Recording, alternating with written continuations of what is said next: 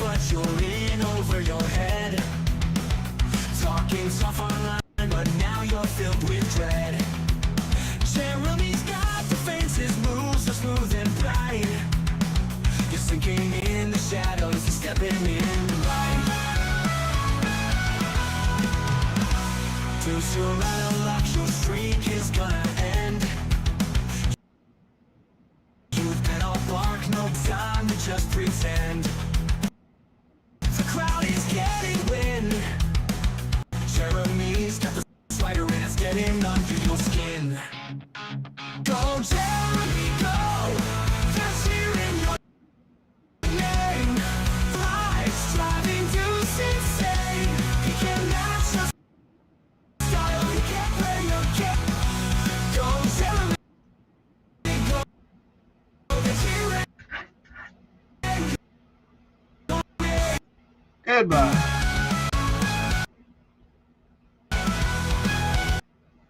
Hey, guys, what's happening? What's up, chat? What's up, chat? What's up, chat? We're just waiting on Mikey. Spawn, Georgie, are you there? I'm here. Georgie?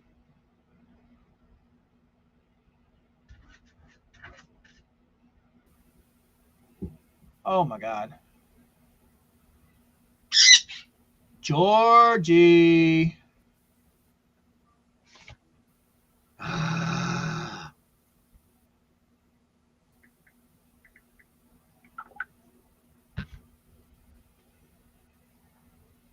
Oh, y'all changed your avatars to the Kool-Aid Man, huh?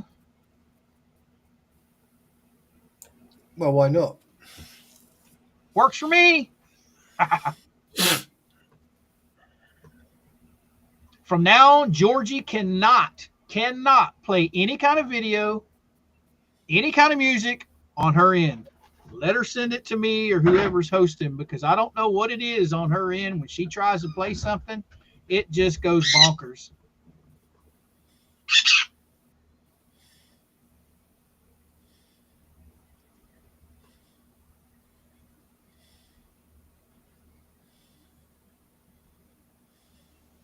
I am not starting this stream over. Hello? You're there. Finally. I don't know. From now on, if you want to play something, send me the link. Restream does not. Restream don't like me today. I don't know what it is, but man, every time you play a link on your end, it just breaks up and up and up and down and down and down and down and all sideways and blah, blah, blah, blah, blah. Anyway. It's on my channel. Good evening, Spawn.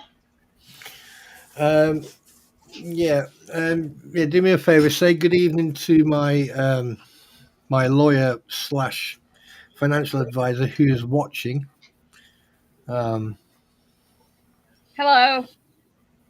And he is actually a QC for the High Courts, and he's also a financial advisor. So he's going to be watching this. And thanks very much for making me a woman, by the way, tonight. I had no idea the court reporter was a woman.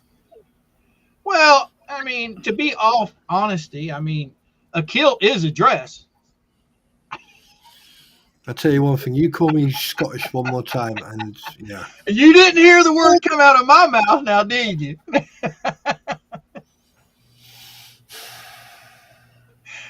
Oh, my goodness.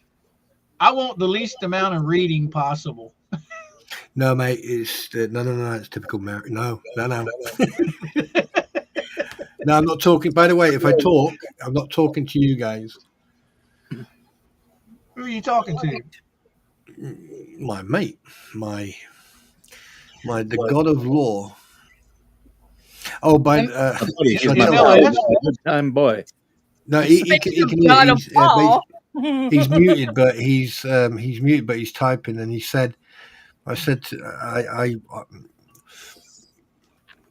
won't. Basically, he turned around and he says, he's already had a look at most of what we're going to be looking at. And he turned around and he said that dickhead would have lasted 5 minutes with me. Oh, according to Jeremy, he ran out of the deposition today. Claiming he hi, Teddy. Hang on a minute. How many fucking pages are there? We're not reading all of them. We're not reading all of them. We read some, and then tomorrow night We're reading them all. Over. We're reading every single one. I even brought my Sticks t-shirt. We can move from Coop's to Mike's channel if Coop gets too tired, if that's how y'all want to So play basically, it. I just get the shitty job and that's it. Well, see, the reason why I made you reporter is in several of the pages, the reporter starts screaming at Bruce to stop. So you get to yell at me and get away with it. All right, who's echoing? Well, no, because I don't. Oh, for fuck's sake! Oh. I'm Bubbles. Why do you have to be Bubbles? I mean, I played Lynette the other night. Fuck it. Why I don't not? care. I don't care. You think Mike would make a This better is too Bubbles? fucking. You're making it. This is getting too complicated. How's it complicated? You're the reporter. I'm Bubbles. No, no. Coop is Randy because he's laid back and chill like Randy. So who's Mike? They told me I was either going to be Bruce or Jeremy. That's what I just said. Is Mike is Jeremy. Okay, somebody is echoing like a son of a gun. I don't. Maybe it's me. Hell. Who's got a window open watching a video of themselves in the background? Not me. Turning down my stuff. Squiddy!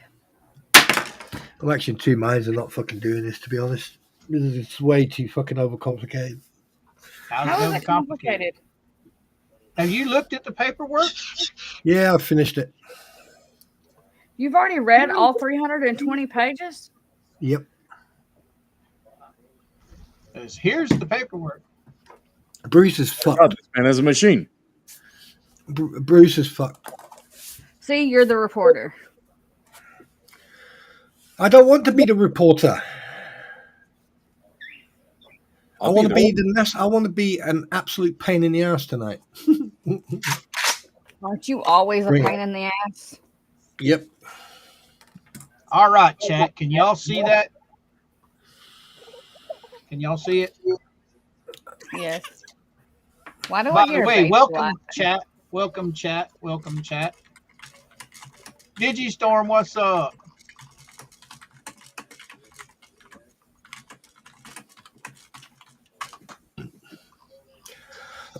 Sorry, what? He's talking to the chat. Oh, right. Okay, sorry. What? You're going to stick to the script. That's what you're going to do. Watch this space. She's the director. Oh, great. Now, What's my motivation here? Spawn just sucks everything right out of it. Just the life just rah.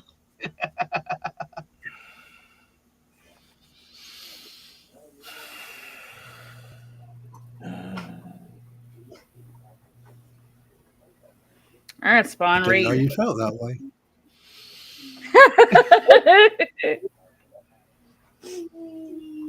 And maybe I should let him be Bubbles. He's being a bit annoying.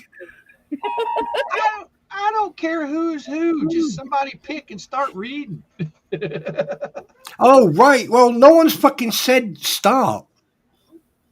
I just did. Well, everybody's waiting on Bubblehead over there, Georgie, to start.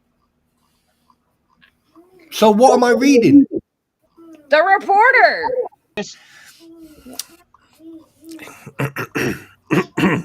Go. Right there. I hope you're ready for this.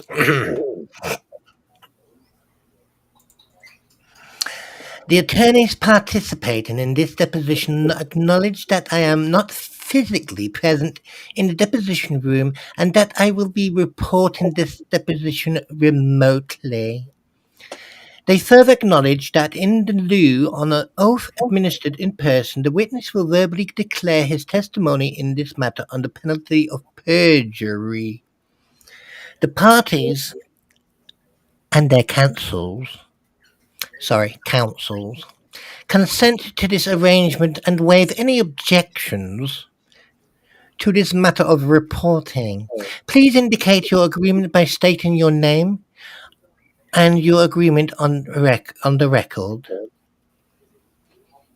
Randy Shockett, Shockett Law That's Group. you, Coop. What do you think I'm reading? Shut up, woman. Randy Shockett, Shockett Law Group in Trenton, Florida. And we speculate. Or whatever that says. Okay, Maskin, go. Bruce Maskin for defendants Michelle Preston and John Cook. We stipulate.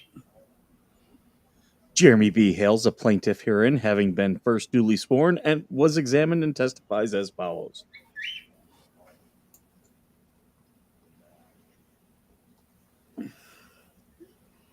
Bubbles. Good morning, Mr. Hales. Let me just go through a couple of ground rules, then we'll get started. So all objections are reserved until the time of trial except to form of the question. That means although your counsel may object or you may object or have an objection, you must still answer the question unless you're instructed not to by your counsel due to privilege or other valid reason. If you don't understand the question, please let me know. Scroll, Coop. I will try to rephrase it. If you answer the question,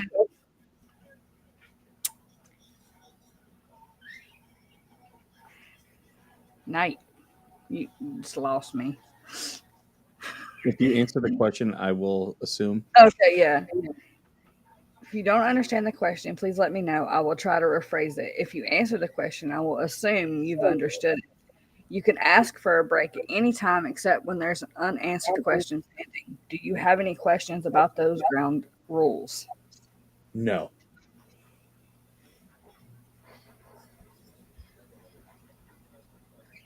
Well, I'm going to silence. I'm going to have a little instruction here. So, Jeremy, on that point, if I say object, such as in the deposition, I may say objection, totally irrelevant, or not relevant. Relevance, it's preserved for the court. If he tries to introduce irrelevant material, for example, the objection will be heard. You still need to answer the question. However, if he tries to blank, pause, and hope he won't ask questions that involve discussions that you and I have had in private, that's very important. I think we know better than that. But I will instruct you not to answer. So unless I say that, answer. Okay? All right, so I'd like to begin with Exhibit 77. Deposition exhibit number 77 was marked for identification.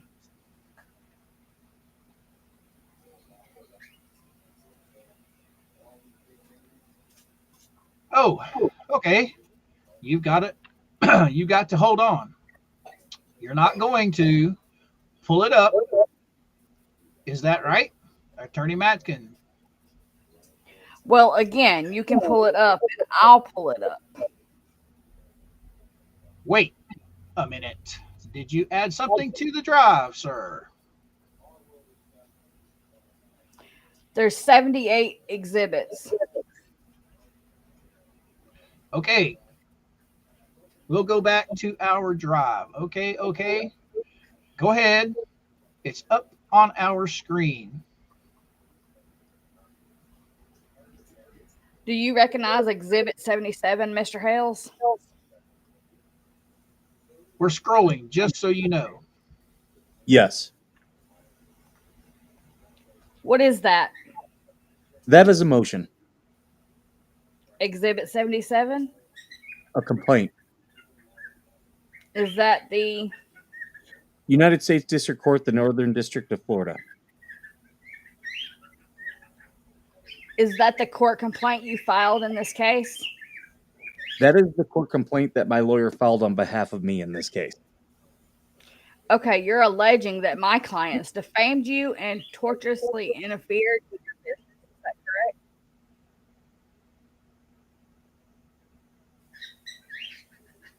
Shock it. Objection to form. Compound question. You can answer, Attorney Maskin. Strike that. Among your claims is that my clients defamed you, correct? Yes. And separately, on the separate accounts, you've alleged my clients tortuously interfered with your business, correct? Yes.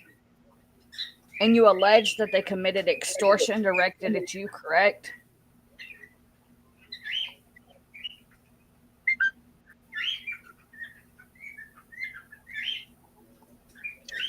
Shock it. Where? Yes. Nope. And you okay. I'm behind. I'm sorry. Nope. Okay. Form. You can answer. Yes. Okay, if you look at paragraph 30, strike that. Paragraph 25 of the complaint. Do you see that? Yeah. Okay, it says Preston and Cook immediately began publishing defamatory statements about health on their social media platforms. In May 2023, for example, Preston stated on her social media that she watched Jeremy's videos until recently, and Jeremy Hale's only thing was the size of his junk. Did I read that correctly? Yes. Okay, are you claiming that this first quoted statement constitutes defamation? Objection by Attorney Maskin. Watched Jeremy Hale's videos until recently? Objection to form. Calls for legal conclusion. Also, contemporary, whatever that word is, Competency. is an issue. Competency. Competency is an issue. I think he's calling Bruce. Smart word. Is an issue. But you can answer if you can. Do you understand my question? Ask the question again, please. Yes. Are you claiming that the quoted statement watched Jeremy Hale's videos until recently is a defamatory to you? I'm claiming that paragraph number 25 is a portion of the entirety of the complaint that was presented to the court. That's what I'm claiming. Okay, so I'm going to ask you again the same question so I can. I'm going to answer it again the same way. Paragraph number 25 is a portion of the entirety of the complaint that was presented to the court. Is the statement by Miss Preston that she watched Jeremy Hale's videos until recently alleged by you to be a false statement? Hold on. Alleged to be a false statement. My question is, are you claiming that Miss Preston's statement that you quote here, that she watched Jeremy Hale's videos until is a false statement? Are you claiming that's a false statement? Objection to form. If you understand the question, the witness. I don't understand the question.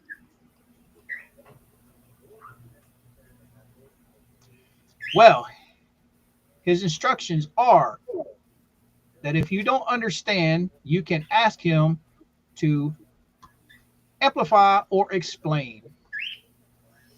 I'll rephrase it. You wrote in this complaint states in paragraph 25 that Preston and Cook began publishing defamatory statements on their social media platform. And then, for example, as your complaint says, for example, she stated she watched Jeremy Hale's videos until recently. So you've given an example of a publication of a defamatory statement. So my question is it your allegation that that quoted statement is a false statement? Form. Do you understand the question? You can answer the question, Mr. Hales. Is that a false statement? Paragraph 25 is a part of an entirety of a complaint that was committed to the court. How does the statement that Miss Preston watched Jeremy Hales' video until recently harm you in any way? Again, that is a portion of an entirety of a paragraph, which is a portion of the totality of the complaint submitted to the court. Okay, but you said, for example, of a defamatory statement published on social media and gave that as an example. So my question is, how is that an example of a defamatory statement? Objection to form. Calls for legal conclusion. And now that's the second time I've raised this, but raised that objection. And we're going to, if you ask that question again, it's going to get the same objection. It's Competency. a competency issue. I'm getting tongue-tied. I rephrased it. I said, how is the statement watched Jeremy Hales' video until recently a defamatory statement as stated in paragraph 25? Objection. Here it is again. Competency. He's not a lawyer. If you want to ask him as a lay option or opinion, that's fine. Well, I'll ask again. Are you claiming it's a false statement, which is an element of defamation? Well, in all reality, let's talk about false statements. Who knows what your client actually says was true or false, considering under oath she has stated she has only watched, 2, 3, maybe 4 videos of What the Hales, but then she's posting all over the internet that she's watched all the videos until recently. What is the truth? What is false? You tell me. She's your client. Well, we'll, of course, strike that. Please place on the record that I moved to strike that entire tirade.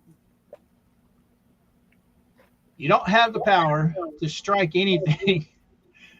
You can say move to strike, that's fine, but you cannot say something is going to be stricken. Just strike. And let's move on to the next. It's not stricken. Let's move on to the next statement. The paragraph 25 offers us an example of defamatory statements about Hales on their social media platform. Jeremy Hales only thinks about the size of his junk. Is it your claim that that's a defamatory statement?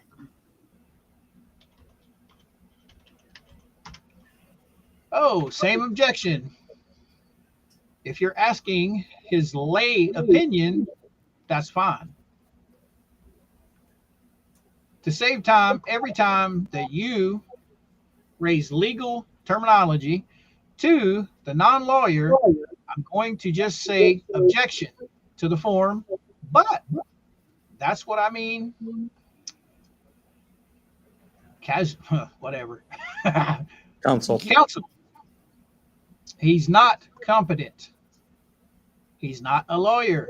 But if you want to ask him, Mr. Hales, do you understand? His lay opinion, that's fine. Go ahead. You can answer if you understand the question. Mr. Hales, do you understand what defamation is? Yes, I do. Okay, what Just give me your lay understanding of it. Defamation are things that are untrue that damage the character and association with that individual, Which is? such as taking and placing signs along in a town where that individual lives that say, "Oh, Jeremy Hale's the Ohio rapist, raped my child." Defamation. Coop, What? scroll. Oh, I'm sorry. Hey, Georgie, don't bite my head off. Okay, so you said things, you meant statements that are untrue, that harm someone's reputation. Is that accurate?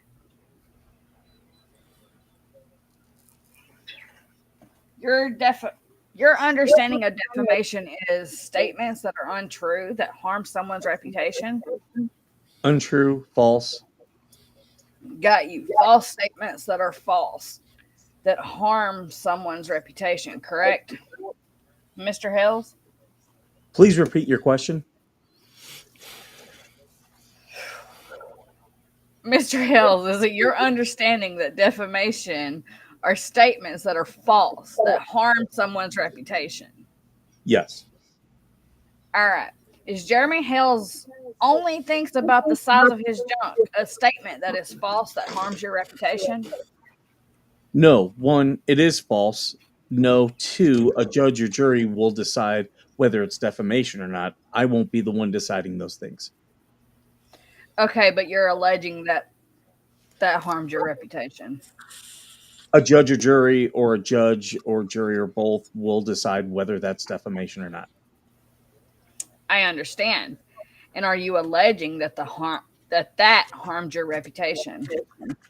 I'm alleging that your clients have harmed my reputation in horrific ways. Okay, but I'm asking you about this particular statement. Jeremy Hills only thinks about his junk. Is that a false statement that harms your reputation? Yes, it is a false statement. And how does it harm your reputation? That will be determined by a judge or a jury. Okay, but how do you allege that it harmed your reputation? That will be determined by a judge or a jury. No, a judge and jury doesn't determine what you allege. They determine what's true.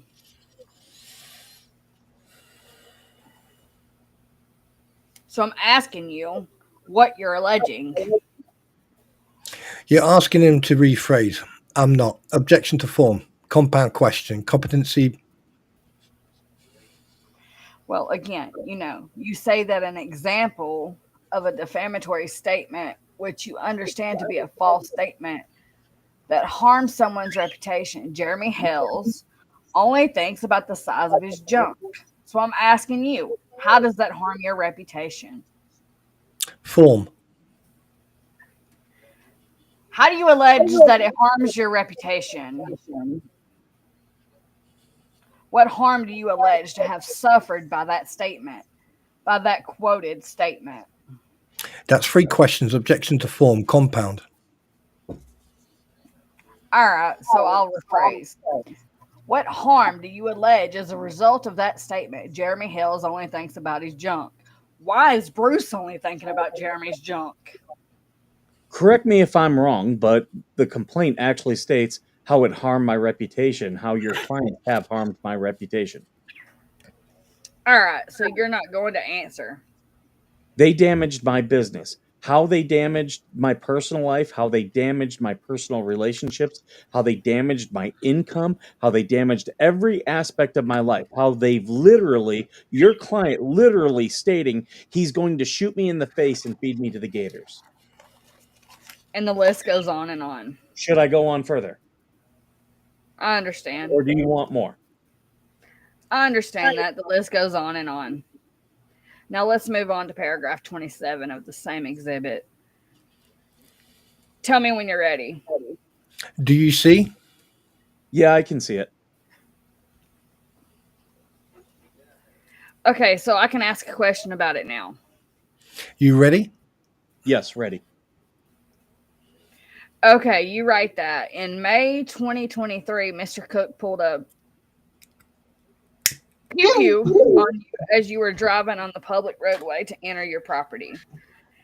Is that somehow relevant to the defamation in your view or false statement that harms your reputation? Objection, compound question. Also, didn't read the entire sentence. There are 3 items here. Number 1, First one you left out. When Hales returned from Ohio for a town meeting. okay. When Hales returned from Ohio for a town meeting May 2023, Cook pulled a gun on Hales as Hales was driving by on the roadway to enter Hales' own property. Did I read that accurately? Yes. Did Mr. Cook say anything to you while he was driving by? While you were driving by entering your property and he pulled a gun? Did he say anything to you? He said lots of things, and it's all recorded. It's all on video, and it's all a part of evidence. Is that the video that we're familiar with where you approach the truck and he's sitting in with your cell phone and start throwing the what's that word? Epithets. Epithets. Epithets. You mean the video where he trespassed on my property, threatened to go bang bang on me, threatened my life yet again? That video, is that the video you're referring to where he trespassed, literally parked on my property, where he literally said that a gun was going to go bang bang? That video? Okay. Is that the one? The one I'm thinking of is when you walk up to it and call him a gay effing agate. Maybe it's the same video. Repeating what he has called me every single time when you said, has he said anything to me, which is on video of him calling me those things. Okay, but that's just you talking about the same video. Not only saying that he was saying that Martha would be shoving things in my backside. That video. That's the one you're referring to, right? When you're asking me, does he say anything to me, right? Mr. Shockett. I think he's number 1. Okay. You guys are conflating number 1 and number 2. Well, that's so much evidence out there. It's hard to keep all. Well, you're talking about the Well, you're talking about the go bang. That's in number 2. Okay. I think he's talking about number 1. Those are 2 separate incidents, counsel. So it's not the video you're referring to. Mr. Shockett, There's a video of both. Let's move on to part 3 of paragraph 27, maliciously threatening. We're moving on a lot, don't we? Maliciously threatened to do injury to Hale's reputation with intent thereby to extort a pecuniary advantage and accordingly publicly stated falsely on Facebook that Hale's fiance had oral sex with him and that he has photographs to prove it. That's subpart 3 of paragraph 27. And there's a footnote too, counsel, which if you're going to read, you need to read the entire sentences, including footnotes. All right, Mr. Shockett, I can read or not read as I choose. So did I just read subpart 3 correctly? No, you missed the footnote. So if you're going to read it correctly. I am reading paragraph 27, sub 3, maliciously threatened to do injury to Hale's reputation with the intent to extort a pecuniary advantage, and accordingly publicly stated falsely on Facebook that Hale's fiance had oral sex with him and that he has photographs to prove it. Aside from the footnote, did I read that correctly? No, you didn't read the footnote. Read the footnote. Mr. Hales, I get to run the deposition. And if you're going to continue, and Mr. Shockett is going to continue, then I'll reach a point where we'll end the deposition and bring the court motion. So all I'm asking you now is, did I accurately read what's in the paragraph 27, putting aside the footnote? I put aside the footnote. All I am telling you now So you don't have to. is that you didn't read it correctly.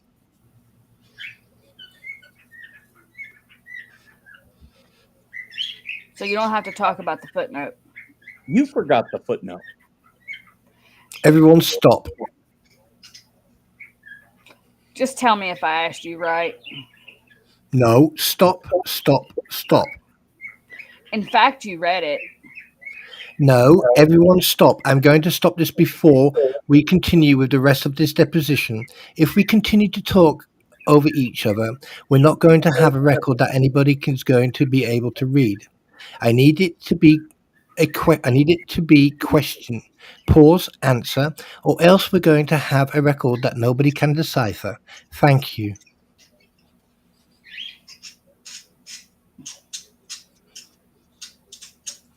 The witness. Hold on, my thing closed on me. Oh, Number 8. Number 8 of the page. On here.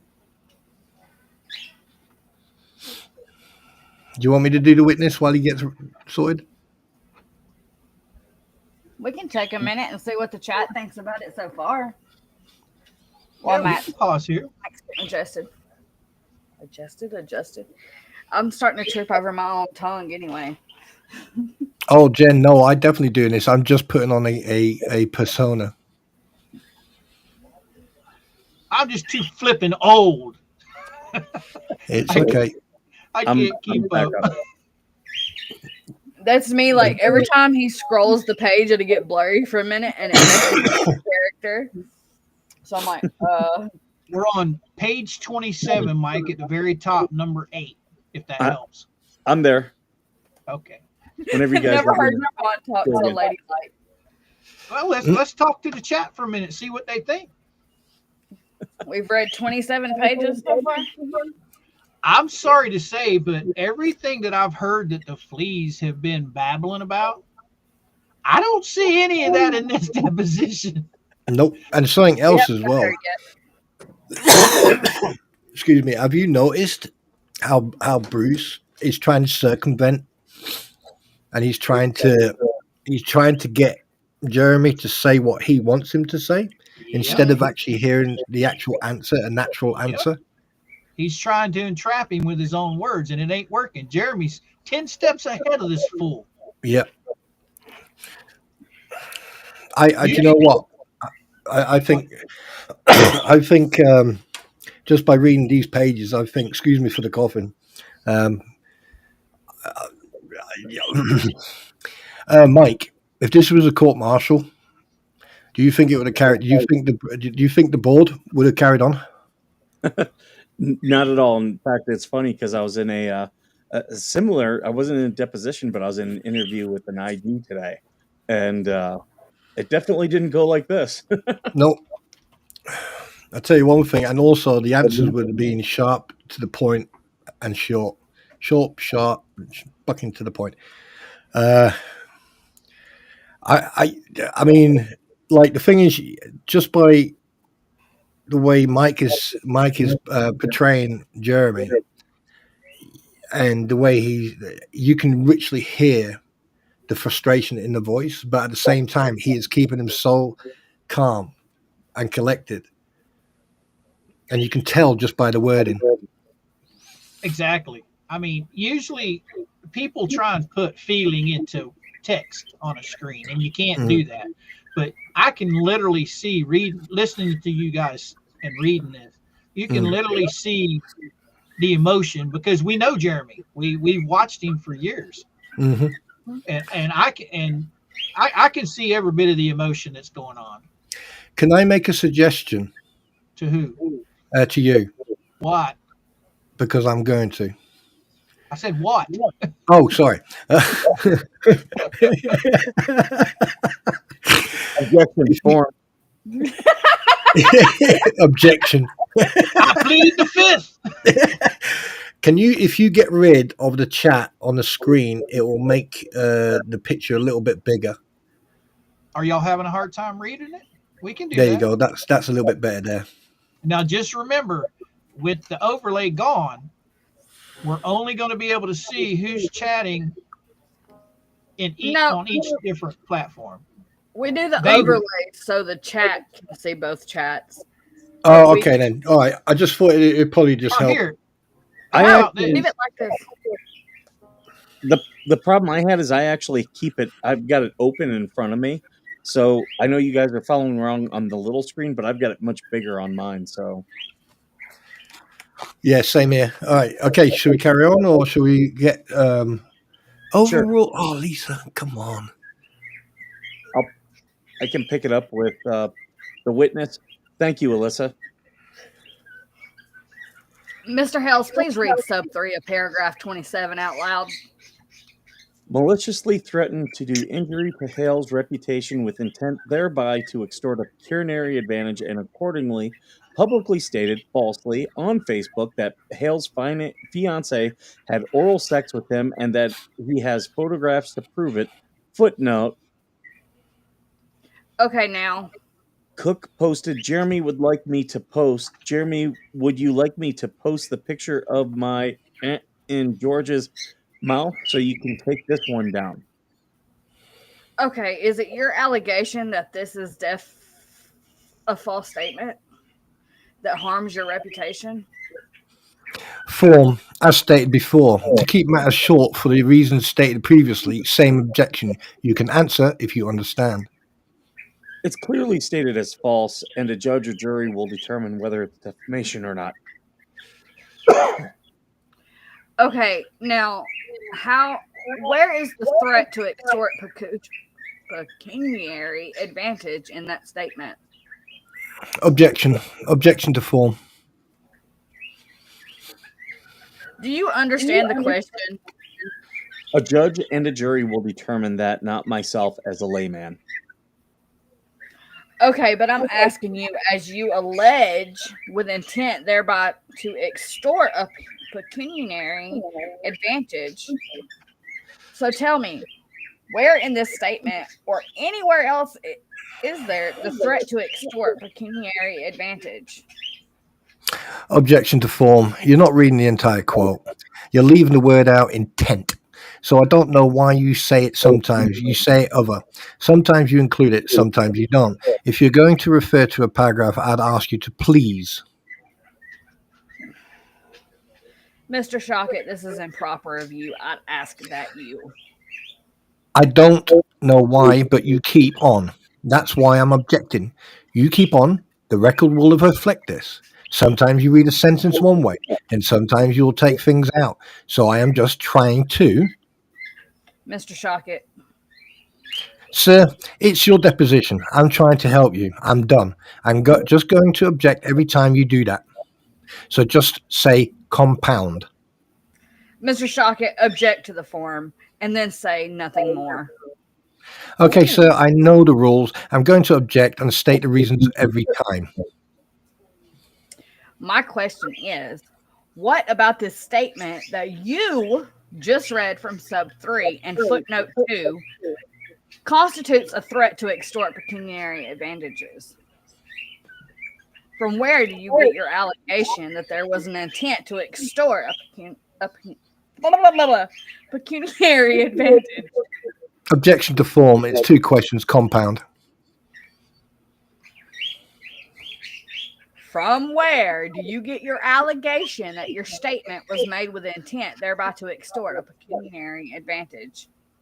A judge or jury will decide that, not myself as a layman. Is there a statement that you can point to by Mr. Cook that demands a pecuniary advantage from you in any form?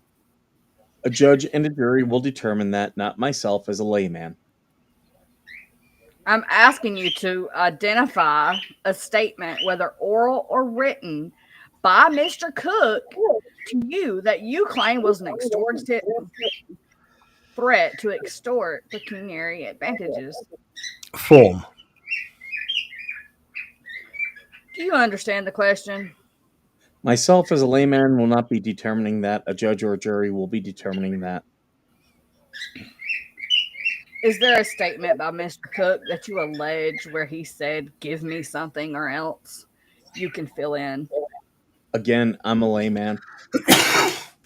You can fill in the something or the or else. Let me repeat. Is there a statement you're alleging by Mr. Cook in which he told you that you had to give him something, anything, or else anything? The whole aspect of them stalking me, the whole aspect of them trying to get money from me, the whole aspect of them trying to utilize and take advantage of my giving heart is an aspect of intent to then, if you don't give it, I'm going to post pictures of my in your fiance's mouth. If you don't give it, I'm going to post signs all over the town where you live and state that you raped my child. If you don't give it, I'm going to post things about your fiance's family being terrorists. And you brought more property for it to be a training ground for terrorists. If you don't give us these things, as we saw played out in real life, Okay, so is there any statement? and the list can go on and on and on. Are you finished? Is there any statement, not an aspect, but a statement that you can point to, oral or written, by Mr. Cook, in which he said that you have to give him something of pecuniary value, or else he will do something, whether it be post signs, post photos of your fiance, or anything else? Is there any such statement? Compound. Objection to form. Do you understand the question? Absolutely. Can you answer it? Everything stated. All the evidence that you have in your hands is all because they did not get what they wanted from me. Okay, again, a written or oral statement that you can quote or point to in which Mr. Cook said, "Give me something or I will do something."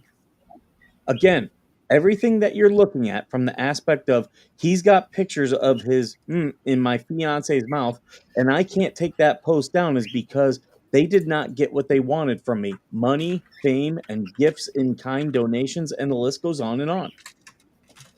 Okay, where does it say? Where does the where do they say that, Mr. Cook or Miss Preston ever say that? I understand you believe that, but I'm asking, where do they say in written or oral form? It's their intent from the very beginning. Intent, malicious.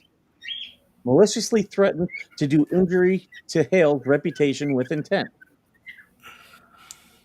So that was That was the intention from the entire time, to stalk and then to try to get money, to try to get fame, publicly posting she's going to launch her YouTube at my event, Half Mil Time to Grill. They're begging for items that I have, money, donations, intent. They didn't get it. Then what happened? This is what happened.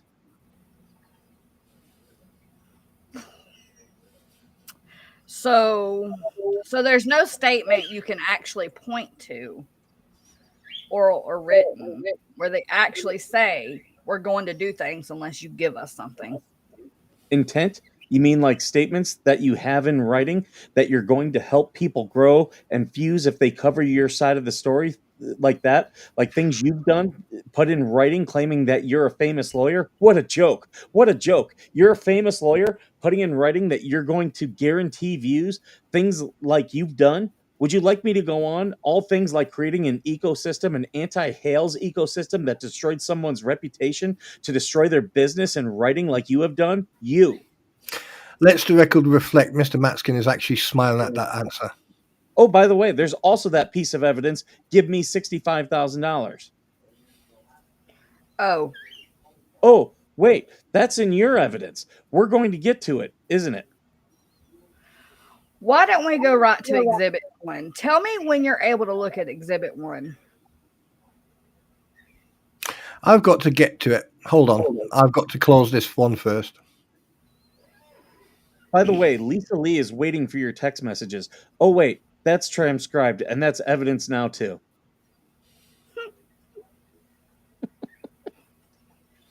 Holy shit.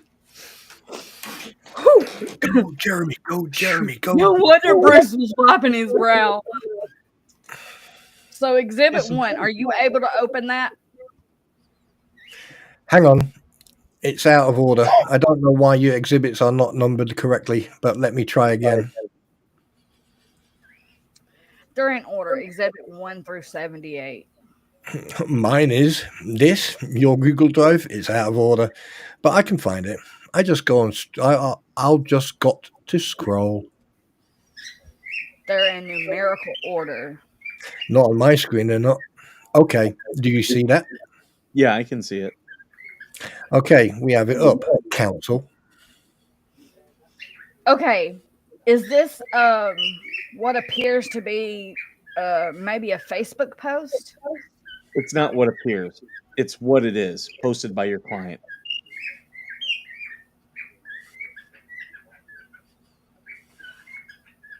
A Facebook post that appears to be posted by Lynette Michelle Preston. It says, well, there's a yellow highlight on that part that reads, "Put your freaking money where your mouth is and pay him the $65,000 so he can walk away and leave me in peace." Did I read that accurately? You read the "otherwise shut your damn pie hole and leave me and my little girl alone" to finish the statement for you. Okay. And who is this? Do you understand who this is directed towards? Absolutely. It's directed towards me. So who is him and pay him the $65,000 so he can walk away? Who is him and he in that sentence? John Cook. And she's saying to pay him $65,000 for what? So she can be rid of him. She wants my money. What? You didn't know your client wanted rid of your other client? Damn. Fucking in the heart. We'll pause it right here for a minute. We'll talk about this shit. Ooh, fucking Damn! fucking hell. I will tell you right now, those fleas are so full of shit. Do you know what? Everything For a sec- Jeremy has said, he has been dead on right. Do you know, for a second, just for a second, I actually felt sorry for fucking Bruce. Oh, And this is Bruce's exhibit. yeah. Where the fuck did he learn law? Oh my God. Jesus Yeah. No Christ. wonder he was sitting there wiping his brows and wiping sweat off his face. I mean, like, Mike, I don't know about you, but I've been to quite a few court martials and, and I've heard fucking, opposition plaintiff, well, defense and all that. This is not a lawyer. This is a fucking joke. Here's a I think piece it's of funnier than shit. And oh my God. Here's an exhibit that makes my client look bad. Read this publicly. Jesus Christ. Slug said congrats to Mike for being a lobster. I have to This say, is just- Mike, you're playing perfectly. This By the is- way, that's not from me. That message is not from me. Oh my God. I just. Oh my! Could you imagine the four of us just sitting in that room?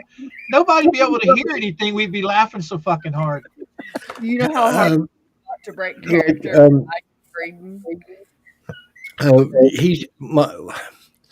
He's got to go, but he said he's noticed one thing, and this is not from me. This is from my buddy, from my financial advisor. He's turned around and he said he's noticed one thing, is that Bruce is trying to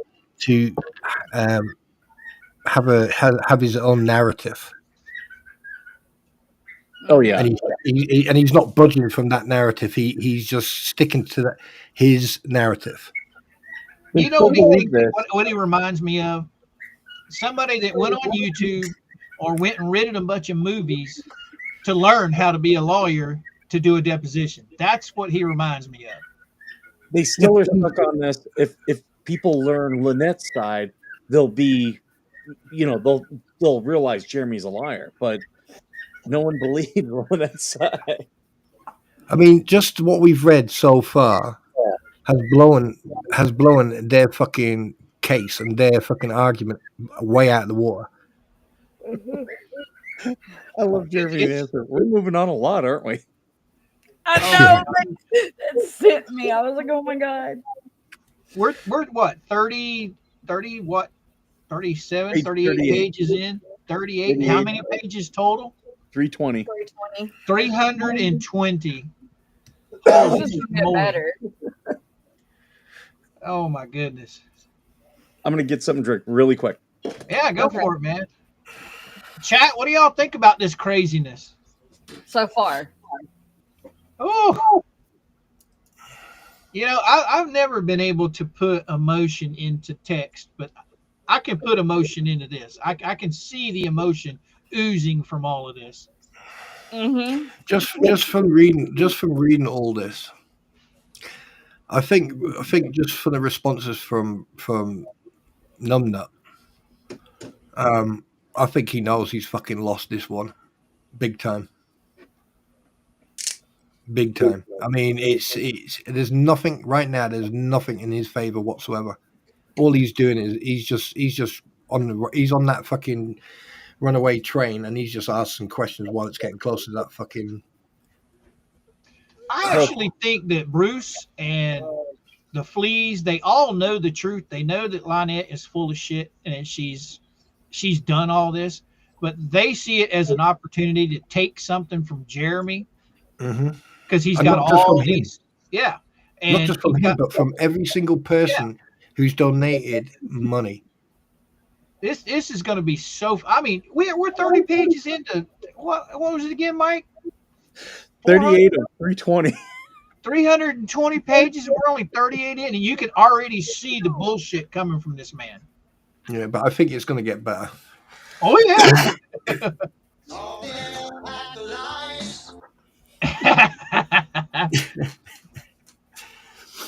Oh my goodness. Do you know what we should do? Sorry, for some reason this idea just came into my head. Is that basically Mike will be Bubbles and I'll be Jeremy, or he's Jeremy and I'll be Bubbles, and just watch us go at each other? This is unreal. It's just what does Tug say? Content for days. We're drowning in content. And don't forget, everybody on this side of the fence is grifting. Everybody's grifting on this side of the fence, except for the ones actually taking money from people. Hey, Jen, he hasn't dug a hole to get, and you can't get out. He's already in that fucking hole. He's that deep. He can call himself a deep dive miner. If you'd like to donate to the fence crews, or I mean the fence,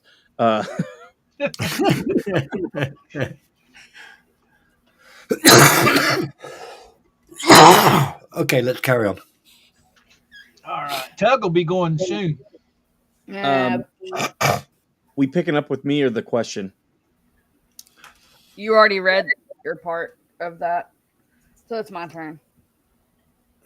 So she's suggesting that you give Mr. Cook $65,000 so he can leave her. I'm suggesting exactly what it says. She put, and capitalized, put your freaking money where your mouth is and pay him, meaning John Cook, $65,000 so he can walk away and leave me in peace. Otherwise, shut your damn pie hole, leave me and my little girl alone. Okay, now was this sent to you? This was a public post.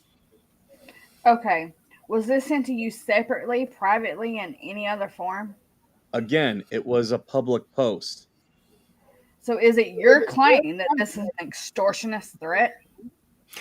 Objection to form. Same reason as before. Do you understand my question? Do you understand my question? Ask your question appropriately. Is it your claim that this Exhibit 1 contains an extortionist threat? Give me money or else. Objection to form. Competence. Called for a legal conclusion. But if you want an answer in his lay opinion, you can answer. Again, as a layman, I won't be making those decisions. A judge or a jury will. Okay, but you understand that we're here to determine what evidence you have of your claims, right? Yes. Okay, so I'm asking you, does this constitute evidence of your claim of extortion? Same. Again, I'm not a professional. Go ahead. Same. Objection. You can answer. He's going to keep doing it regardless. Let's move to paragraph 30 of complaint. Tell me when you're ready. What was that? 70 something? 77? 77? Which one? Which paragraph? 30. 30? Correct. You ready? Yep. Can you read that out loud to me? On or about May 28th, 2023, Preston, meaning Lynette Preston, posted on her social media that, 1, I'm going to stand tall and not let Jeremy Hales hurt me ever again. 2, she will put a cap in the ass of anyone who messes with her. And 3, I'm done with it. You met your match, Mr. Hales. Is it your belief that any of those three statements constitute defamation, i.e., false statements that harm your reputation? Objection to form, as before. Same answer as before. A judge and a jury will be deciding that, not myself. Is it your testimony that I'm going to stand tall and not let Jeremy Hales hurt me ever again is a false statement that harms your reputation? Yet again, same answer. A judge and a jury is going to determine that, not myself. Son of a... Off my page.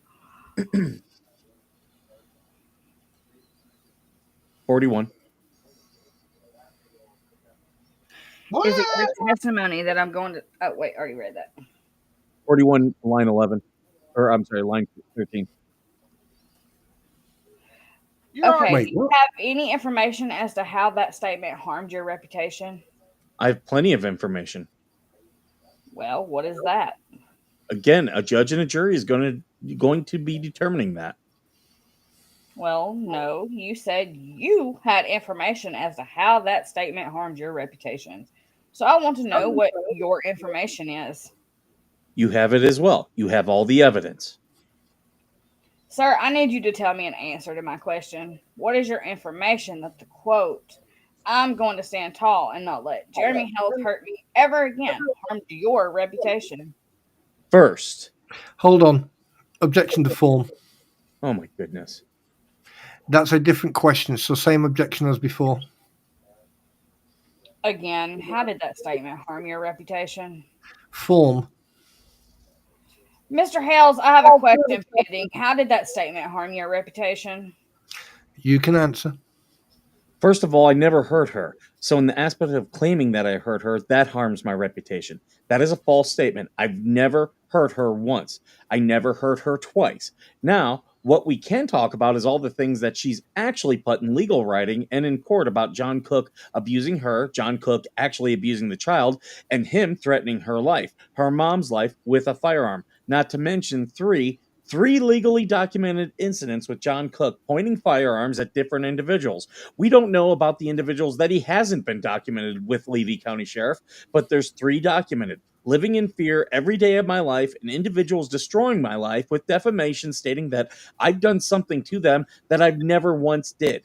Oh, by the way, you're a part of that as well. In writing, literally in writing, you have written it, you have sent it out, and they're all coming forward with what you've said and you've done. Mr. Hales, I'm going to just sort of warn that I'm going to ask that the court require you to pay for this transcript if it is replete with tirades and asides that take up a lot of the transcript and are not. Move to strike that last statement by Mr. Matskin.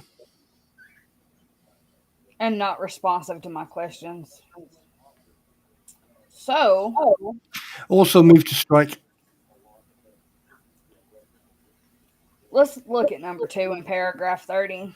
she will put a cap in the ass of anyone who messes with her. Where did that statement? Where did you see that statement or hear that statement? She posted it on Facebook with a picture of her and her firearm.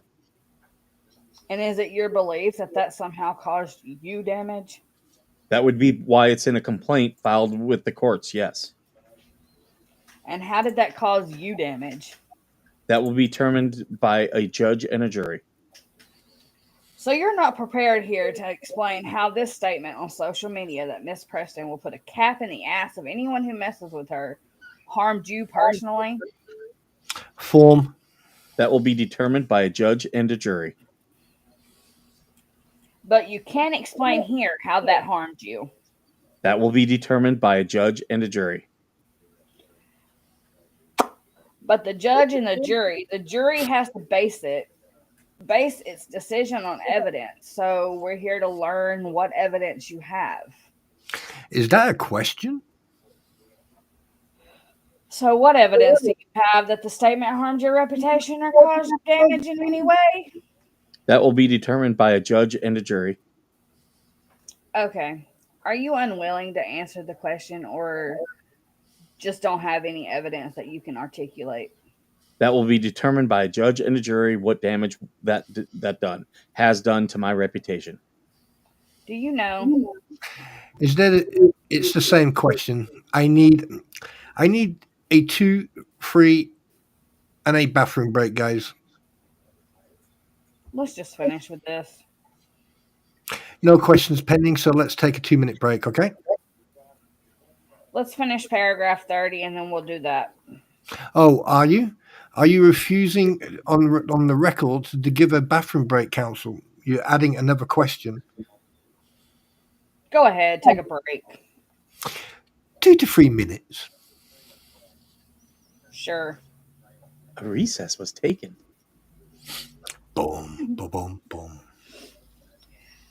We were looking at paragraph 30 of the complaint, and I was asking Mr. Hales if you alleged that the third quoted statement, "I'm done with it, you've met your match, Mr. Hales," harmed your reputation in some way. Form. Do I still answer? You can answer. When I say form, you can answer it. I think you have a drastic misunderstanding in regards to defamation and extortion. This is part of extortion. Give me what I want, money. Give me promotion. Give me physical items, donations, or I'm going to pop a cap in your ass. I am done with you. You've met your match. There are multiple facets of this complaint, and you somehow are taking defamation and extortion and trying to ball them up into one, which is extremely foolish on your part. This is extortion. Give me what I want. If you don't, this is what I'm going to do to you, and then have a throwdown threat. I'm done with it. You've met your match, Mr. Hales. Okay, so we're... And what flowed out of that? Please let me finish. And what flows out of that is defamation upon defamation upon defamation upon defamation, and an attempt to destroy my life, my business, my personal relationships. And I'm quoting you now, quoting you, Bruce, an anti what the Hales ecosystem. I'm going to ask you about that on record. Cancel. Mr. Hale should address me as counsel, or Attorney Matskin, or Mr. Matskin, but not by my first name, I'd ask you. How about Deuce? How about I exercise my First Amendment right? I'll address you in any way I legally want to address you. So, counsel, I'll ask you to politely ask your client to address me as counsel, Attorney Matskin, or Mr. Matskin. One of those three, but not by my first name or any nickname. Would you kindly make that request of your client? Sir, you're taking the deposition. I'm not under oath. Continue with your deposition.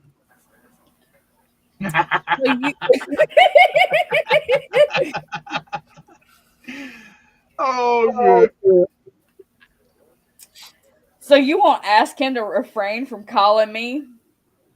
Continue with your deposition, counsel. When I talk to my counsel, you do not get to tell me what I tell my counsel, what I tell my client. Well, I've made a professional. Please move on. I am not going to. You're dragging this out. Is there a question? Please ask your next question. As a professional courtesy, I would like you to ask your client to refrain from addressing me by my first name or a nickname. I have answered. Do you have a question for my client? Otherwise, it's my turn to ask questions. Okay, Mr. Hales, where is there any statement as you just described it? Give me what I want or else. This is what I'm going to do in one statement. $65,000 requested. $65,000. We already looked at it. We already looked at that piece of evidence. And that says give $65,000 or else I'm going to do what? Put your freaking money where your mouth is or shut your pie hole. The intent is to destroy my reputation, to destroy my businesses, to destroy my personal relationships. Paragraph 31. Can you read that out loud, please? Hang on. Despite knowing the falsity of their statements, Preston and Cook used their defamatory statements to persuade Hale's customers to stop supporting Hale's. So my question is, how did they persuade your customers to stop supporting you? Objection to form. When I say form, you can still answer. All right. Well, we can go in and already see that the customers, for example, in fake What the Hales pages that you're pretty active in, calling people idiots, calling them morons, and yet you want professional courtesy. That's funny, by the way. So we have all these individuals stating publicly on other hate channels such as Two Lees in a Pod. We've got Milltown's Best. I'm not watching What the Hales anymore. I'm not supporting them anymore. And you, at the forefront of it, the anti-What the Hales ecosystem in writing. How can a lawyer be so foolish as to put something like that in writing? Let the record reflect Mr. Matskin just smiled again and is smiling at those comments, and he admits he does.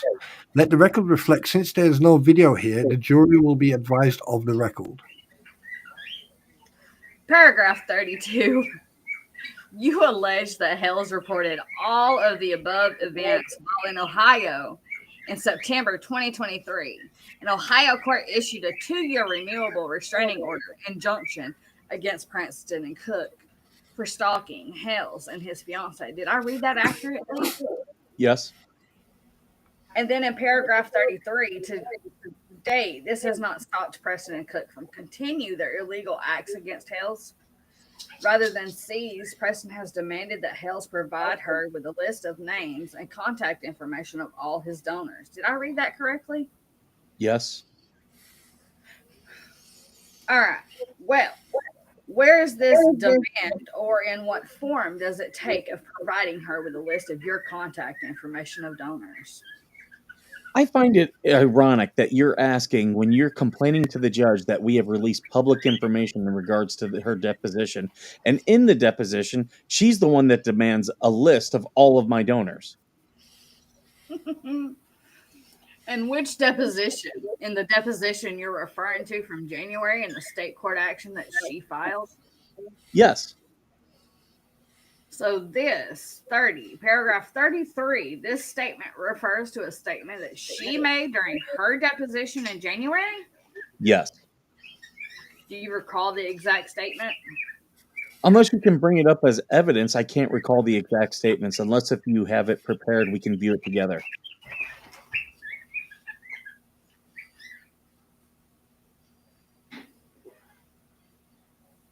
Man, I was on a roll. Number line 4. That's okay. To my recollection, it is, I want a list of all his donors, screaming in the deposition.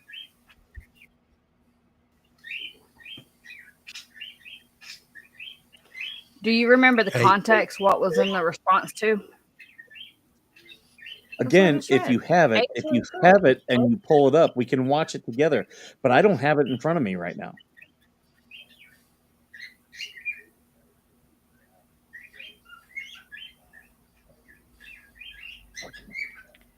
Okay, other than what you just quoted her from your memory, do you remember what came right before that? No, I do not. And when you say in paragraph 33, continuing their illegal acts against Hales, are you referring to that demand of you providing customer or donor information? Objection to form. You can answer. They continue to break the civil protection orders. Your clients have been found guilty and they continue to break the civil protection orders. What customers have you lost as a result of the conduct of my clients? Hold on. Now, this is different. So clients lists are confidential. So I'm going to Mr. Shockett, I have a question, and I'm going to instruct him not to answer because the names of are you asking for the names? We lost you. You froze for a second. Are you there? Mr. Metzkin, can you hear us? Are you asking for individual names? I asked a question. Okay,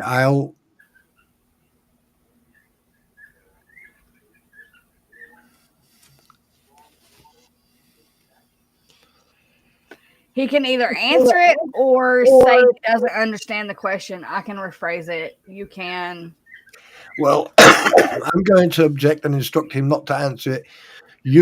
I don't know if you're asking for names, you do not give out names or anything confidential from your confidential customer list. That's an improper instruction because it's indecipherable. No, it's not. You can go ahead with the court. It's confidential. I'm objecting. You're not going to get his names because you're asking for confidential information. Is it your allegation that you have lost customers due to the conduct of my client? Yes or no? Yes.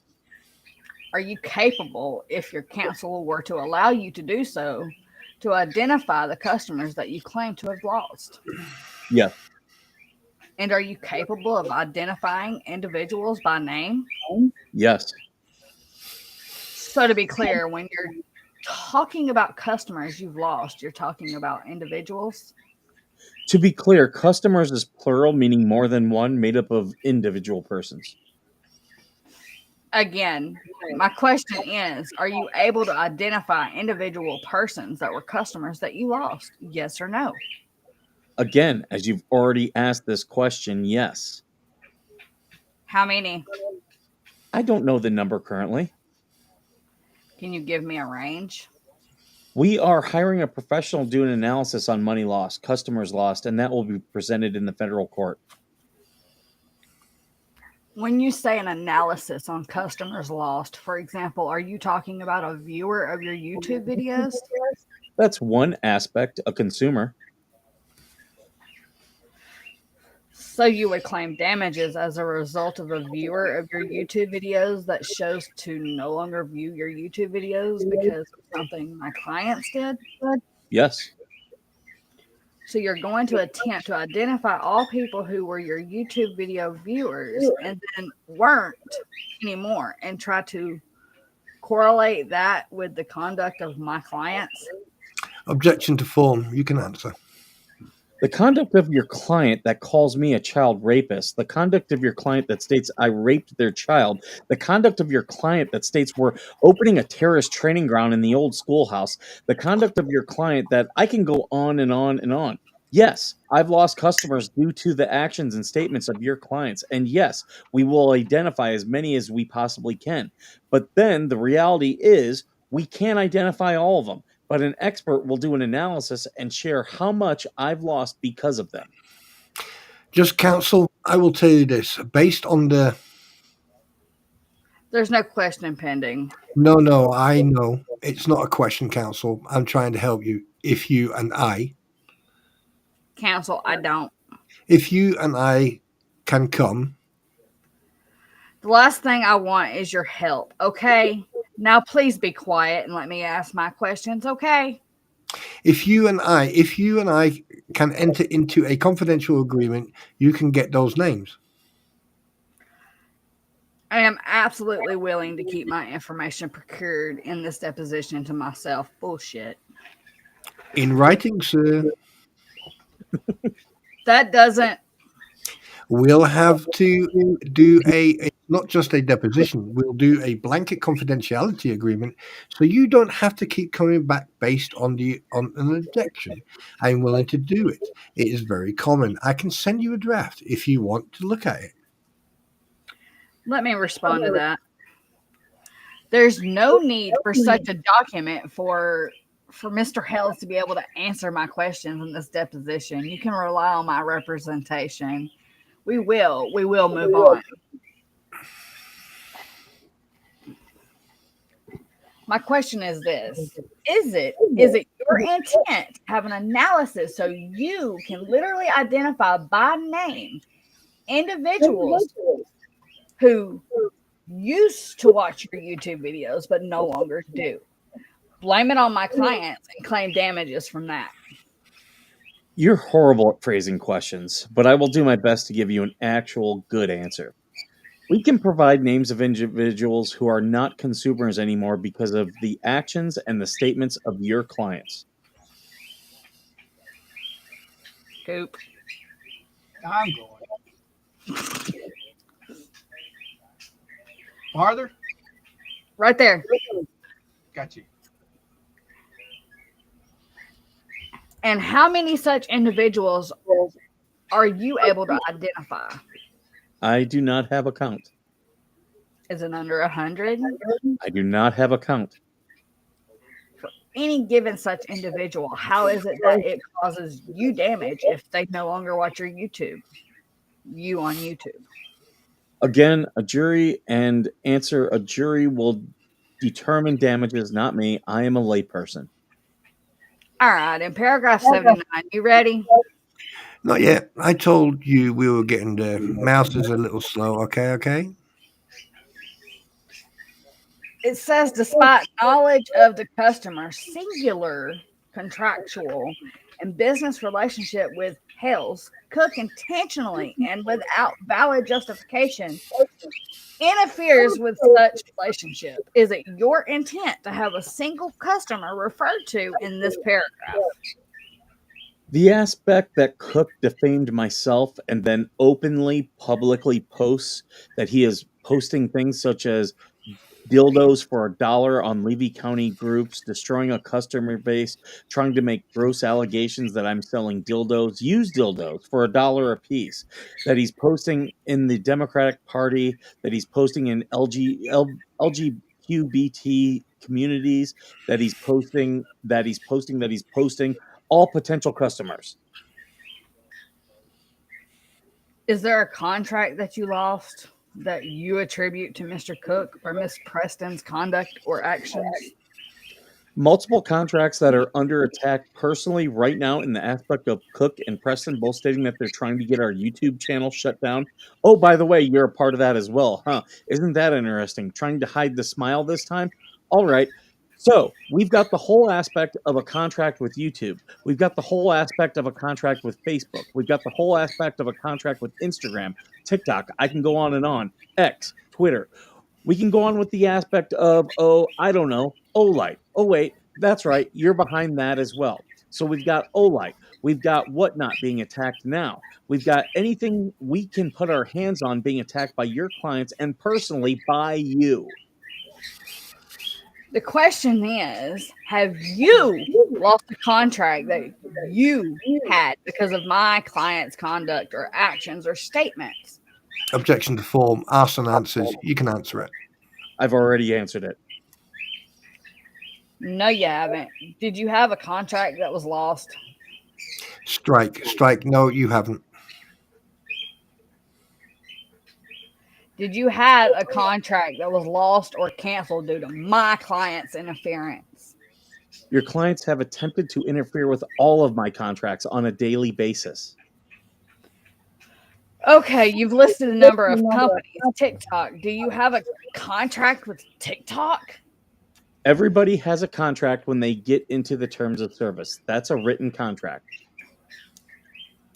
Have you lost that contract due to my client? No, I haven't.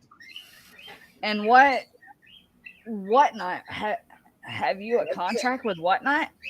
Yes, I have a contract with Whatnot. And have you lost that contract due to my clients? Not currently. Good answer. Has it affected in some way? Absolutely. In what way? False bidders. False bidders. Yep. What does...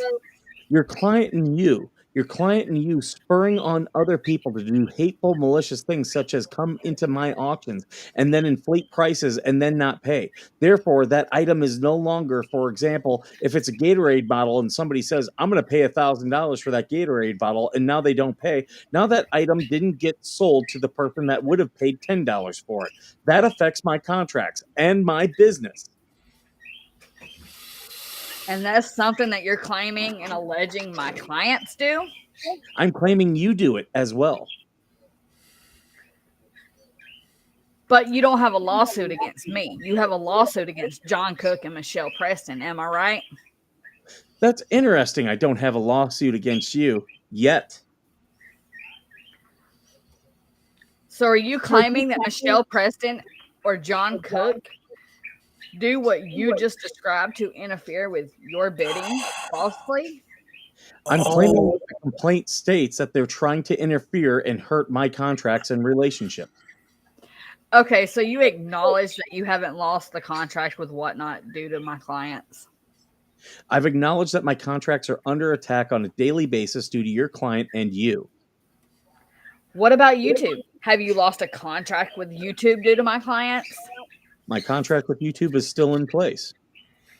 Well, you said TikTok, Whatnot, YouTube. You mentioned 3 or 4 others. Would you be able to repeat them, or I can have the reporter look back? You can have the court reporter do it. Would you mind, Alyssa? Alyssa? Oh. Do you want me to do it? Yeah. Would you mind? Oh, yeah, go on. Report, read back the report, read back from the record. Okay, so Mr. Hales, you have a contract with Facebook? I did. You did? But does that mean you no longer do? Yeah, it's gone.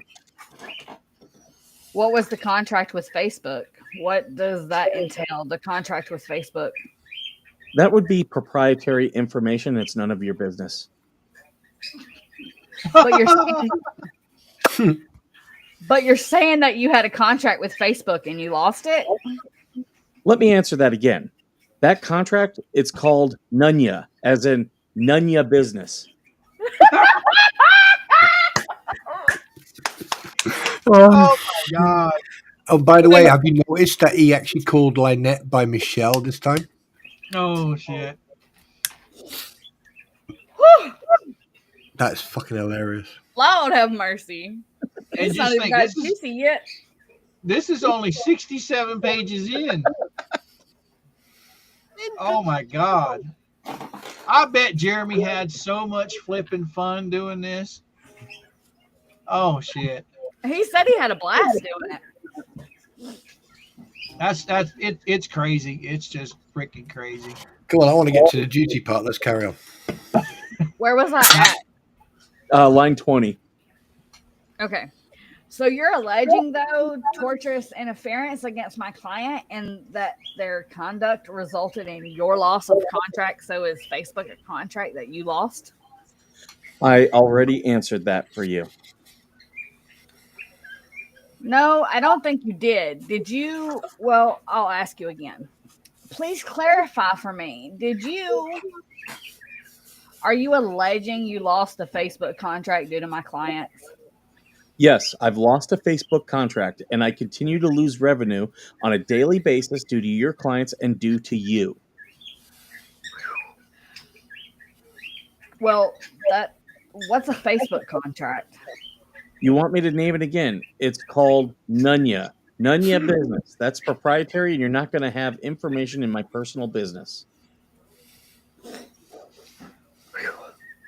Okay, but you're alleging that you had a business contract with Facebook, and that you've lost it because of my clients. Is that accurate?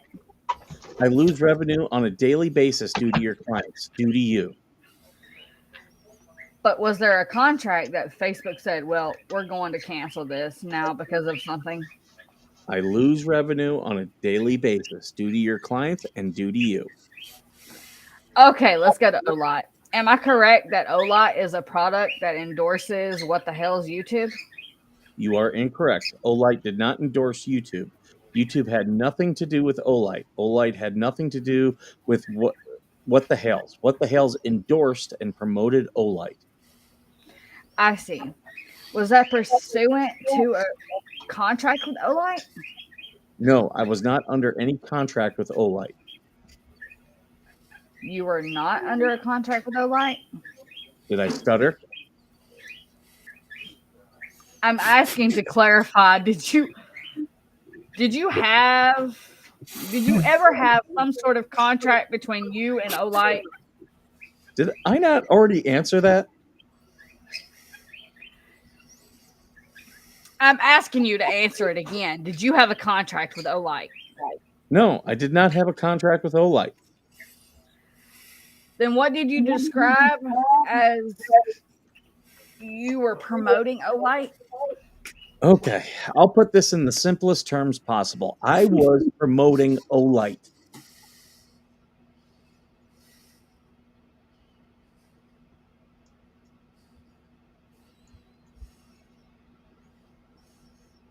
Below that, down below, line 1. Sorry.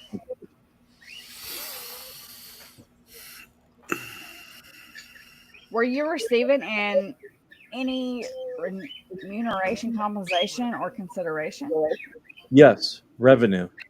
from Olight? Yes, from Olight. Okay, can you explain how that worked? No, that's confidential. This deposition requires you to provide relevant information as if it's confidential. You can accept my representation that it will not be shared, and your counsel can take any steps he believes is necessary to protect it. But what I need to understand is what you're alleging, what my clients did that caused you damage, and you're alleging that they interfered with your contract with Olight?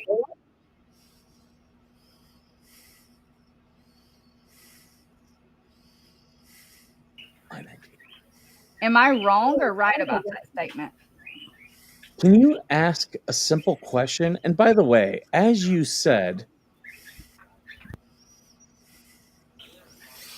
You had.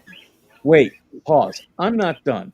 As you stated, I can take your counsel that you really think I'm ever going to trust you? You fool.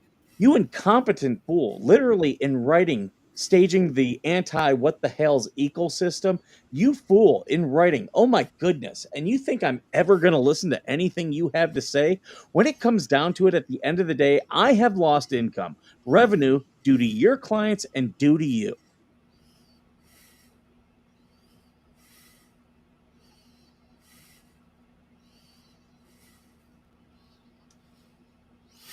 Do you want me to carry on? Do you want me to carry on reading? We can take a break real quick if y'all want to.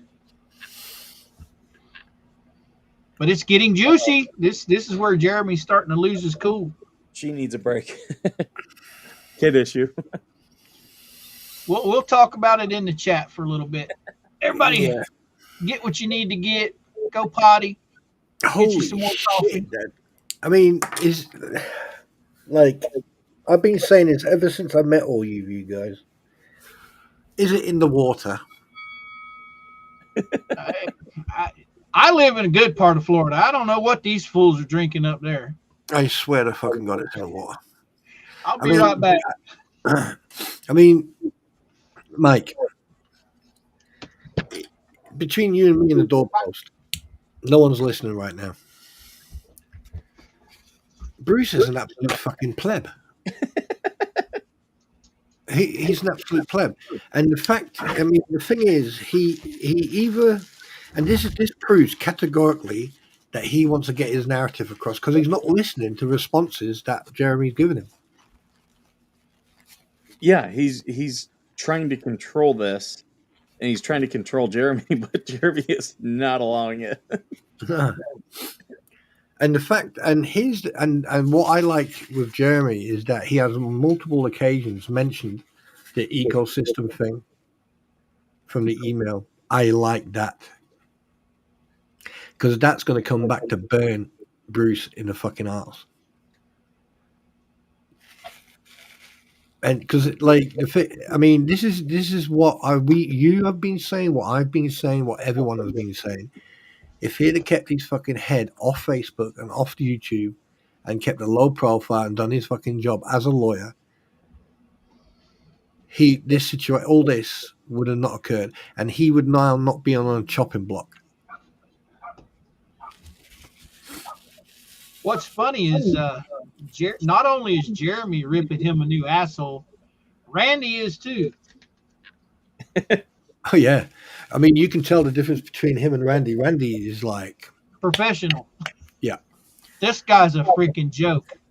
I'm glad you let me be Randy, because I am Randy, very Randy. Oh yeah, oh baby. Well, this time of night I get cross-eyed and tongue-tied. It's okay, brother. I've got you, man. I've got you, dude. Oh, by the way, do you guys like chili? Love chili. Okay, when you cook chili and you add the chili seasoning, right? Mm-hmm. Well, there's a seasoning box that we buy. It's called 2 Alarm Chili, right? It's got all of the seasonings broke down separately. Well, I always cook more than what the box says to cook. Like it says 2 pounds of ground beef, I always cook 3. Mm-hmm. So I have to add a little extra chili seasoning. Well, the last time I made chili, it was so damn hot I couldn't eat it. And I couldn't figure out why. I figured it out when I was making chili tonight.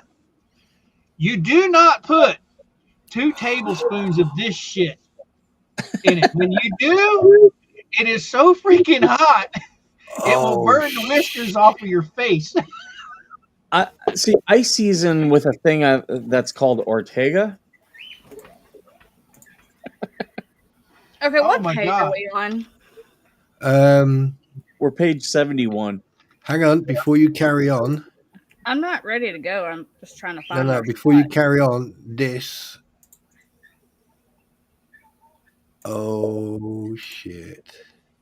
Oh shit! Oh. Well, hell, we've lost a lot of people. They're over at tugging them right now. It doesn't matter if we carry on, because I'll tell you one thing: people are going to watch it afterwards. So. Oh yeah. We're not reading all this tonight. I fucking Like want I to. said, if you get tired, we can just move the mics. It's Friday, and Mike's drinking. Have you tried the green tea yet, Mike? Wine Friday? Not yet. No, not yet. I am gonna be. Because I put out the karaoke video today. Tomorrow will be my veteran cocktail, and I think tomorrow's is either going to be Tom and Jerry's or mulled wine. If you do When are Tom you and going? Jerry's, I can make you a thumbnail. When are you going live? Or are you just making a video? Well, I'll just do it as a video. Oh, all right. Yeah, he I does want a his nice thumbnail. cocktail videos. Shit, where were we, by the way? We were line 71. 11 of page 71. I've got it still in here. I just took it off the screen for right now. Wait a minute. How's my acting? Fantastic. Fine, man.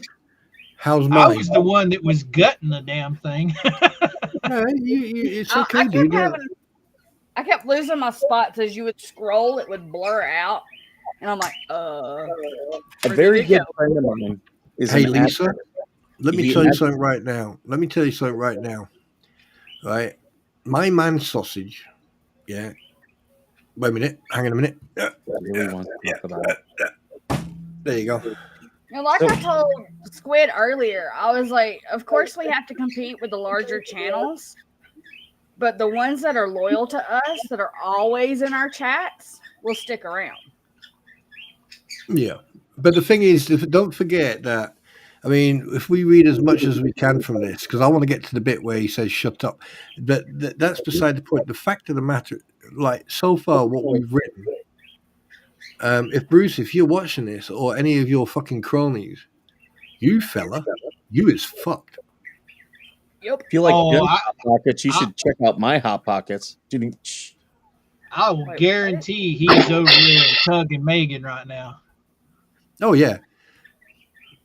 But the thing is, we're doing this not just for us, but we're doing it for our loyal, especially Jen. Hey, Right. baby, how you I doing? should be Bruce so I can have the visual.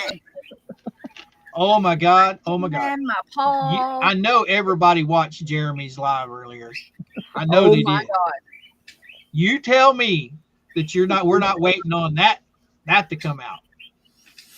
I think that everything combined, whatever. I think that I think Bruce should have waited with the deposition. Oh my God. I think Yeah, you'll go all be drinking some wine with me. I just cracked open a box tonight. Oh, I put the wrong name on my fucking name. I put the voice. Shit, I wanted to put. But I will guarantee you, according to Jeremy, Bruce was not on camera for Char's deposition today. I'll guarantee you that prick is recording it. I guarantee it. Yeah. I hope it shows up on the fat asses. If it shows up on their channel, oh my God. Oh my. Well, let's put it this way: he's recorded me twice by using his cell phone, so I wouldn't be surprised. You can make a police report because he's in Massachusetts and that's a two-party state, and that would be illegal. Bingo. That's what Jeremy said. Mm-hmm. Bingo. See, Florida's a one-party state. I can record just about anybody without their permission. Yeah, but the thing is, he's given me views because I've caught him in the light, and in such a dramatic fucking way as well. That the thing is, he forgot about the interview he did in Armenia. You absolute fucking pleb, you donkey walloper. Oh, Jen, if you're gonna make chili, do you guys shop at Walmart? Because if you shop at Walmart, in the beef section, they have it's not a stew meat. It's smaller cuts than stew meat. I put that in with a pack of ground beef. Gives you a lot more meat.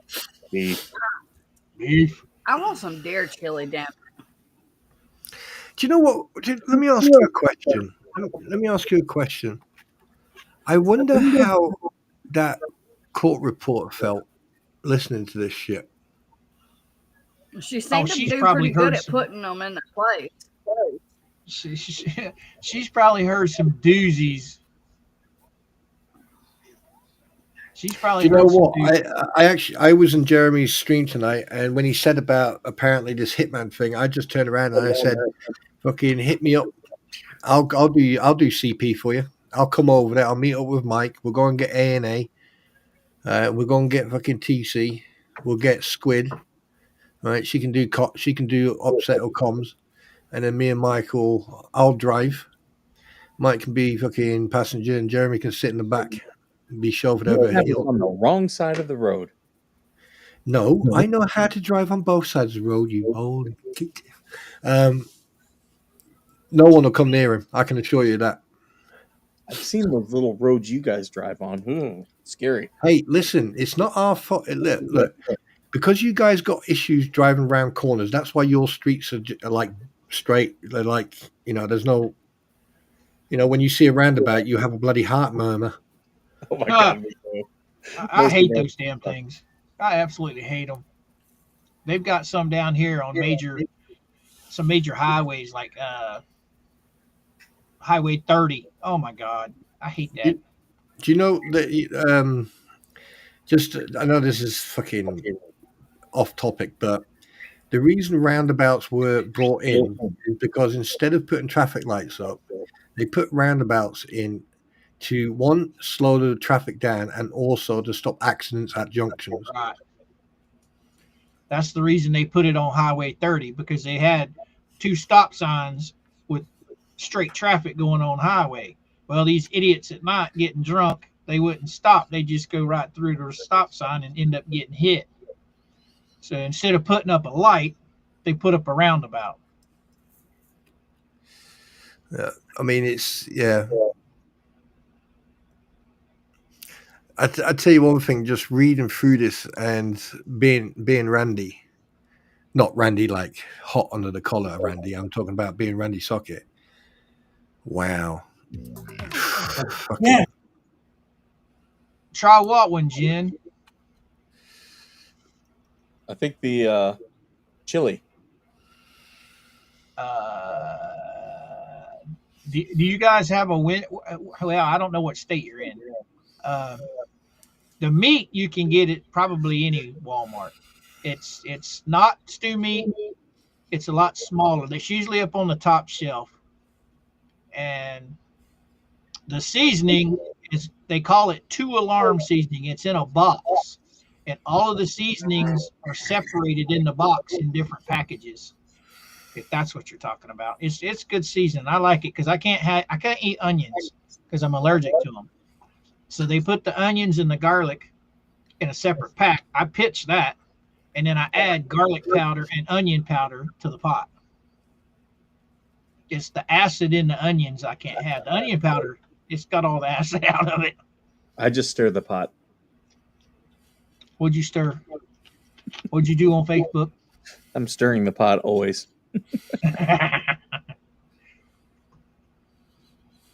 Sometimes I have to take a day or two from there. My creative responses to them knuckle draggers takes it out of me after a while. Oh shit! I know what he's fucking doing. I just realized what Bruce is doing. What's that? He's trying to fucking he's trying to get Jeremy to fucking lose his temper.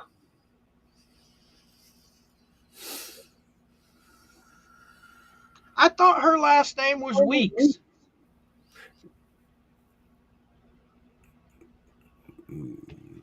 She's probably playing the same name games that Lynette plays. Oh, you've seen that message I put in? Yeah, I thought her last name was Meeks. That was put up in the Facebook page. She ain't 69 years old. Fucking hell, what a number. It's my favorite position. She just fucking ruined it for me.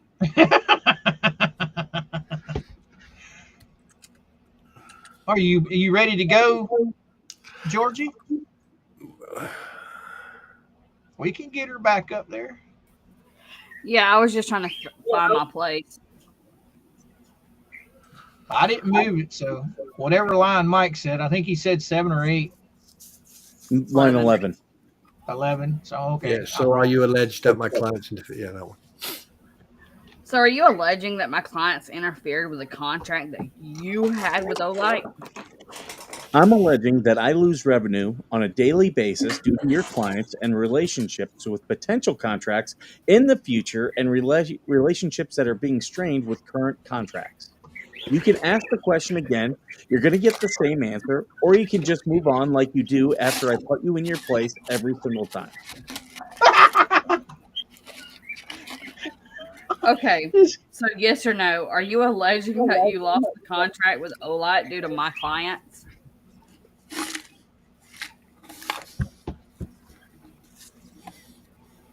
Oh shit! Sorry. Objection to form.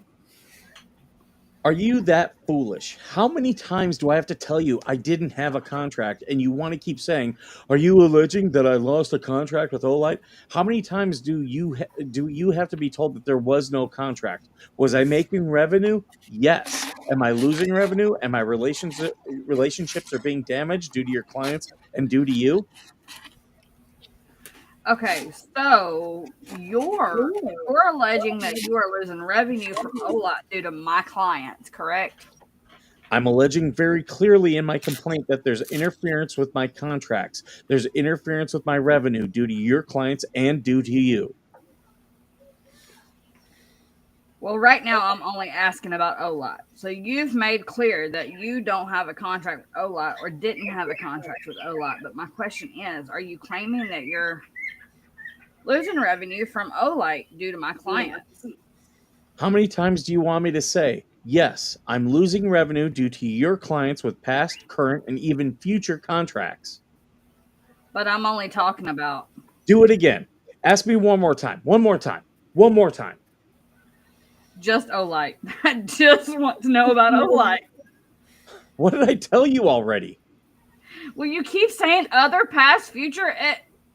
etc. I just want to know very clearly, are you claiming you're losing revenue from Olight? Just Olight, nobody else. I've lost revenue in all aspects of my business due to your clients and due to you. So that would include Olight. Let me state it again. I've lost revenue in all aspects of my business. And Olight would be one of those aspects. Let me state it again. This is like you with Lynette. Again, I've lost revenue on all aspects of my business. So I'm going to try one more time. Are you claiming that you have lost revenue from Olight Oh my God. due to my clients? Just Olight.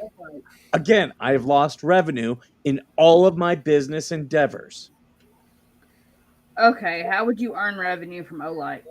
None of your business. So you're claiming that you lost revenue from Olight due to my clients, right? Do you want me to go over this again?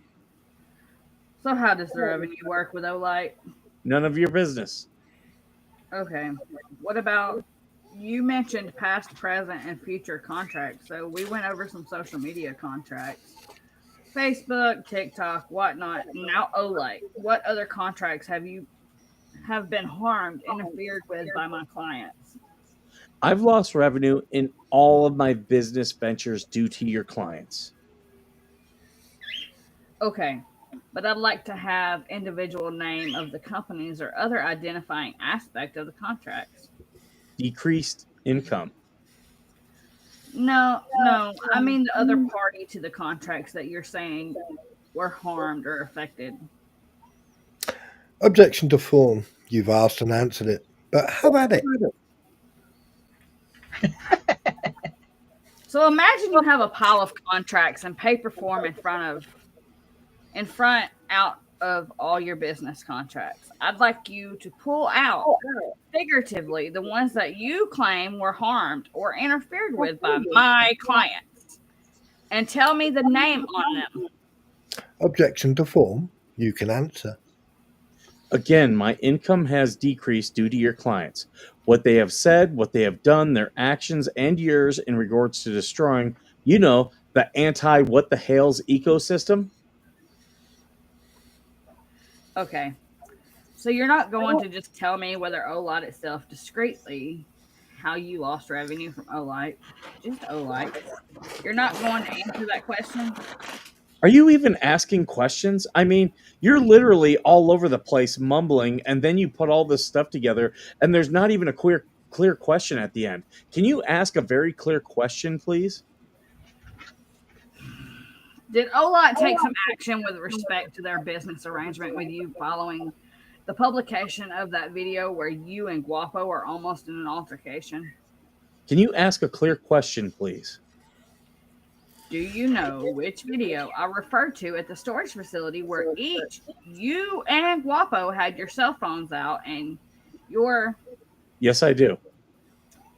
Is it sometime after that you lost revenue from Olight? Yes, it is. How long after that? Almost immediately. And yet you're blaming that on Cook and Preston?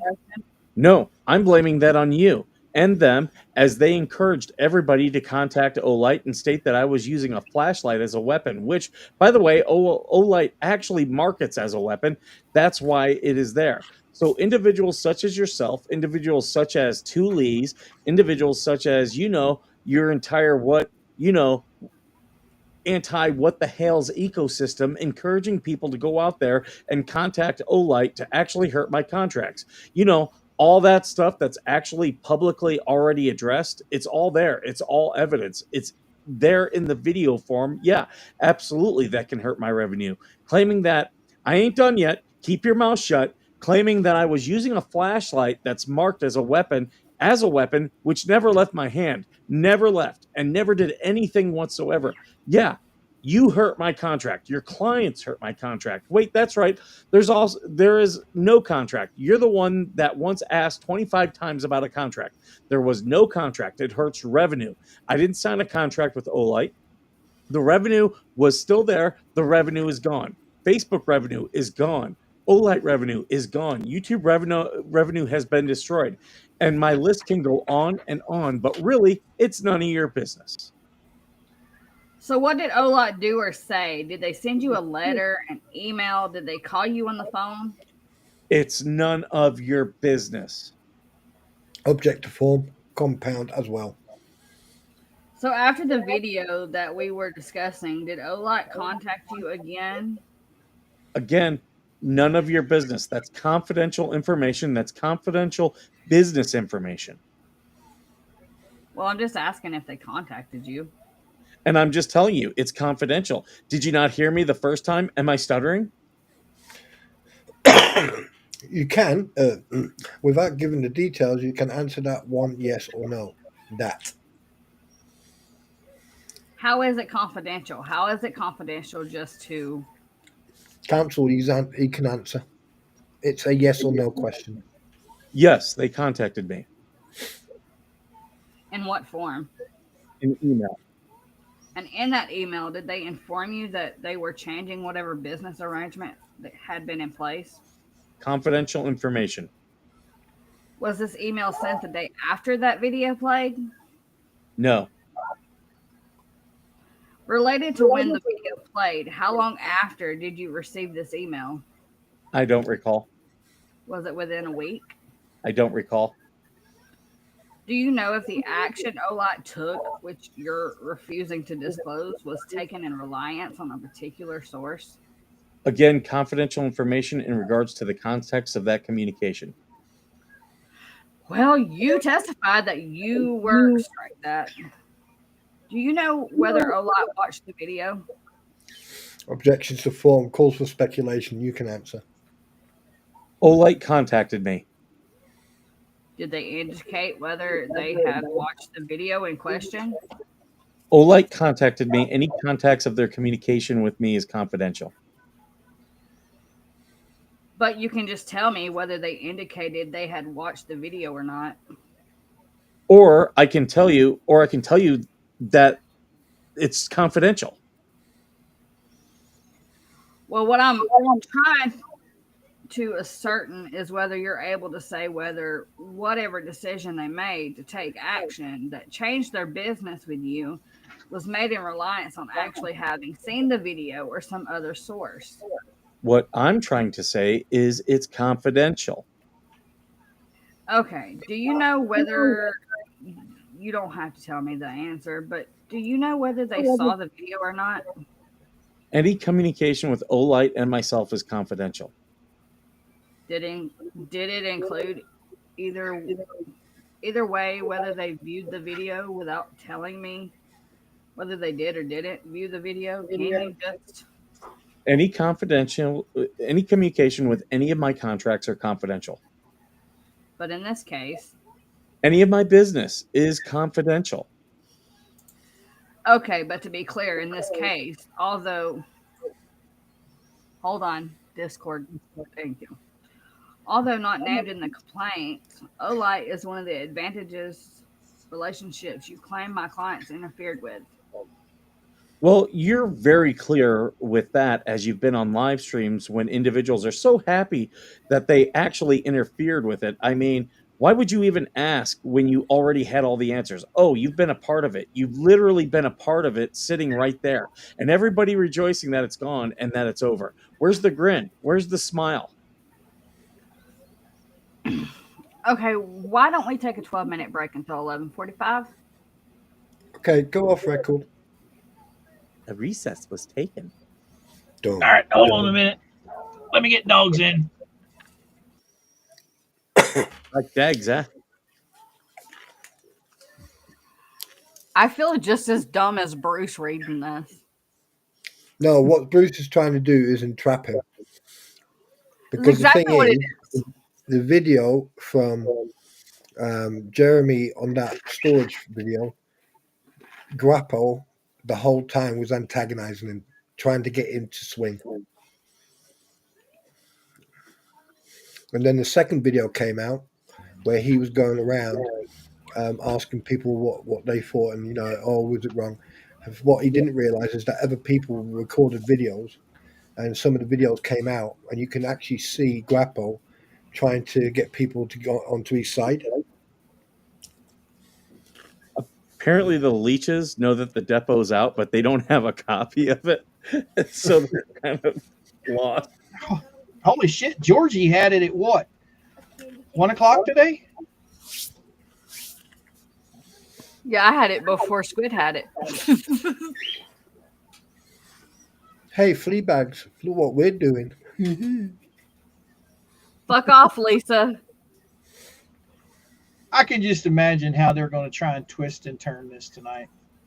Mm-hmm. Like they do everything. I'll tell you right. Okay, remember when they were deposing Crook, right? Back when Jeremy was deposing Crook. Yeah. All right. Remember when Crook started, I'm not the one on trial. I'm not the one on trial. That's basically what Jeremy's doing to Bruce, except a hell of a lot more intelligently.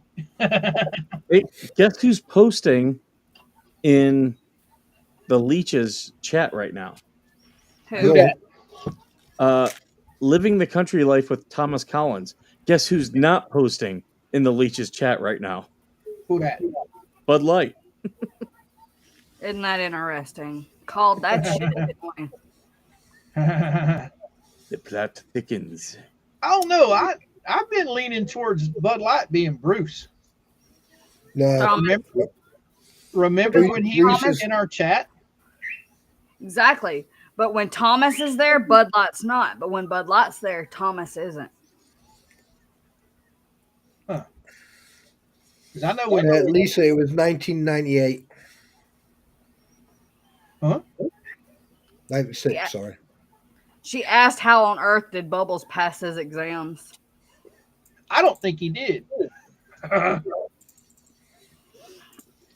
ain't no telling. This guy's a fucking moron. I think he failed multiple times, and then they felt bad for him and said, fuck it. Yeah, here. it was 1996 he passed it, and then after 96 to 98, he worked at the Massachusetts Superior Court as a runner. Y'all, I'm freezing. It is so cold here right now. Oh, stop whining. I'm not used to this weather. Why you think I cooked chili tonight? Oh, that's right. You were gone to the bathroom. You remember when I was telling you that last bunch of chili I made was too damn hot, I couldn't eat it? Yeah. Well, I thought this was chili powder, and I put 2 tablespoons of that in it. Well, let me see. I'll show you. Here comes the problem now for the fleas and for Jabba the Hutt and everyone. Chipotle. I didn't even know that was a thing. Wanted to get me some Basically, of that. Jeremy's fucking let them know they're fucked. It's chipotle chili pepper, and it is some hot shit. Yes, everyone in chat. Teddy is the one that is hashtag flock off Bruce and Lisa. He changed his name last night.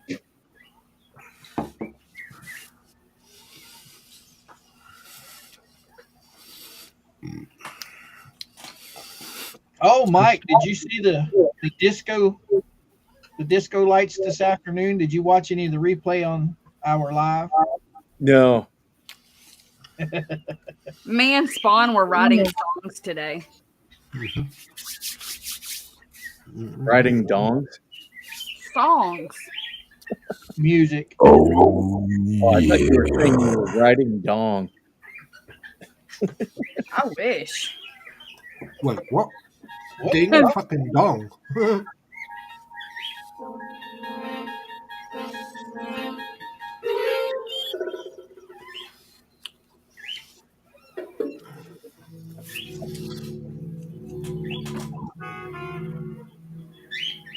Right, what's happening? But I figured the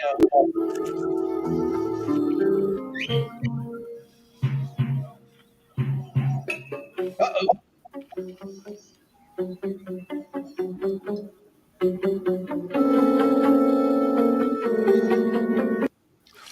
We actually have We have the clip of Tori saying that she sent emails to Olight. Yep. Yep.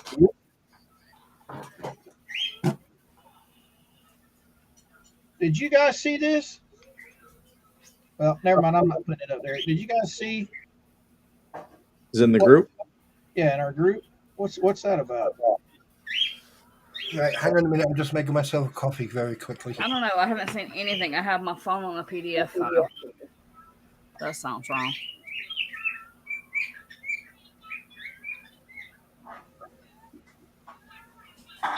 Oh, just letting you know that. So there was that Concerned Planet person who was in Squid Chat. Mm-hmm. I'll read it later and talk to her about it. Oh my goodness. Jeremy's definitely holding his own. I mean, I think Bubbles is way out of his depth on this. Kind of halfway feel sorry for the prick.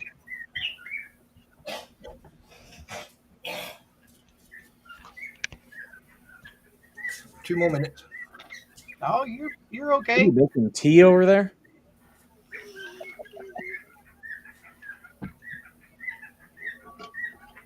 I'll be right back.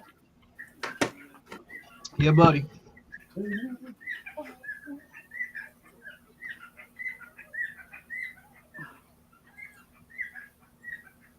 Fuck it.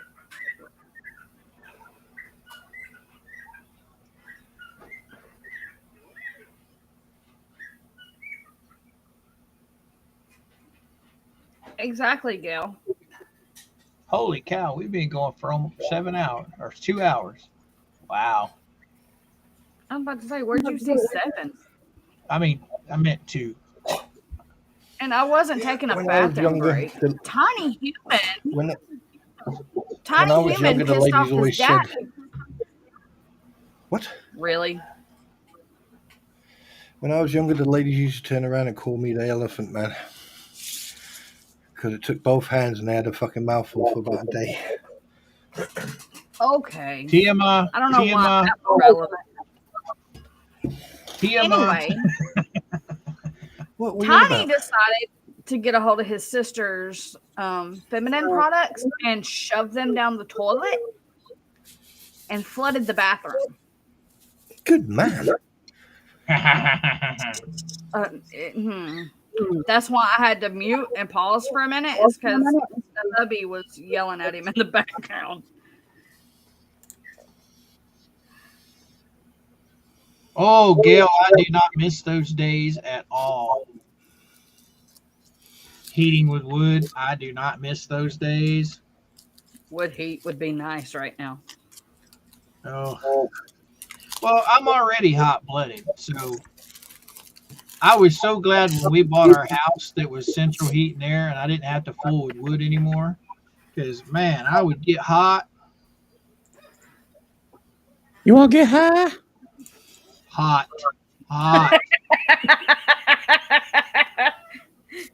You want to get high? We can if you want. We get to wear glasses like Guapo does. Oh, man, I'll tell you right now, I can walk out my front or back door any time of the day just about and get a contact high. These guys around the neighborhood are constantly huffing and puffing. That's the one thing that caused our Amendment 3 down here to fail, where they were wanting to legalize recreational weed. Is one of their arguments were that if it was legalized, you wouldn't be able to go anywhere without smelling it. Hell, I can smell it now. They hand out Gail. those. Sorry, go ahead. Oh, they hand out those medical cards like they're candy down here. Gail, that just proves that Jeremy's side has more fucking brain cells than the flea side because they don't know how to obtain a copy. Oh, I'm sure somebody will pass it along. They'll screenshot it from one of our channels. Well, good luck with that. It doesn't say what it actually says. No. Yeah, Sorry, what were we talking about? up at the top, it's got the I fucking zoned out there for a second. it's got that stuff on it at the top, but I don't think they'd be able to understand what it even means. All it is Jeremy's name and date. Yeah. They don't even know where it came from. Now, I heard last night they were claiming that if Lisa's added to the federal suit, that she was going to add people to the federal suit. And it's like, a defendant can't do that. Who was going to add people? Lisa. Bruce was going to add people? Yeah, and the thing is, it's like, no, you can only countersue. The only thing he can do is add witnesses, but what witnesses is he going to have? The only proof that's ever been shown on that side is coming out of somebody's mouth. There's been no physical proof whatsoever.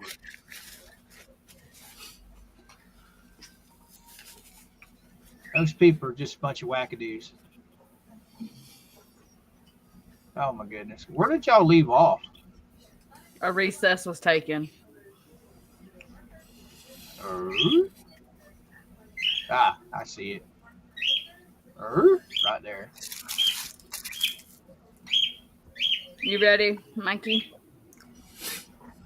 It was the skunk ape. Tim said it was the skunk ape. Skunk ape. Holy man, something must have happened to my chat because man, it just rolled like crazy. Do you know something? Not really. Were you gonna tell us? Mm-hmm. Tell us. Sitting here reading this out, and we're all taking turns in this. It's just dawned on me. Why don't the fleas just sit on the outside and learn a bit about law and how a deposition actually should go? Oh, Lynette, I mean, brain cells. They are so fucked. Bruce is so fucked. I mean, the fucking page 40, he was fucked. The leeches don't understand law. And Yamaha Biker on Shizzy Wiznut's thing last night pointed this out. They consistently and constantly conflate civil law with criminal law, like defamation, and say, oh, Jeremy's committing crimes of defamation. It's not a crime. It's not criminal. No. They don't understand what's coming out of their mouth. And it's funny because they supposedly have a lawyer that they can ask. Well, yeah, but the problem is that lawyer sat on their fucking platform and didn't even explain to them what a fucking PRO is. Nope. Or PRO, sorry. They preach their hate from their heart, not their head. I mean, I'm not even legally trained. Well, civil. Military, yeah, different. Civil, no. American law, absolutely not. I've learned more about American law by talking to Mike and other people in the last few months than I have ever. And even I know that most of this is civil, but there is part criminal on it as well, in their actions or what they're doing.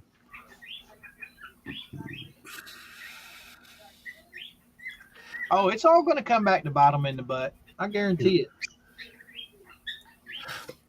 And the worst thing is, some people have made indirect threats and incited.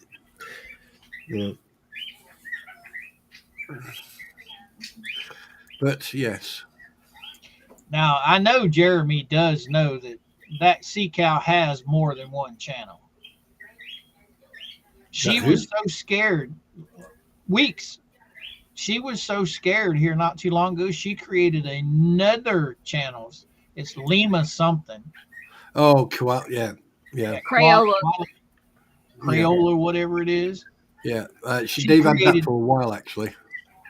Well, she's got two. Yeah, she's just keeping it hidden, so to speak. She was using it because she thought she was going to get struck on her other one, so they went over there for about a week. That's right. Yeah. So yeah, they get her channel taken down. She'll just move over to that one. But hopefully, by having her main channel axed, when she moves, hopefully she'll learn her lesson and keep her mouth shut. Doubt it. Doubt it. There's something about these motherfuckers from Port St. Lucie that don't know how to shut their mouths. I know I dealt with one off of TikTok that still runs his mouth. I mean, yeah.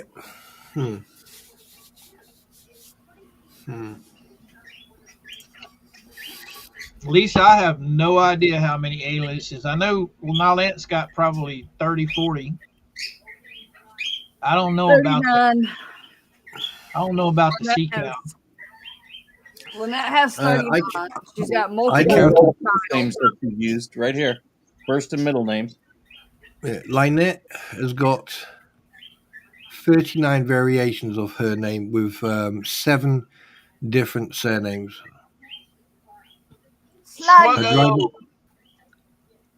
Her driving license has an old name on it called Cariados,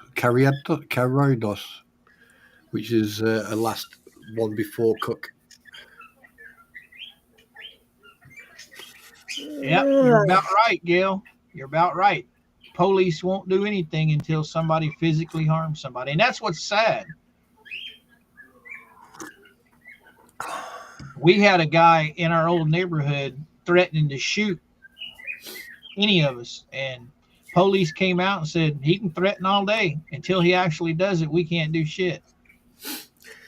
Oh, I don't know. But now the police, if you threaten to shoot a police officer, they'll get you. They'll arrest you. But if a citizen threatens to shoot another citizen, nothing we can do. Now tell me how that's legal.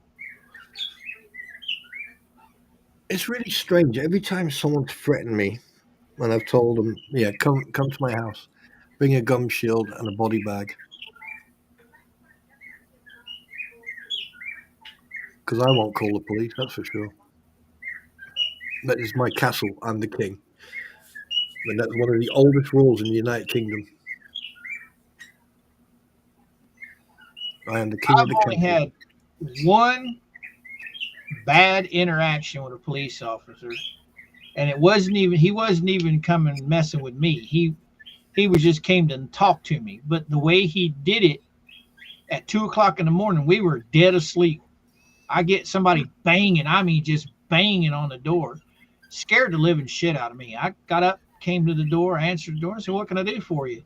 And they were looking for somebody. But just that interaction, now it's taken me about 6 years to get over that, to where I could actually go back to bed without worrying. It's I don't know. Anyway.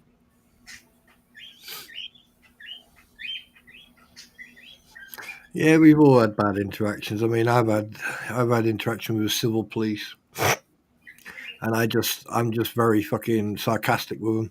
If they come at me with an attitude, yeah, good luck, mate. It's crazy. Oh, It's crazy. What was it, 19?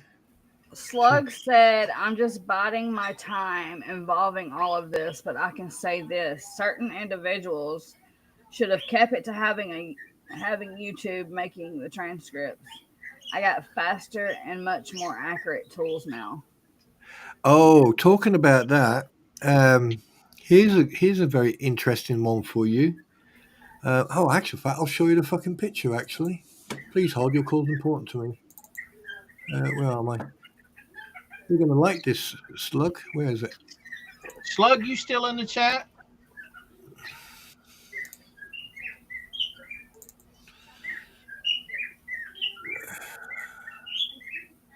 Right, Slug, have a look at this picture and tell me what you think. Look at the wording. Just look at the wording. That one off. Very quickly. I'll turn that one off and turn. Just look at the wording. Does that look like an attorney to you? He can't even freaking spell divorced. I would blame it on autocorrect on the phone. No, but look at the last sentence.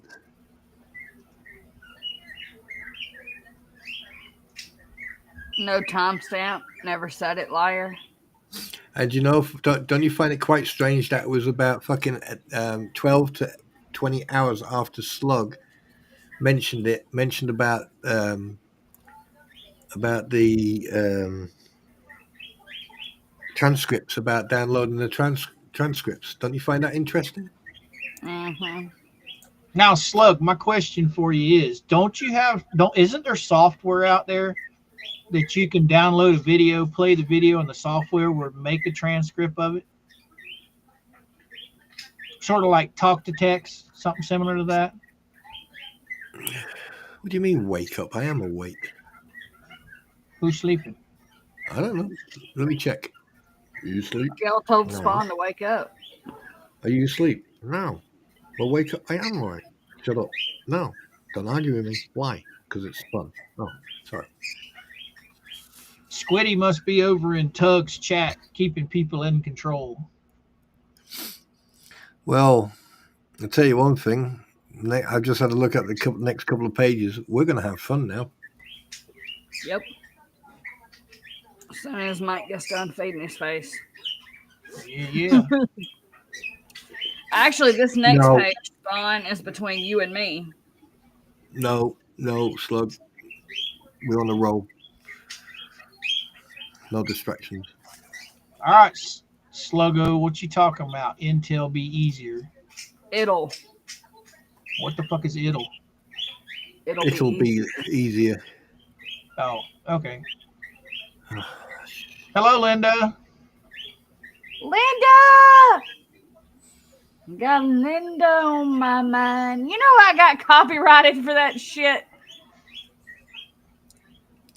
Playing that song for her the other night. Just that little bitty clip. That's why you should sing it. That sounds horrible. I'm not going to give the crabs something to talk about. Oh, they don't pay attention to us. Except They our pay attention to affair. Mike. Now Exactly. I'm lying here beside her with Linda on my mind. You need me in your chat. Yeah. What he said. What's up, Mama Dog? Ladies and gentlemen, here is Darth Conway Twitty. Oh my God! I was watching a Disney clip from their dancing Darth Vader and Stormtroopers dancing to Michael Jackson. Oh my God! Stop that, Georgie. That shit's contagious.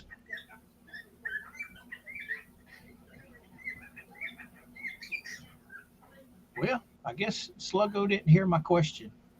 I think he did. Either way, I got court recorder level tools now for transcriptions. The same type of tools that some major companies use for 95% plus accuracy. All right. That just answered my question. Go! So it's software that you're using to translate these transcriptions. That's pretty cool. I kind of figured it had to be some kind of programming. So, Spawn, do you want to go ahead and read this part between Shockett and Mexican while Mike is sitting here dancing to the music in his head?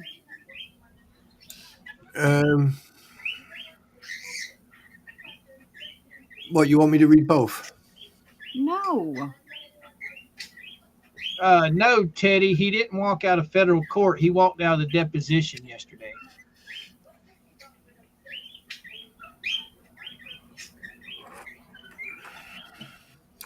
What are people talking about? You listen to sports and they Yes. don't. Oh, for fuck's sake. Someone fucking tell me Bubbles what's going walked out today on Shara's to go get his daughter from school. Yeah, he walked out on the deposition, not the court. Oh, did he? They haven't- Yes. Yeah. Oh, you didn't watch Jeremy's thing? Yeah, No. he got up. He told told Randy. He said, "Hey, I got to go pick up my daughter. I got to go. We can pick this up later." And Randy said, "No, we don't. We're scheduled for deposition. We're going to stay till it's over." And I'm out of here. Just walked away. So they finished the deposition without him. Huh. That's what I'm saying. Jeremy's is wonky. good. Can you wait till Shars is out? Oh, here's a question for you guys. What we were talking about earlier. He's wanting all the toys in his sandbox, but he's wanting Jeremy to pay for it. Right? That's Don't what you I have to pay? read. You have to pay for your own depositions, right? Yes. So if he wants the transcript, he's wanting Jeremy to pay for it. Bullshit. Why don't he get it the same way we did? How much did it cost you, Georgie? It didn't cost me a damn dime. I got somebody that likes me and emailed it to me. There you go. Surely, well, what No, was they have, what they have to pay That's for is confused the as court shit. reporter. Whoever's insisting on the deposition pays for the court reporter. Okay, so Bubbles had to pay for the court reporter for Jeremy's deposition. That would, for that amount of time, that was probably about $600. And No, it I'm not wasn't talking about the transcript. I'm not talking about the transcript. The transcript is after. But whoever's doing the deposition pays the court reporter to make the transcript. After that, the transcript gets sold. There you go. So you can pay for the transcript, and it's only going to be like, however many dollars. But the court reporter, paying for them, that's the big cost. And if it's recorded, right? That's even more money. Each court reporting service has a whole list of what they charge. It's going to be funny when he has to fork out money to come here to see the judge. So Bruce had to pay for Jeremy and Shara's. Now, anyone that Jeremy wants to depose, actually, I think Jeremy had to pay for Shara's. Yeah. Anyone that Jeremy wants to depose, he's got to pay for. Yeah, Jeremy deposed Shar. He was just in there to ask questions after the fact. But it's stupid him leaving because he's not there to object and get the objection on the record. So when that deposition goes in front of the judge and eventually possibly a jury, and they say, "Well, no, that we're rejecting that question." Well, you weren't there at the time to object to it. Well, didn't Randy ask him in this deposition, or was it Shar's? I can't remember now. It's bleeding all together. But Randy asked him at one point in time, "Are you going to ask any questions?" "I'll ask at the end." And that's not how it works. Yeah, it was Shar's. Shar's. Yeah, it was today. This guy's a buffoon. He has no clue what he's doing. None. Spano? Yo. Did you fall asleep on us? No. Just listening? Yep.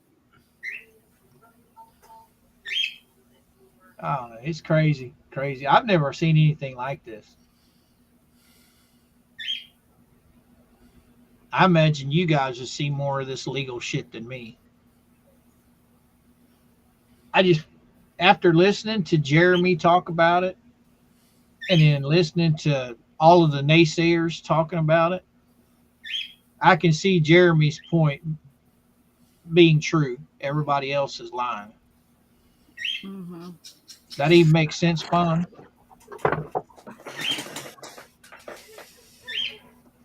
I mean, most of what we've read so far, I don't see them coming back from this. This is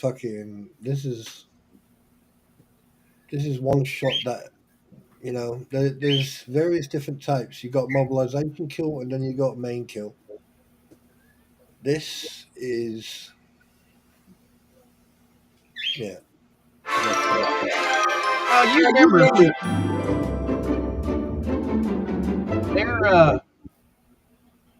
We were talking earlier. I said that I could see the emotion in it. at it again.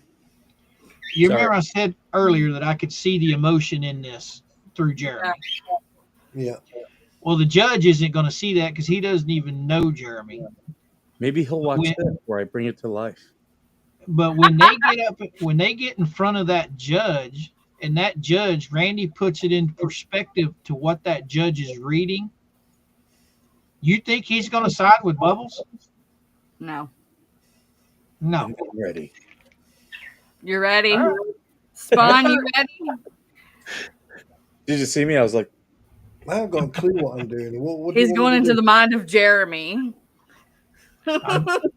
Wait, I'm I'm a Jeremy now? follow-up guy. No, Mike is Jeremy. Okay. I'm a business owner at his wit's end. There So you what do you go. want me to do then? Okay. I have a 2-inch pipe. That's what she said. I can't believe he brought that up. We need to clip that giggle. What giggle? Your giggle. Shit. Okay. Mr. Hales, I want to direct your attention to Exhibit 72. Deposition Exhibit 72 was marked for identification.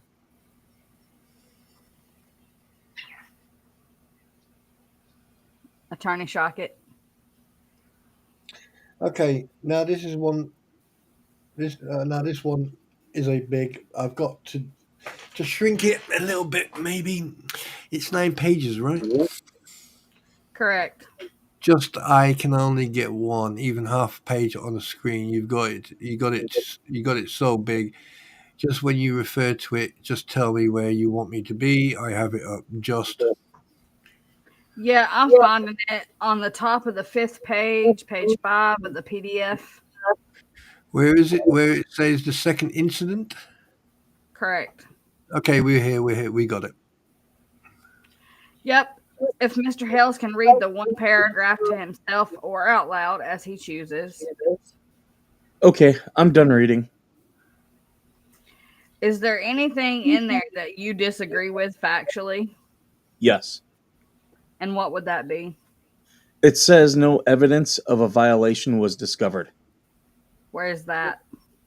Line 2 and 3 in that paragraph, no evidence of a violation was discovered.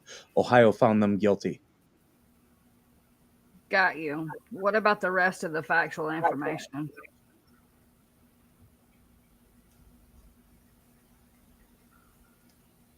Shock Mr. it. Shockett. Objection to form. You can answer. Oh shit! Fuck. You can answer.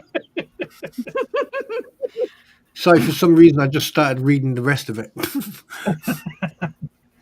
So do you disagree with any of the factual information in that paragraph? I agree with the allegation as unfounded. Ohio found them guilty. Okay, nothing else. Nothing that sticks out to me currently. When you drove by Mr. Cook on the road, did he see you coming? Yes. So was he facing where your truck was coming from the other direction? He heard me, saw me. Both Cook and Preston both heard and saw. We even slowed down to give the opportunity for them to get on their own property because John Cook was in the middle of the road, which he could not be on the road within 500 feet of myself or George based on the Ohio Civil Protection Orders. So let me understand. Are you saying that before your truck reached the point in the road where Mr. Cook was on the side, you had slowed down? He knew you were coming? Yes. So can you describe that? Because we've seen videos of this, but they begin at a certain point in time. So why don't you tell us what occurred prior to the beginning of the videos that we're familiar with? I literally just did. They can hear the truck. They can see the truck. We slowed down to give an opportunity for John to get onto his own property because if he's on his own property, he only has to be within 10 feet of me and George. But he refused to actually go onto his own property. And how long did this, interaction last? I did not time it. Would you say it was 30 seconds or more? I did not time it. I understand that. Going by memory, was it 30 seconds or more? I understand that. Again, I did not time it. Now, why did you just not proceed at a normal rate of speed past Mr. Cook and continue on your way? Because I'm polite, I gave him an opportunity to actually comply with the civil protection order. And him, according to you, having refused to do so, why did you then not just drive past and continue on your way? Let's back up. Not according to me. According to a court, he refused to. He was found guilty of breaking the civil protection order. Can we agree on that? So unless he breaks, I don't. I'm not done yet. Let's use the phrasing appropriately because he was found guilty. Guilty by the courts. So my life doesn't change based on the CPOs. Their lives changed based on the CPOs. They're the ones that broke the law. They're the ones that have the consequences of breaking the laws. Even as such, my life doesn't change. I've still been polite enough to give them an opportunity to actually adhere to the CPO. Yet, they did not have, and I have to film every single time I drive by that property for my own protection. An individual who posted, and you are well aware of, he's going to shoot me in the face and feed me to the gators. So initially, you had slowed down. You're telling us here that they knew you were coming and chose not to remove themselves from the road, correct? Lynette was not in the road. Lynette was screaming at the side at John. And John was in the road and he refused to remove himself from the road. And at that point, you determined that you would need to proceed with him remaining in the road, correct? Yes, that's the direction to where I was going. And am I correct that you could have chosen to proceed at a normal rate of speed without slowing down and filming out the window, yelling 10 feet, No, and you chose to? you are completely incorrect. I film every single time. I'm not done. I film every single time. Your clients have both threatened to shoot me. Your clients have said the most horrific, horrendous things about me.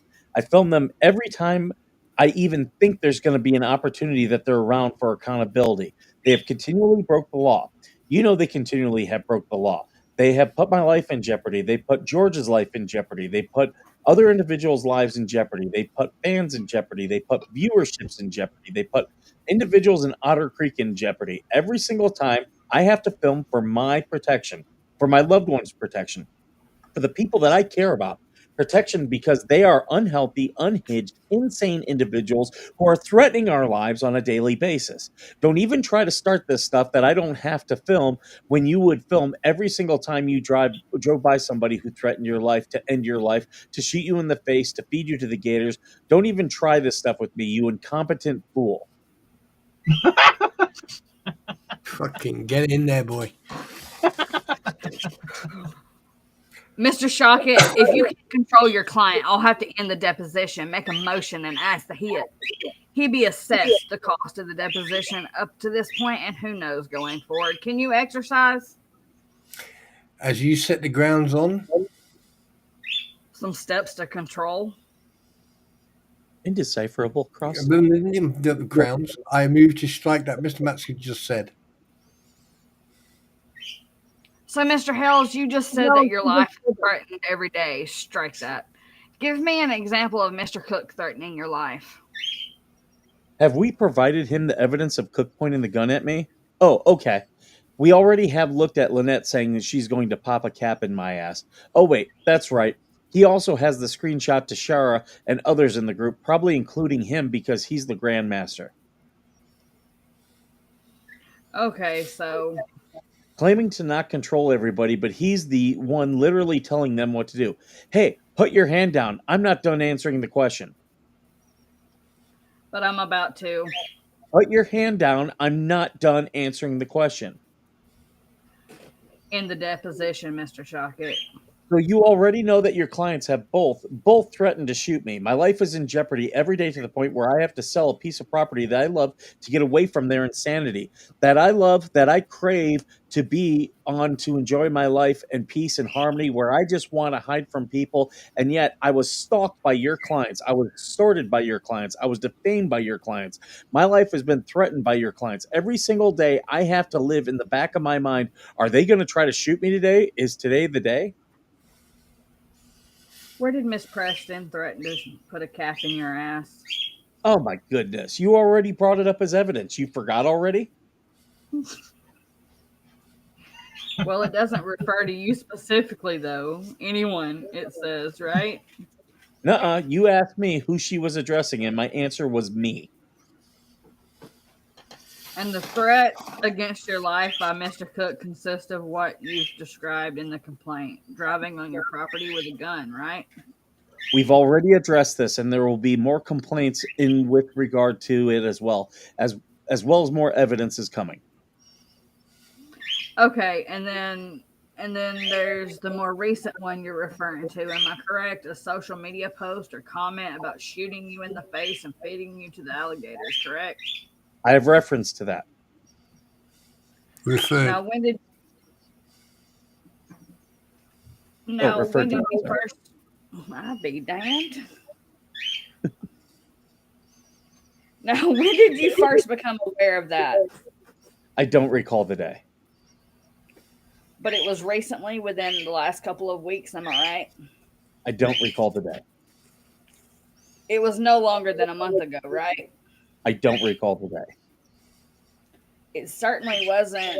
I'm not asking for the day, Mr. Hales. I'm just trying to find out if this is sort of a recent development. The shooting in the face, feeding to the alligators threat. Is that a question? Because it sounded like a statement to me. Yes, well, let me ask you this. Did you only learn about this because of Shara Michelle posting it? No, I did not. So you learned about it in another way? Yes, I did.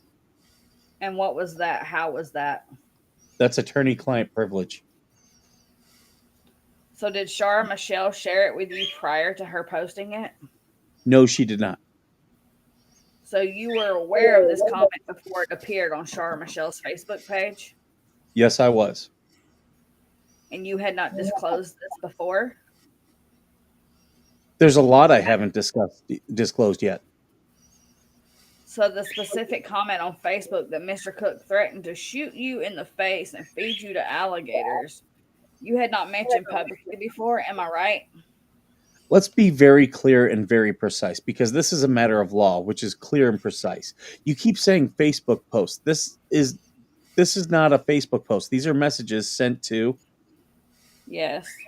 individuals. Oh, you were probably one of them at some point. Oh, but at any rate, they were Facebook messages. Yes? Right. I was aware of them before Shara actually posted them. And am I correct that the particular message originated in May of 2023? I don't recall, as I'm not looking at it currently. Would you doubt it if I made that representation so we can ask a question about it? I doubt anything you represent. So is there a reason why you had sort of kept that to yourself until it showed up on Shara Michelle's Facebook? Again, client-attorney privilege. So I haven't asked you to talk about a communication with your counsel. I'm trying to find out when you learned about the particular Facebook message by Mr. Cook that says, shoot you in the face and feed you to the alligators.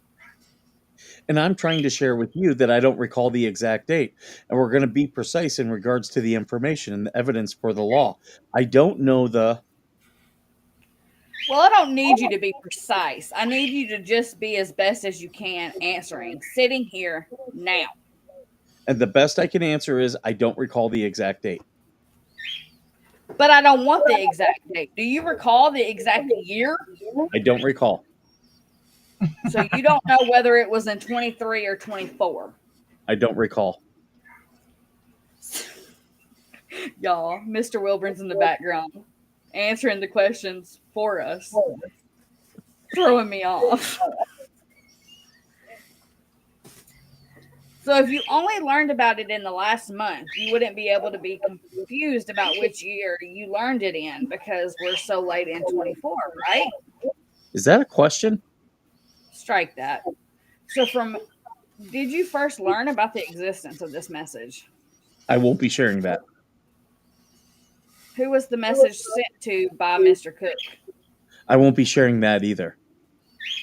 But this is a deposition. It's your lawsuit. This is evidence, and I'm entitled to the information. Inappropriate timing to receive the information. This is exactly the time for me to receive the information. Let me share again. I won't be sharing that. Okay.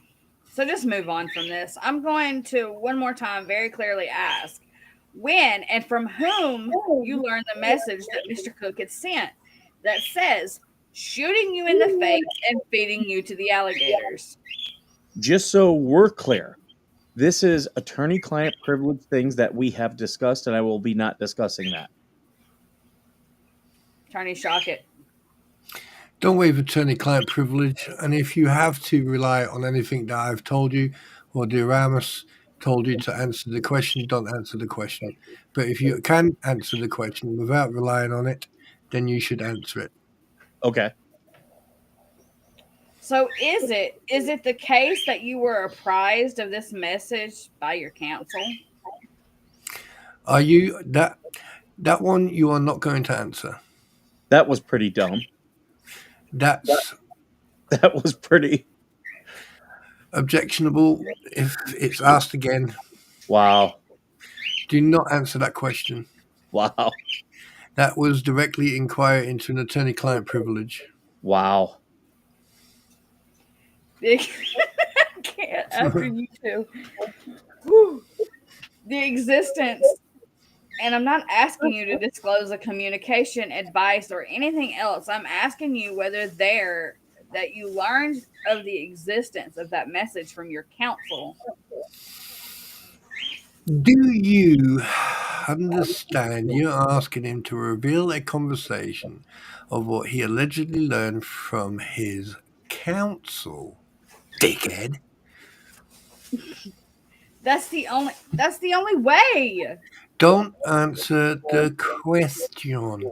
Don't answer the question. Next. Okay, in that case, then I will move for sanctions. If I hear anything else, I will move to terminate this deposition.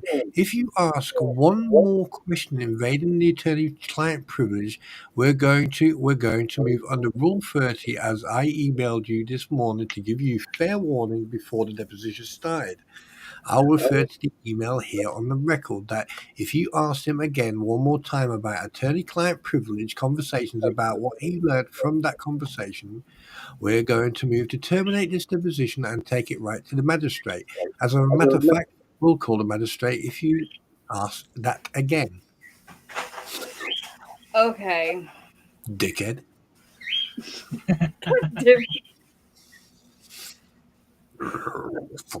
When you wrote the complaint, when you filed the complaint, which was in March of 2024, and you referred to the statements by Mr. Cook and Miss Preston, some of which you quote, were you at the point in time aware of the existence of this message about shooting you in the face and feeding you to alligators?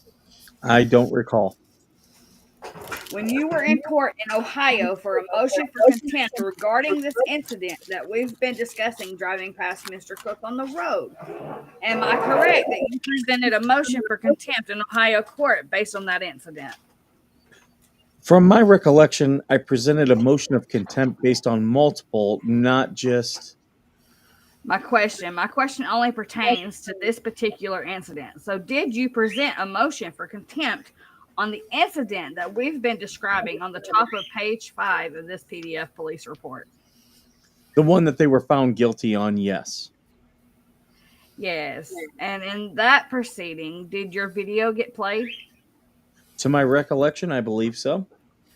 Did you offer it into evidence? Again, I'm not going over all that information, and there is so much and years and thousands upon thousands of video clips and screenshots.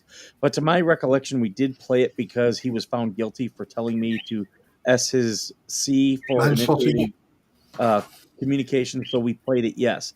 And I believe it was entered into evidence. And then Lynette wanted her side entered into evidence as well, which we obviously didn't have a problem with because it was just further shows the guilt.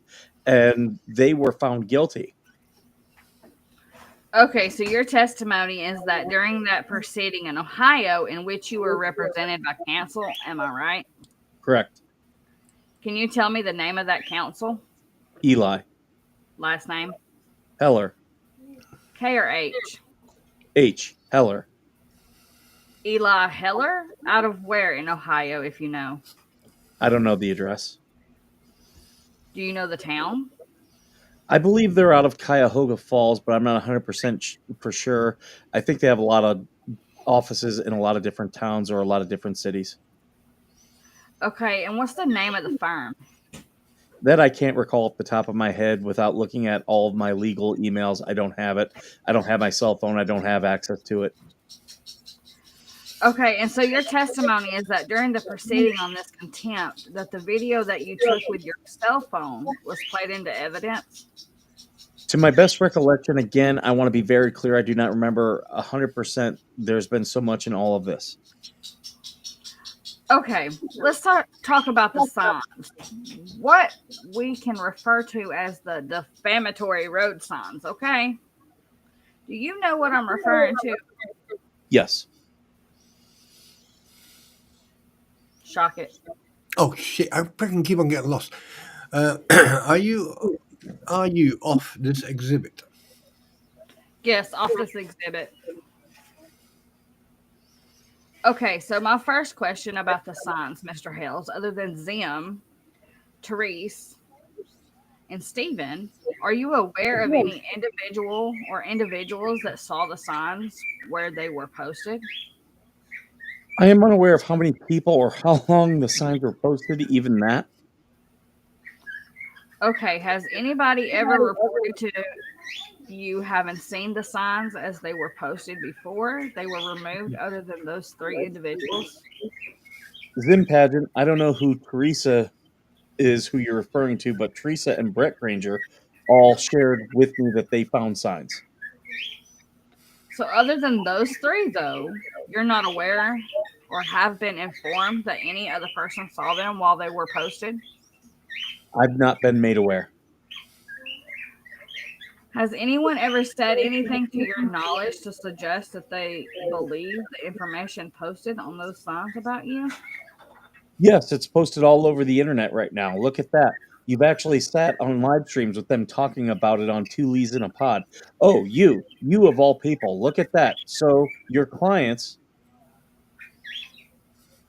And let the record reflect he just smiled again. All right, your clients have posted defamatory signs. Don't you still speak over me? Your clients have posted defamatory signs, which have then spun out of control from other hate, posted all over Facebook, posted all over YouTube, posted everywhere in regards stating that they believe this. So the answer is 100% yes. Sorry. So since the signs themselves came to light, is it your testimony that my clients have subsequently, separately from the signs, accused you of the things that the signs accused you of? Can you ask a clear question? Well, the signs accuse you of certain things, right? All right, stop right there. You're making a statement. Ask a clear, concise question. The signs accuse you of certain things, correct? The signs call me a child rapist. The signs state that I raped their daughter.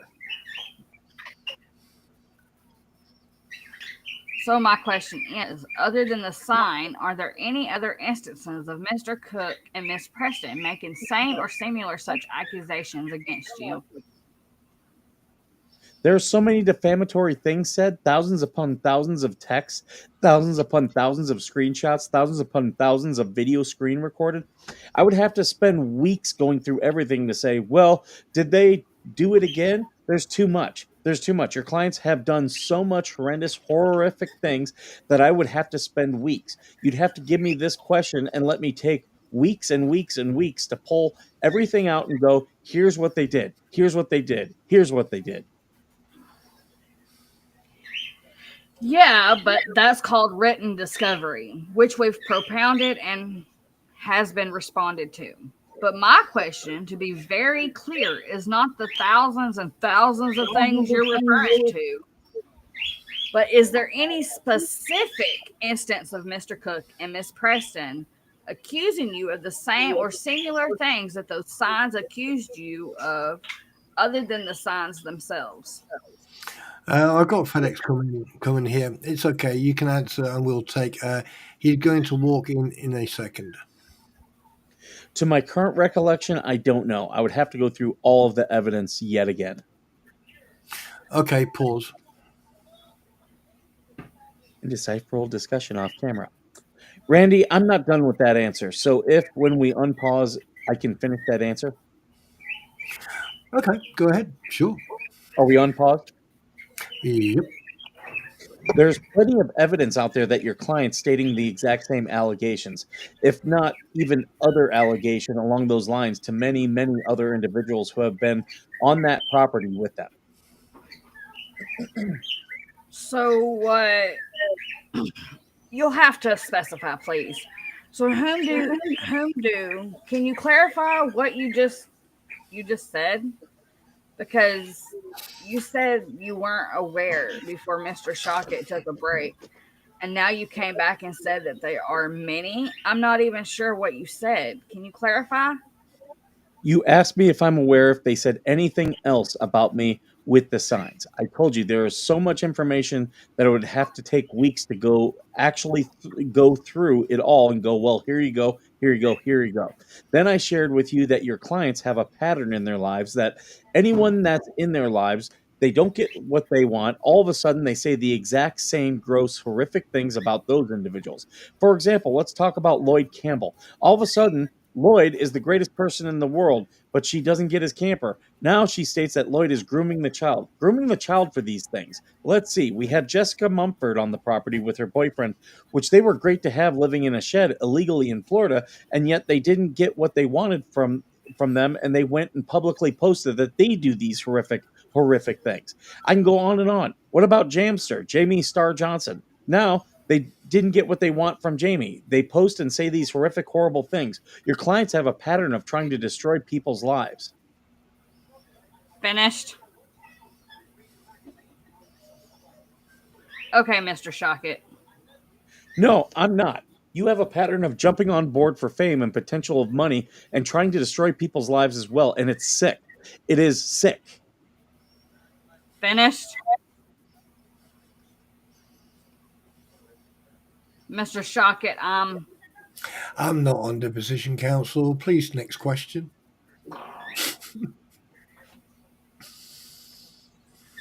I'm going to be seeking at least a portion of this transcript to be paid for by Mr. Hales when ready, and I'd Move to strike. like you to ask your client. I'd like you to control your client and ask him to answer the questions, not to go to tirades. Are you at the end of your questions? So you're not willing to instruct your client to answer questions without going on tirades? You're not deposing anyone but my client. Do you have any questions? Otherwise, I will start answering. I'll start the cross. So my question is, let's be more specific than referring to, quote, what's stated on the signs. You've already testified the signs accuse you of being a child arpist and of arping their daughter, correct? Yes. So are you aware of Mr. Cook or Miss Preston subsequently to the discovery of those signs making any such statement similar or the same as that you're a child arpist or arped their daughter? Are you referring to me, or are you referring to things such as Lynette stating about her own grandson, Landon, assaulting their daughter? So are you asking like me personally? Are you asking, and by the way, just so as you're calling these tirades, I'm speaking loud as possible because Alyssa asked me to speak loud as possible. And you have done some very horrific things. Your clients have done some very horrific things and have destroyed portions of my life. So the volume level is for Alyssa, not for you. So clarify, are you asking in regards to her stating, such as Landon, her own grandson assaulting this child, or are you stating that they say more after the signs about me raping their daughter? After the signs were discovered, do you have any information that Mr. Cook or Miss Preston accused you of being a child rapist or raping their daughter? As I've stated multiple times already, I'd have to spend weeks going through all the evidence, all the screenshots, all the recordings, all the videos, because there's been so much stretched out over such a long time. Okay, but sitting here right now, you're unable or unwilling to identify a particular instance of a statement accusing you of being an rapist or raping their daughter besides the sign? Objection to form. Compound question. So again, sitting here right now, can you identify even one statement by Mr. Cook and Miss Preston accusing you of being a child rapist or raping their daughter other than on the signs? I would have to work my way through. It'd take weeks to go through all of the evidence to answer that question appropriately. Is it because you've come across some such statements and you need to go back and dig to find them, or is it because you just expect to find them but you don't really know of one sitting here? Can you ask a real question? If you're going to go back and dig through the thousands and thousands of whatevers, is it because you've already come across statements that you hope to locate accusing you of being a rapist? No, it's because there's already so much information. I would have to, as I've already stated multiple times, go through everything again, and it would take weeks. But you don't recall having already come across something like that? Again, I can't answer that question without going through everything that I already have, and it would take weeks for me to do that. Well, if, for example, other than the signs a month later, anytime later, Mr. Cook or Miss Preston had written a post or a comment or a private message that you came into possession of that accused you of being an rapist, you'd remember it, right? Well, for example, I just remember one right now because you brought it up. In the actual complaint where Lynette says, I'm not going to let Mr. Hales hurt me and my daughter anymore, I believe it was, I'm going to stand tall, or I'm going to stand tall and not let Jeremy hurt me. Miss Preston posted on her social media that John posted the signs, not me, to directly quote Preston. John Cook in Ohio court under oath, if Michelle put the signs up, what does that have to do with me?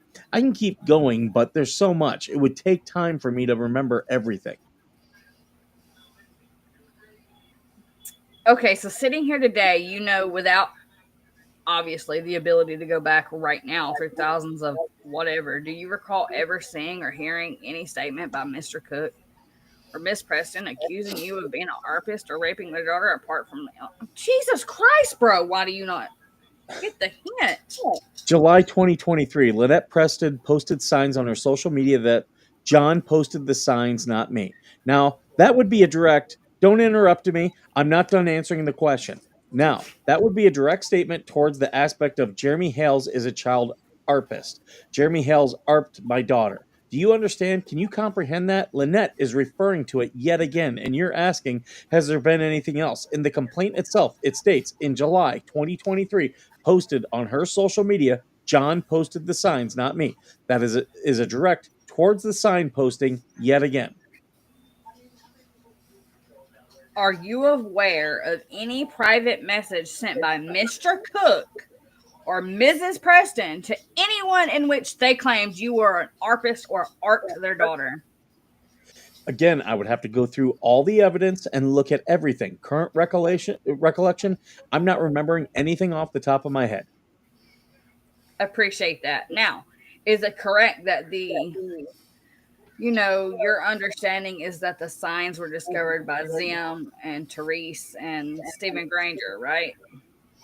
I wouldn't use the word discovered. Anyone who saw them could have easily discovered them. I was made aware of them by Zim Paget, Therese Granger, and Brett Granger. Okay, and when they saw them, they stopped and removed them, right? Not initially. They made me aware of them, and then I asked them to remove them. When you say they, not initially, but they first made you aware of them, can you elaborate? Did they call you from the scene of the discovery, their discovery of their signs? I don't recall if it was phone call. Well, it was text. Brett texted me. I don't recall if Zim texted me or called me, but I do recall the text from Brett. And was that at like 7 a.m., give or take a few minutes? That, again, I don't recall. Well, do you recall whether the text was that, hey, we found these signs, they're still in the ground, or was it after they had already removed them? Here's what I recall. I recall thinking how horrendous for somebody to say something about another person. I recall thinking, oh my goodness, how many people drove past this? How many people saw it?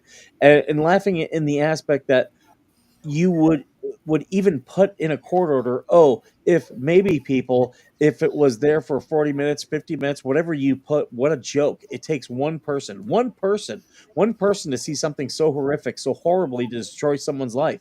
Even if no person saw it, it is so horrific to destroy someone's life. I don't care how long it was out there. It could have been out there all day Saturday, nobody told me and nobody saw it. It could have been out there all day Friday, nobody told me, nobody let me know. It could have been there all Thursday, all Wednesday. The time means nothing. This is a busy highway. We've got Route number 24, all tourism going to Cedar Key and back and forth. We've got Route 98, 19, one of the busiest highways in all of Florida with the most accidents as well, causing more accidents posting signs out there, no doubt. So I don't care how long they were out there. All I care is it was out there, and it was horrific, horrendous thing to do to somebody. Horrible, horrible. So do you have any evidence or information that the signs were posted before midnight, As if it matters. the morning they were discovered? As if it matters. They were posted, they were put in the ground, people saw them, end of story. Do you have any information that they were posted the day before? You already have the answer to that question you already asked. Please move on. So is that a no? You don't have information they were posted a day before they were found, right? I've already shared with you what my knowledge of them is. Okay, so you just testified this was a busy sort of a busy location for cars to be driving by where the signs were found, right? Yes. Now, and it's busy why? Where are people typically on their way? Is it Cedar Key? It's busy because people drive on it. It's a road. No, I understand, but where might somebody who doesn't really live around there but has to go down that road, where might they be, typically going to, if you had to guess? Cedar Key, a tourist destination? So Cedar Key would be a major tourist destination. You've got Route 19, which is also Route 98, which is a major north to south route on the west coast of Florida, on the Nature Coast. Major highway. Okay, now so you know that the signs, according to your affiliates, which are the affiliates, okay, which are the Grangers and Zim, were found by them, I believe, around 7:14 a.m. Sunday morning, right? I don't recall the time. So if we assume that there's some cars that drove by where the signs were posted. Let's not assume. We know what assuming does. It makes you look like a complete and total ass, and me as well. So let's not assume. Let's get down to actual facts.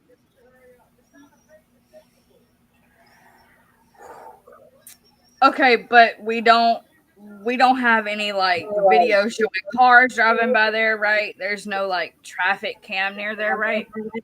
Do we need a video? I mean, this is such a horrible thing to say about somebody in the post. We don't need a video. We know people are on the road. We know people saw it. We don't need a video. We don't need a picture of it.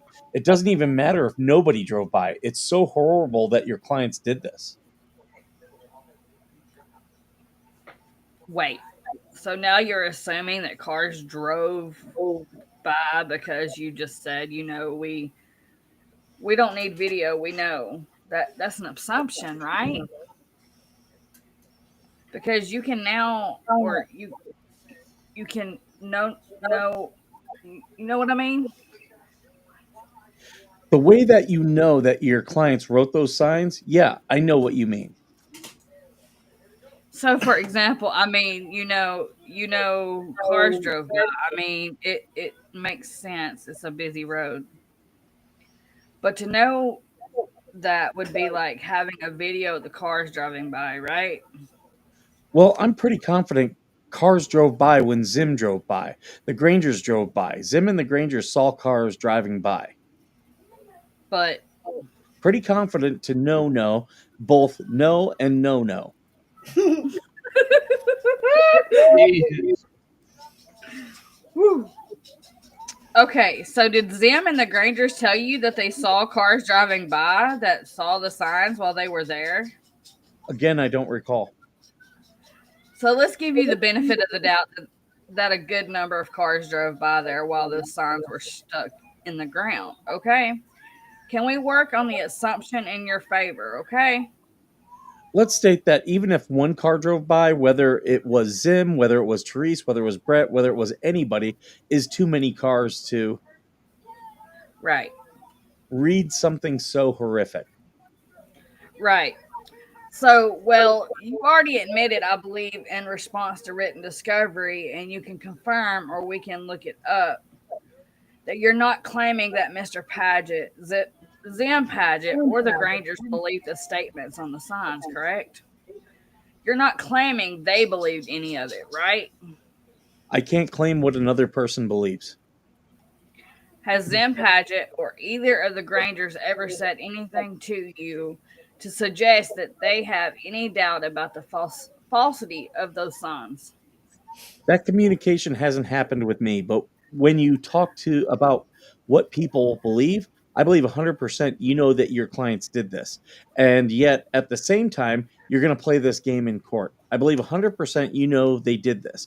And you're playing a game in PR and all of this, and the anti what the hell's ecosystem. You believe because you know they did it. I 100% believe that you know that 100% they did it. You know 100% they're guilty. I believe you 100% know they're guilty.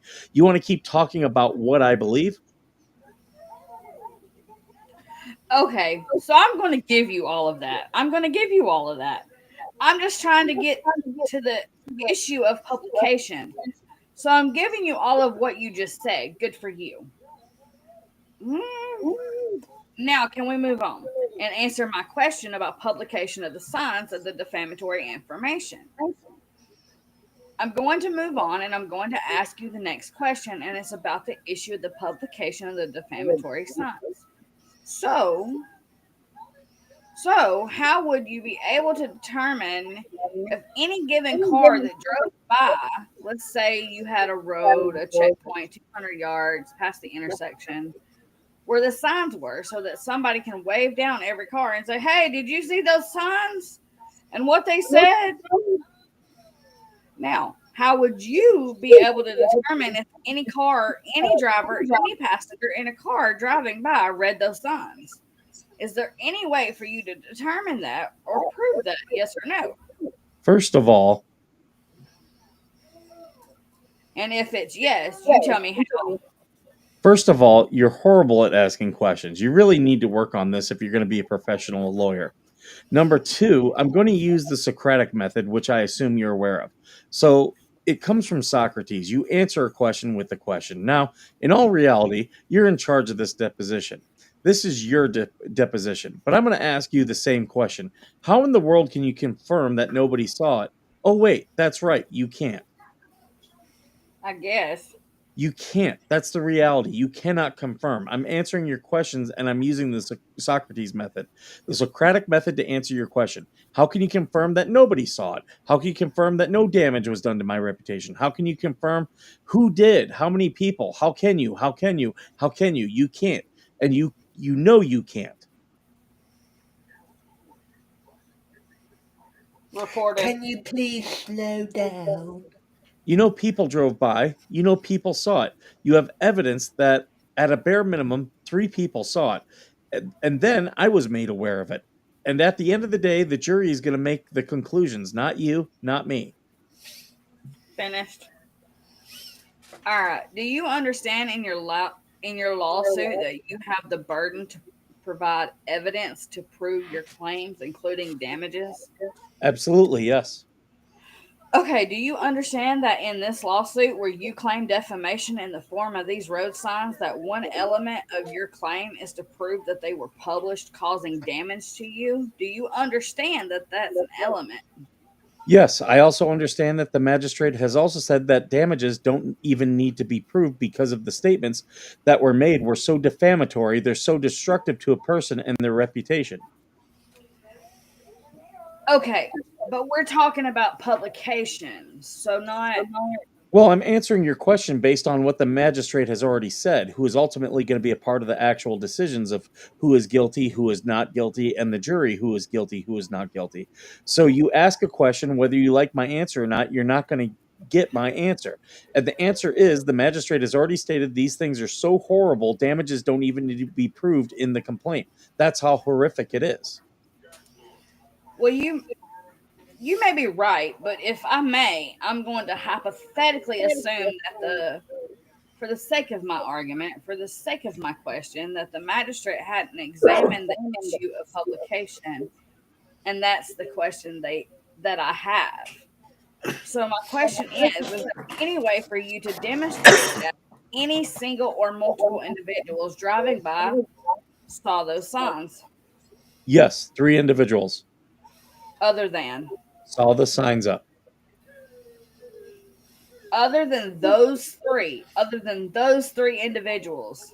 3 is too many. 2 is too many. 1 is too many. It's so horrific. So you have no evidence that you can provide in this case that any other person drove by and saw those signs. Objection to form. That calls for legal conclusion. We're back on track again. Competence. That was a fact question. Can you read the question, Alyssa?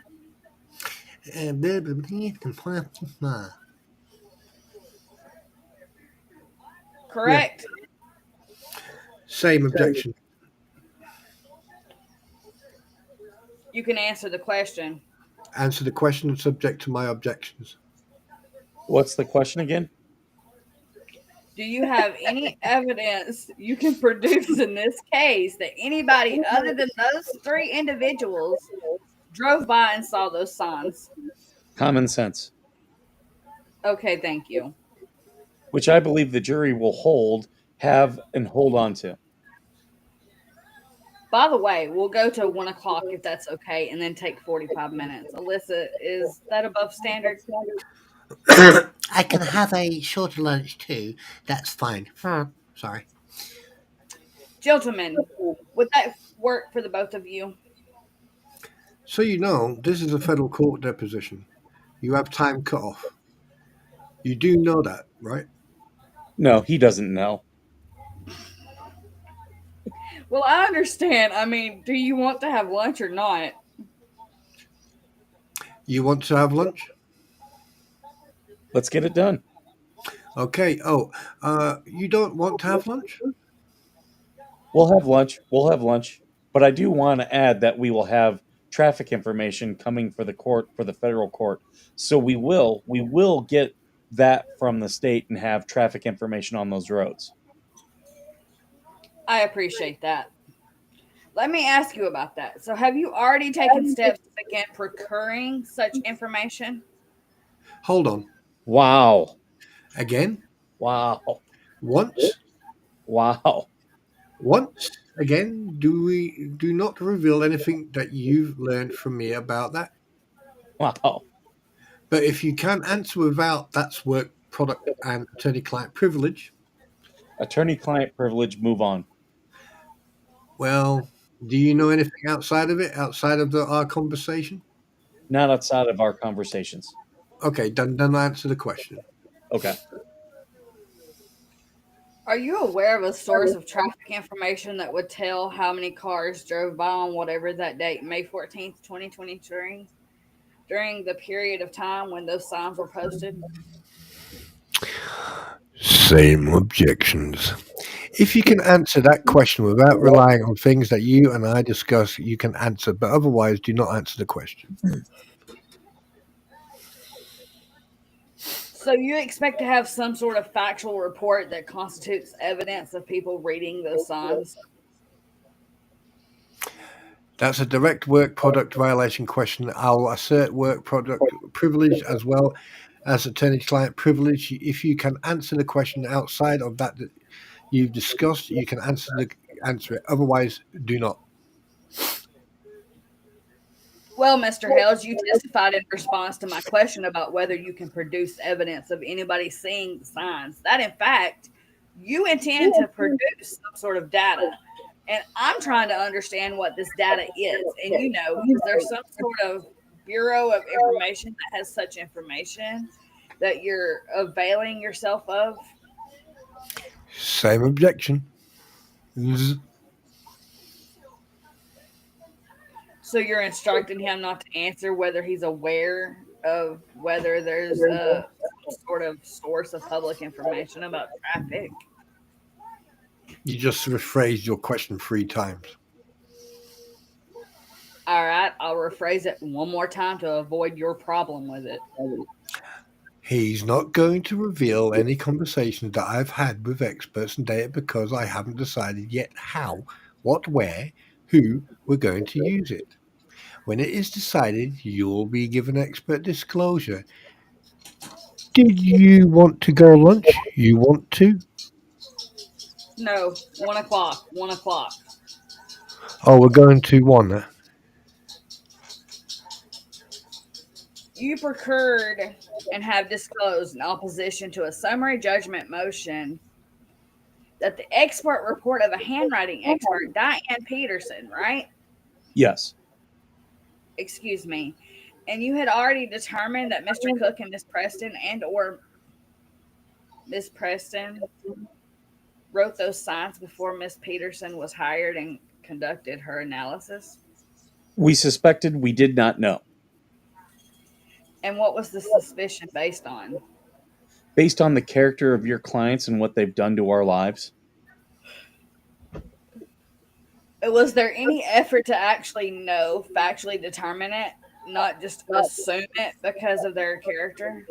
Did you take any steps to factually determine that my clients wrote the signs? Yes, I contacted Deputy Weaver of Levy County Sheriff, who told me that there was nothing they were going to be able to do, whether it be fingerprinting or anything else, and that I had a very strong defamation case, which then I went to multiple stores, Ace Hardware, Walmart, and asked to get all the video footage and all receipts from the individuals buying those particular products that were used for those signs. And were they provided to you? Were those videos receipts provided to you? No, they were not. Why weren't they? Did somebody explain why they weren't being provided? Objections to form, calls for hearsay. You can answer if you know outside of that. At that time frame, they were not able to provide.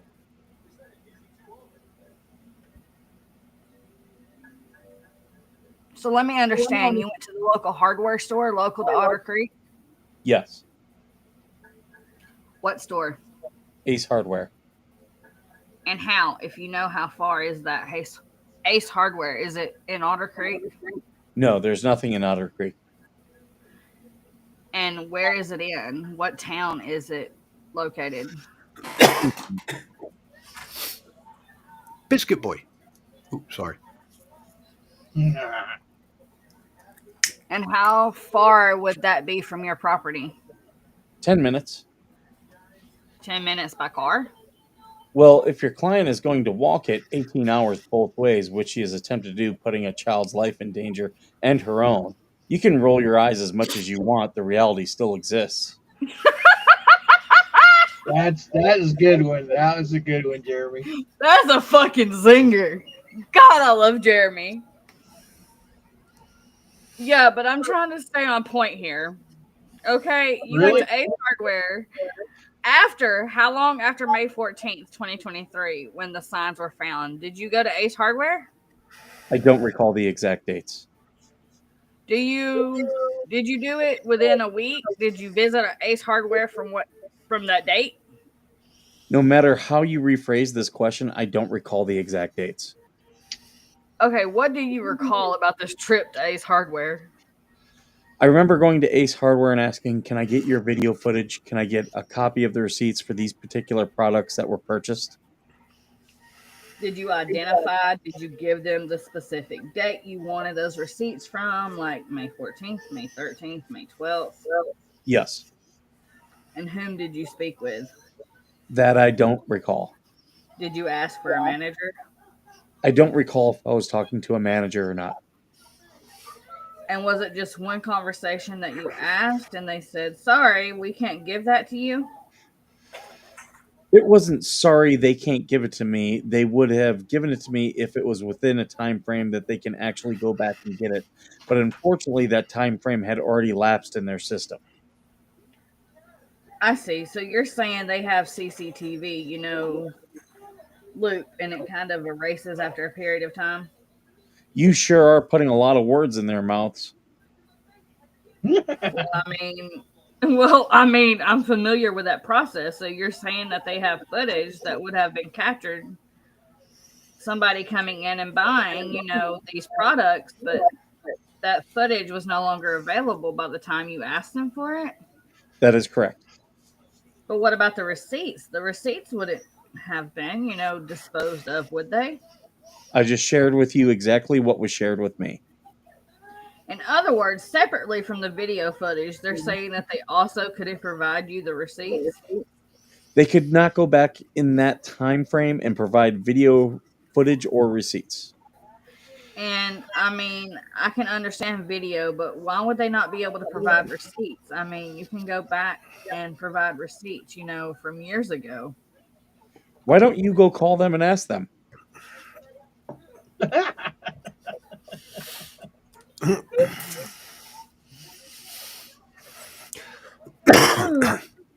At least he hasn't pleaded the fifth yet. Yeah.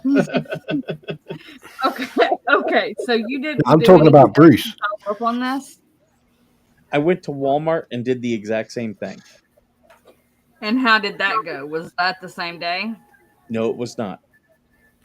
Which one was first, Ace or Walmart? Ace Hardware was first. Okay, and then do you remember how long later you went to Walmart? No, I do not. Did you go with anybody? I don't recall that either. So when you went to Walmart, do you remember who you spoke to there? No, I do not. Do you remember whether it was a manager or a cashier? Why would you ask a follow-up question if I literally just told you I don't recall who I spoke to? Well, because maybe the who was you thinking the person by name. So now I'm trying to get more general and whether you remember, anything about the person you spoke to. Was it a manager? I don't remember the person that I spoke to. Was it a man or a woman? That I don't recall either. Okay, and what was their response to your request for video footage? And It was another dead end. I'm not done with my question. They couldn't provide it. I'm not done with my question. Mr. Hales, please wait. What was their response to your request at Walmart for video footage or receipts of the products that, made the signs? They couldn't provide it. And did they explain why they couldn't provide it? Foggy in the back of my mind, I think Walmart was of the point that they needed a court order to provide such information, which we did not have at that point in time. But Ace Hardware, just time elapsed and was no longer in their system. Okay. Now, right now, there's nothing preventing you from subpoenaing Ace or Walmart, whether for video of receipts, right? Correct. And have you taken steps to do that? That would be attorney-client privilege. But you're convinced that the products were bought by my clients or at least somebody on their behalf, correct? I'm convinced that your client, Lynette Preston, wrote half the sign stating that I am a child rapist. And you're convinced that they were purchased either at Ace or Walmart. I just shared with you what I'm convinced. Your client, Lynette Preston, wrote half the sign stating that I am a child harpist. Other than going to Ace and Walmart, did you do anything to identify the handwriting besides and before hiring the expert? Yes, individual research. Go ahead. What did you do? I looked at her handwriting that she posts publicly on the property. I looked at other individuals' handwriting that was publicly available through public records from everybody in the town, including individuals that actually found them. I analyzed everybody's handwriting to see if there was a match. So you embarked on your own investigation to identify the writer of the signs, correct? Correct. And you did so already sort of believing it was Mr. Cook and Miss Preston, or with an open mind? I did so with an open mind, and to be frank, I don't believe John Cook wrote those signs. I believe Lynette Preston did and somebody else. So what individuals strike that? Whose handwriting samples were you able to procure in your investigation? Again, it's been a long time, lots of information, lots of time has passed, and I don't really call everybody. But the strongest one is right out in front of the property at Turd Purgatory, her own handwriting, Otter Creek Avenue, Amazon, UPS, FedEx box, and I drive north of Otter Creek 151. All right. Glaring right there in everybody's face. Did you maintain any files or records of, for example, the samples belonging to certain individuals that you examined? Objection to follow. Do you understand my question? Yep. So did you maintain any files of the... Don't know and decipher. I'm sorry, what? Excuse me? I couldn't hear what you, Mr. Hales. I don't.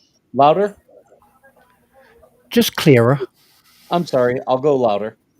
I don't recall whether I've kept any of those sample files. So you're going to testify here that you investigated this handwriting, including by procuring samples of other people to compare, that you don't recall whether you have files of that work? That is not what I said. You asked if I had and held on to any of those files. I stated I don't recall if I held on to any of those files or samples. So your testimony is you definitely did have files containing handwriting samples of people, yes? My testimony is I looked at available handwriting samples for anybody within the community of Otter Creek. If I could find it, if it was public record, I looked to try to match it to find out who did it. I also publicly stated that if anybody had cameras, bling blink, anything like that, they would share with us. We did not have anybody come forward with any camera.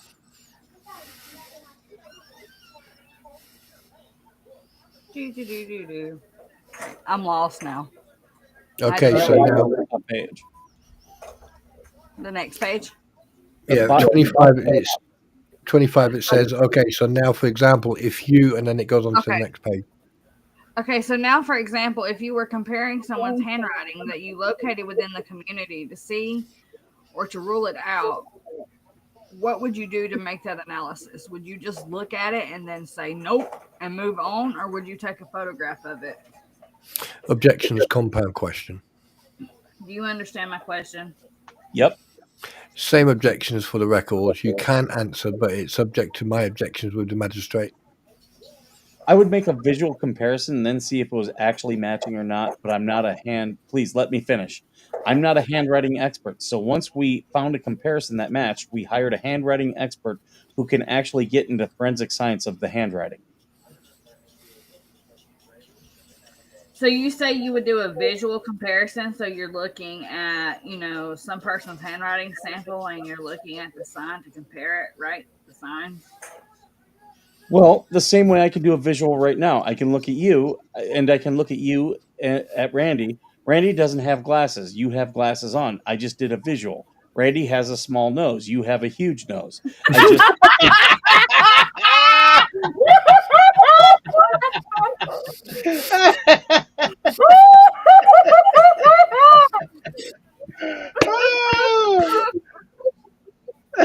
This is derailed. Oh, I can see some merchandise coming out of some of this shit. You're both wearing ties.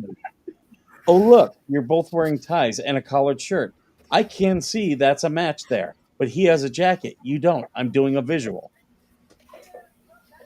So if Holy you shit. found a particular individual's handwritten sample and you wanted to then do this visual comparison, would you do anything to preserve the sample other than your memory?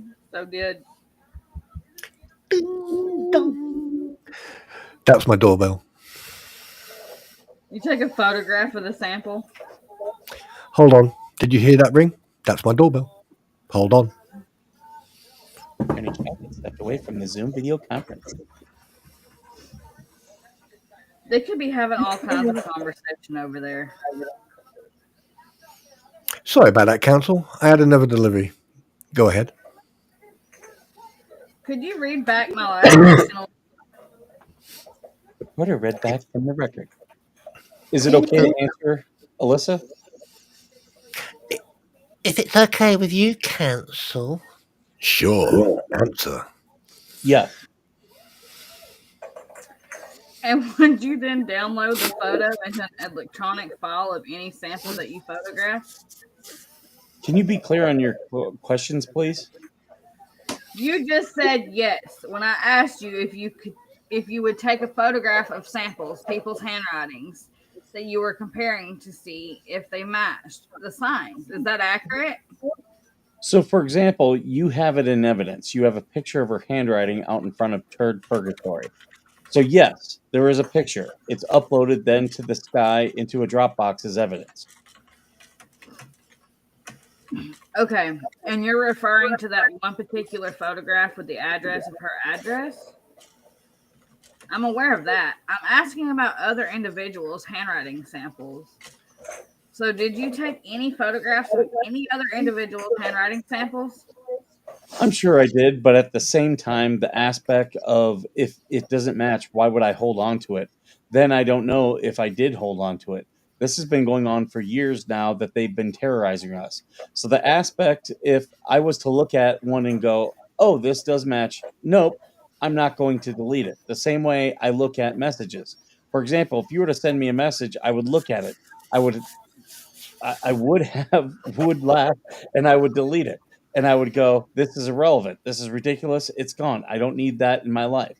What I need is the matching. So whether I have anything else or any other samples is irrelevant. What I have is samples, public records of Lynette Preston handwriting. We got photos of her handwriting on the property. We got photos of the handwriting of the signs. Anything else is irrelevant if it doesn't match. But at this point in time, you hadn't retained the expert, right? I literally have no idea what you're asking right now in regards to a timeline. You are very, very not At that point. clear, concise. At the point in time, you were conducting your own investigation by locating individuals' handwriting samples to compare the signs. Had you had not yet retained your expert. Am I correct? Again, a very unclear question. You said, so if I'm understanding you correct, oh, if it's a year ago you're looking at samples comparing, but a year later you're still looking at samples and comparing, and you find the sample. Obviously, I was comparing samples when Lynette was running to the courthouse in Levy County and writing my name over and over and over and over and over again in every affidavit. In every special supplemental affidavit, writing Jeremy Hales. And then that when there's a match, I hired the handwriting expert. So I hired the handwriting expert as soon as I was finding the matches and analyzing it. Okay, so I don't want to talk at all about the match. I don't want to talk about Miss Preston's handwriting sample. or the sign she wrote for her address on her property, or anything she filed in court which contains her handwriting. What I want to ask is about anybody else's handwriting samples that you analyzed or compared the signs to. Are there other handwriting samples that you looked at and ruled out as matches? I've already answered that question multiple times. And the answer was yes, right? So you did understand. So with respect to those handwriting samples, not Miss Preston's, but anybody else's that you compared to the signs to see if they matched or didn't match, did you take any photographs and preserve them, or did you testify that you deleted any such photographs? I testified that I don't know. I don't recall.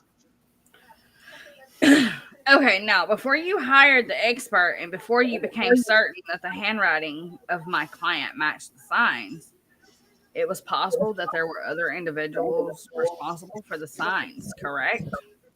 There are two people responsible for the writing on the signs. One of them being Lynette Preston, the other one not being identified as of yet. No, it is not possible for other people to be responsible because the only people responsible for the consequences of what's written on the signs are the people who actually wrote the signs. That would be common sense. All right. We're almost ready to take a break, but I'm just trying to understand how many different individuals' handwriting did you procure or locate so you can compare it to the signs? I don't remember. Did you find individuals' handwriting samples in particular form, like land records, for example? I don't recall where I found it all. Did you ask anybody, hey, may I see a sample of your handwriting? No. No, but you didn't say, may I just voluntarily have your handwriting so I can rule you out? No. Are you aware of anybody who even knows of the signs that exist other than them, the Grangers, or Deanna and yourself? Martha? That strike that. Other than those people, does anybody to your knowledge know of the signs by any other way other than you having broadcast them on YouTube? Yeah, you have been a part of live streams of them being broadcasted on YouTube on Two Lees in a Pod. You literally have been a part of it, broadcasting the production of the signs, showing the signs, and then making a mockery out of it with a fake handwriting expert making fake analysis, accusing me of actually writing them. What a joke. Okay, now, but it's not your testimony that the two Lees were showing the signs, so that they can propagate that the statements in them were true about you, right? That's not what you're testifying, right? You're trying to put words in my mouth now. Can you ask a clear question? How are you a lawyer and not able to ask a clear question?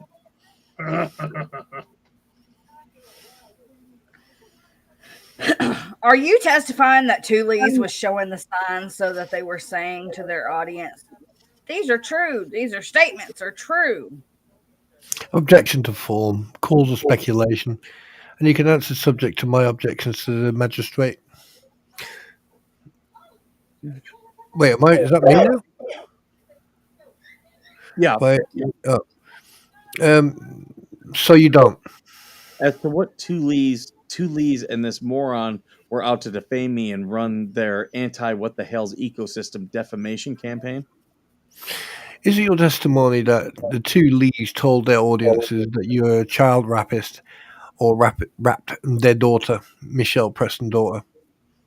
My testimony is that they have continued to defame me as well as you. And is it your testimony that, are you aware of anybody who became aware of those signs and the statements of them, other than Sim, the Grangers, Deanna West, yourself, or George? Oh, shit, no, that's fucking... It's okay. I'm going to object to myself. Asked and answered. I haven't finished the question. Okay. Are you aware of anyone who became aware of those signs from any other source than your YouTube videos? Yes, I've already shared Who? other YouTube videos. Tulise? There's one. Any others? Milltown's Best. Any others? I'm sure there are others out there. There are plenty right now with your anti-what the hell's ecosystem. And what about Megan Fox? Did she ever show the signs on her YouTube channel? I do not know. What about that umbrella guy? Did he ever show it on his YouTube channel? I do not know. Okay, so who of all the channels on which those signs were shown, to your knowledge, which one was first? Which one was the earliest? Again, I do not know. Well, we made a list of 3 channels that you claim to know for sure showed those signs. Yours, Tulise, and Milltown's Best, right? I think you made a much larger list than that and asked me questions on it. But you confirmed that those 3 yourself, Milltown's and Tulise. What's your question again? Are you confirming that those are the 3 channels that you know showed those signs, those road signs? No, I'm not confirming that. A minute ago you were saying Tulise. I openly shared that there are many other channels out there that have shown it as well, that I don't even know how far it's gone. But it all stems to the core in Otter Creek with your client, Lynette Preston, and whoever else wrote the other half of the signs. And then other channel. Why? And then other channels latching on under direction and control of individuals such as yourself, creating an anti-what the hell's ecosystem with a negative PR against me, damaging me, my business, my life, my relationships. Okay, so my question is... So no, I don't know how many. As a matter of fact, it's spun out of control. And what people believe, I can't answer that question either because I can't tell you what people believe. Even though I know you believe that she wrote them. So are you aware of any YouTube channel that broadcasted any information, including images of the signs, before you did on your channel? I am unaware. Are you aware of any YouTube channel that, in connection with showing the signs or discussing the signs, indicated that they believe the accusations contained on them? I'm unaware, but I am aware that you've been on with Tulise in a pod, indicating that I actually wrote those things about myself, trying to tell people I wrote them about myself. So I don't know what's more hideous, the aspect that someone else wrote them, or someone coming in and saying, well, Jeremy wrote this about himself and then posted. Both of them are gross. Both of them are sick, and the consequences for those individuals, including yourself, will be fought out in the court of law. Counsel, are you aware that you stated on the record that we'll be breaking for lunch at 1 o'clock? Yeah, I noticed, and we're going to break. And now it's a 1:05. Are you aware of that? Yeah, so we'll take a break now. Why don't we resume at 1:50? Would that be okay with everybody? 1:50? Yep. 5:50, right? That's 45 minutes. Bye. Recess is taken. Holy yeah. Mike? Hmm. Do you get a distinct feeling that he's probing? Oh, yeah. Oh yeah, that's exactly what he's doing. He's trying to, like you said, get Jeremy to entrap him into something stupid. No, but I'm surprised that Randy hasn't stopped it yet. In a deposition, any attorney will tell you should only ask the questions you know the answers to. He's fishing. BRB. Yeah, buddy. Holy hell, monkey. And we're back in hell. Oh. I figured the red would be perfect for tonight. Do you know something? I mean, sitting here and reading it, and then obviously I'm not saying a lot, to be honest. Ain't saying But shit. hearing all this being fucking said, and the way Jeremy is responding, I think Bubble should give Jeremy his fucking law license. Yeah. Again. I mean, like, he is doing exactly the same thing in this deposition that he's been doing on the platform of the two Lees. He's Yep. doing exactly the same. There's no difference. It's crazy. I'll tell you right now, I'd never want to sit on the other side of the table from Jeremy and Randy. No, but how the fuck is he allowed to practice law? I mean, the fact that he's already been called out multiple times with this ecosystem and everything else, and I'm surprised. What is it you said the other night, Mike? What does Bubble do for his career? What was it? He was a labor attorney. Labor attorney. So he's clearly out of his league. How many depositions you think he took as a labor attorney that dealt with something similar to this? Nothing, ever. Hello, Paul. Done some. Huh? I would imagine that he's done some. I just yeah. woefully out of practice. Oh, he's probably done many of them, but in regards to something like this, though, I mean, he's just, I don't know. This is fucking insane. I just can't. I mean, I love the nose remark. The nose remark was dead on. I mean, the fact that that guy is sitting there asking these probing questions, trying to fucking catch Jeremy out deliberately, and his attitude, his unprofessionalism, the way he responds on some of them, and the fact that he sits there with a grin on his face, and that Randy literally has to turn around and say it on record. Exactly. So for me, if an attorney, right, who I knew was on a platform with people who cause these problems and was on a fucking platform, and he did that. Oh, dude. We need to get into this next section. This next section is so irrelevant. So irrelevant. What was that? This next section of the deposition. Oh, hell, we're already on a 160 out of 320. We're halfway there.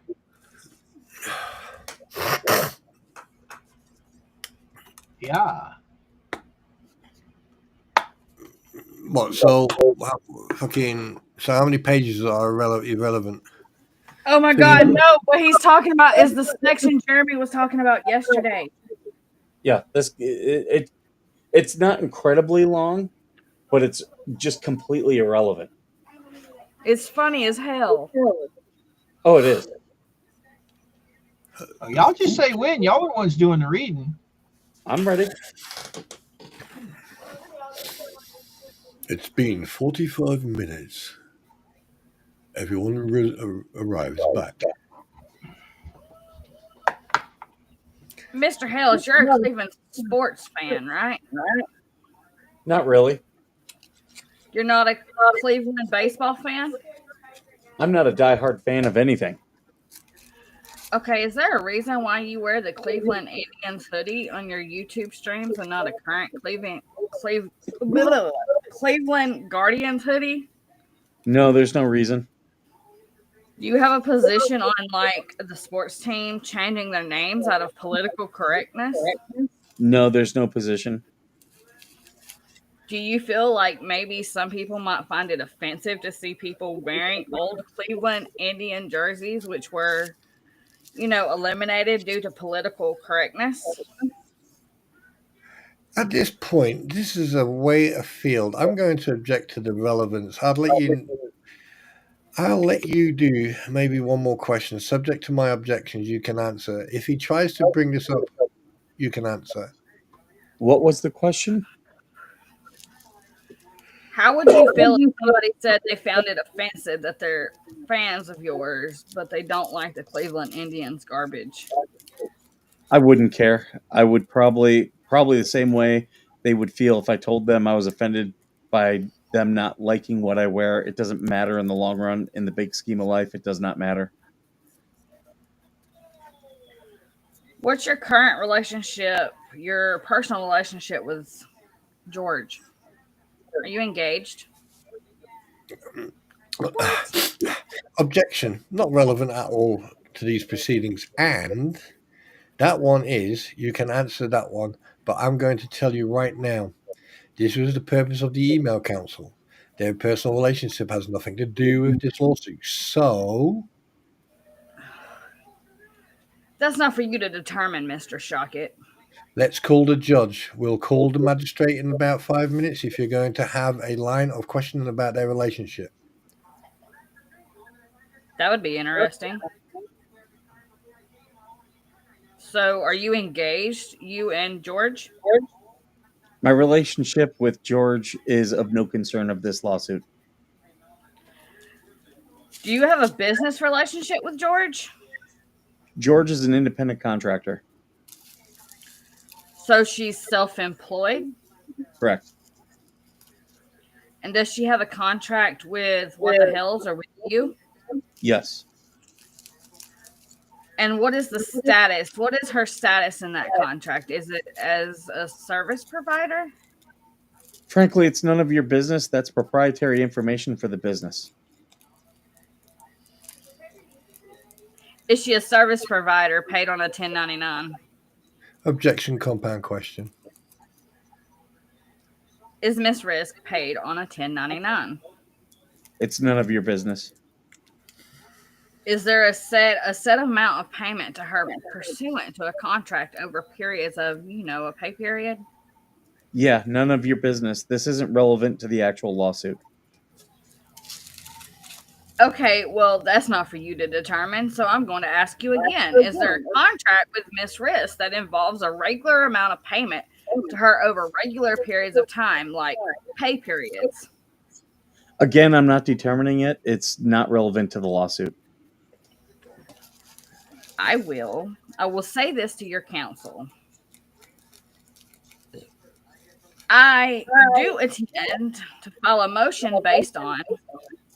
Counsel, you don't need to announce your intentions. I've told you several times, do whatever you have to do. Well, this is me endeavoring to make the reminder of the deposition productive, and so if you want to go off record and discuss this... No, this is particularly for the record, and that is this. You have not controlled your client. Your client has gone on many tirades, and your... Hey, Mr. Suckett, may I speak? May I speak?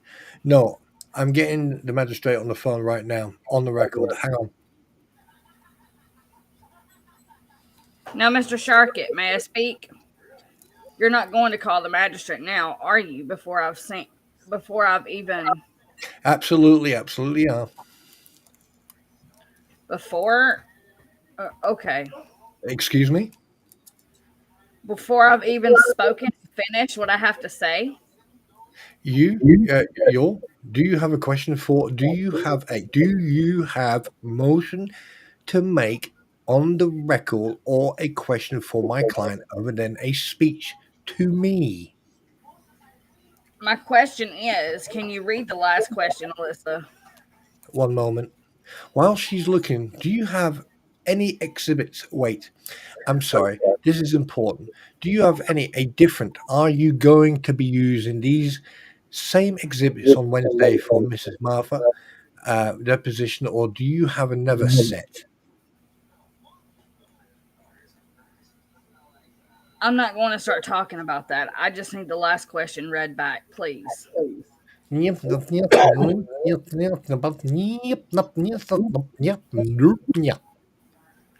understand the question? Yes, I do. Can I hear your answer, please? You already got my answer. That's confidential business information that you're not entitled to and has no relevancy to this lawsuit whatsoever. Relevancy is not a proper objection in a deposition. Motion to strike that Mr. Muskin just said. Do you have another question? I'm asking you to instruct your client to answer the question, unless you're instructing him not to answer on the grounds of privilege. I didn't hear the question. I'm asking you, Attorney Shockett, to instruct your client to answer the last question, unless you're instructing him not to answer on the ground of privilege. Did you hear me instruct him not to answer? So therefore, I'm asking you to ask him to answer the question. I'm not here to do that, counsel. He's answering the question. So you're not here to tell your client to answer a question that's been asked in a deposition. You're his counsel in a deposition, but you're not going to tell him to answer a question that you're not instructing him not to answer. If you're not happy with his answer, you can do things with it. Please move on. I will. How come the email from Miss Preston to Mayor Dan in Ohio was not alleged in your complaint? Objection. That is attorney-client privilege and work product, and that I will instruct him not to answer unless you can answer that question outside of the conversation that you and I had. I can't. You can't, Will. Then don't answer the question. Am I correct that there was an email sent by Miss Preston to a person that we refer to as Mayor Dan, who is the mayor of your hometown in Ohio, correct? Yes. And to the best of your recollection, what did that email say? To summarize, to the best of my recollection, basically, she was trying to warn Mayor Dan to try and remove me from the town that I live in. When you say remove you, what does that mean? She doesn't want me living anywhere. She wants to cause problems wherever I'm at, including whether I'm in Ohio or Florida or anywhere else. Okay, but when you say that she wrote an email to try to have you removed from the town in Ohio, is that what you testified? I'm testifying first. She contacted the town hall multiple times on the phone and then threatened to call the local news station if she didn't get in contact with the actual mayor. She then sent an email to the mayor and, in essence, summarizing that she doesn't. She wants the mayor to know what a problem I am. But you said to have you removed. So was there something in this email that suggested that you should be kicked out of the town? Would you like to bring the email up so we can actually read it? I don't have it. Why not? You're asking questions about it. So what town is it, by the way, in Ohio? It really doesn't have any relevancy to the issue here. The town that Mayor Dan is the mayor of. Well, in all reality, it's not a town, so your question is wrong. Well, what is he the mayor of, even if it's not a town? He's the mayor of a village. And what's the name of the village? I don't really think it matters. It's public record. It's public record. Peninsula. Peninsula, Ohio? Is that the address somebody would write on an envelope? Yes. And what's that zip code? 44264. I do want to have you open Exhibit 73, please. Yes, 73, which is a JPEG. A what? Hang on. It's not a PDF, but it's a screenshot. Okay, sorry. It's a one-page police report. Okay, we have it. Is that a police report dated? It's really touchy. It doesn't seem to have the exact date on it, does it? Or am I missing that? The date of the report? Well, in any event, does the report say that the writer spoke on 1/17/24 to someone who is blacked out, who advised that he believes Lynette Preston violated their no contact order? So we're looking at the same thing. That is the first line, yes. All right. And would you agree with me? There's no doubt that the name that's been redacted is yours. I honestly do not know. It's redacted. I understand that. And I have not read the rest of the police report. I've only looked at the first line. Okay, I'll tell you what. You take a minute or two or three even and please read it. And then my question will be whether you're willing to acknowledge that it's yours. Can you increase that? Yeah, it's very touchy. Yeah, it's very touchy. Yeah, I just touch it and it just moves. Is that better? Yeah, that's a little better.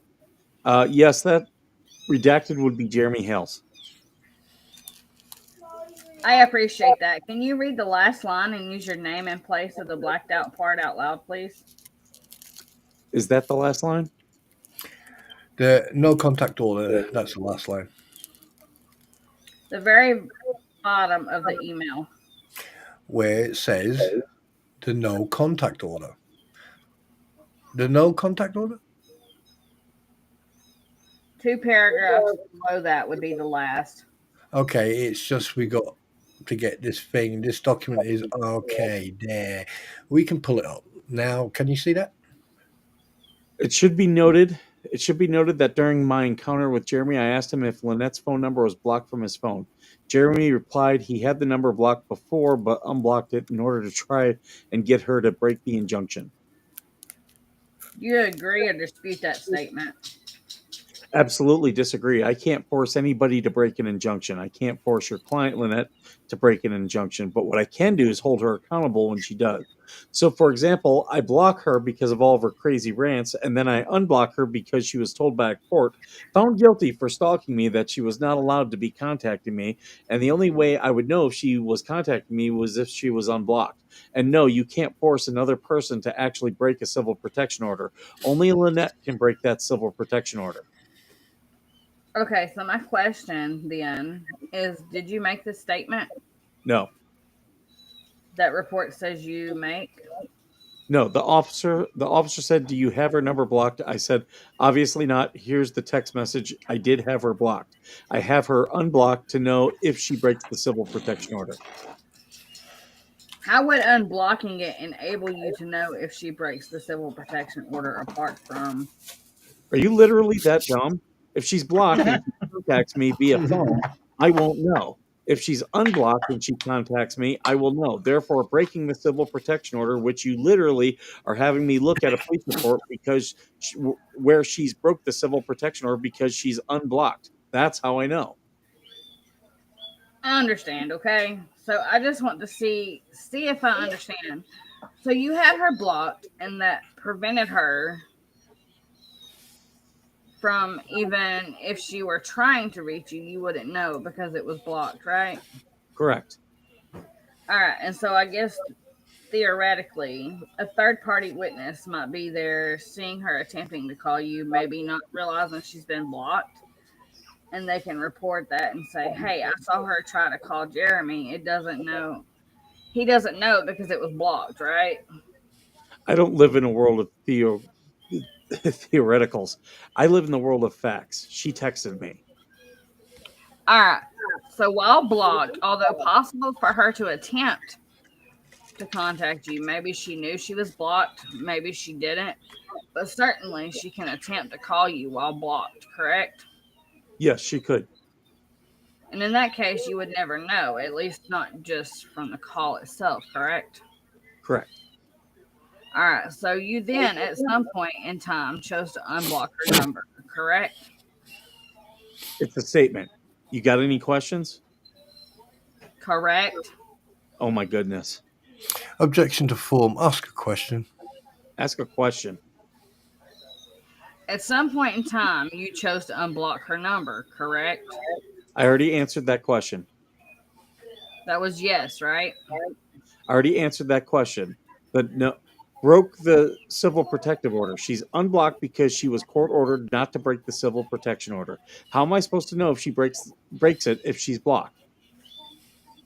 Okay.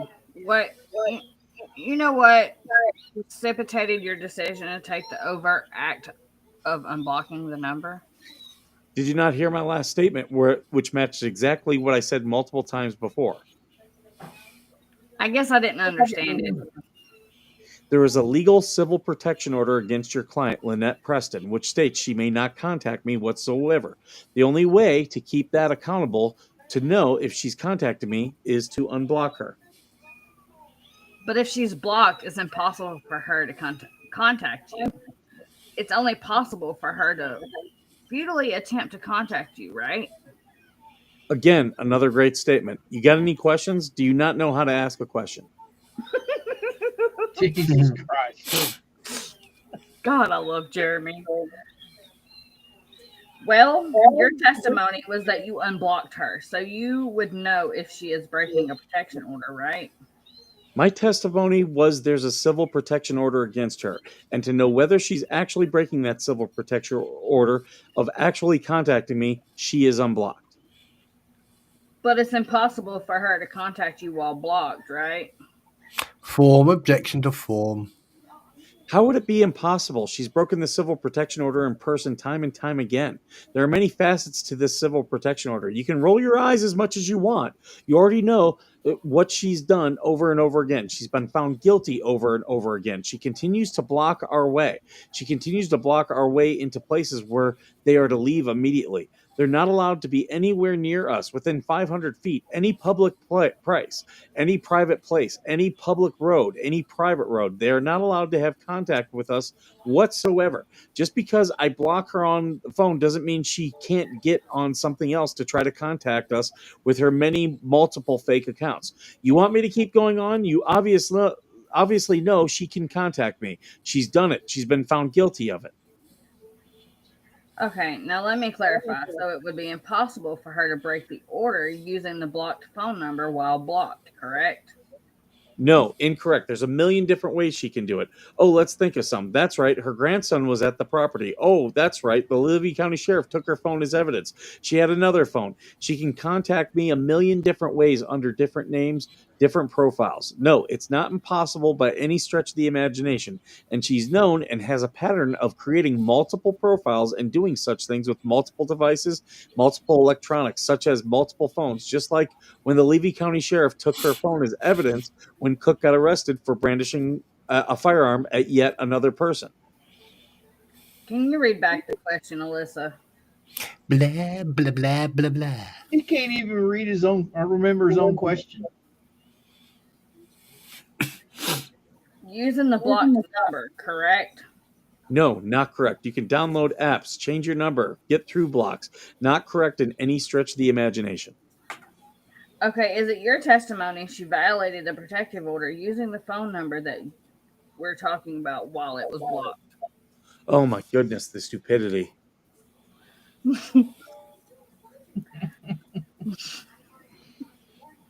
I'm trying so hard not to break character, but Mike is so good at this.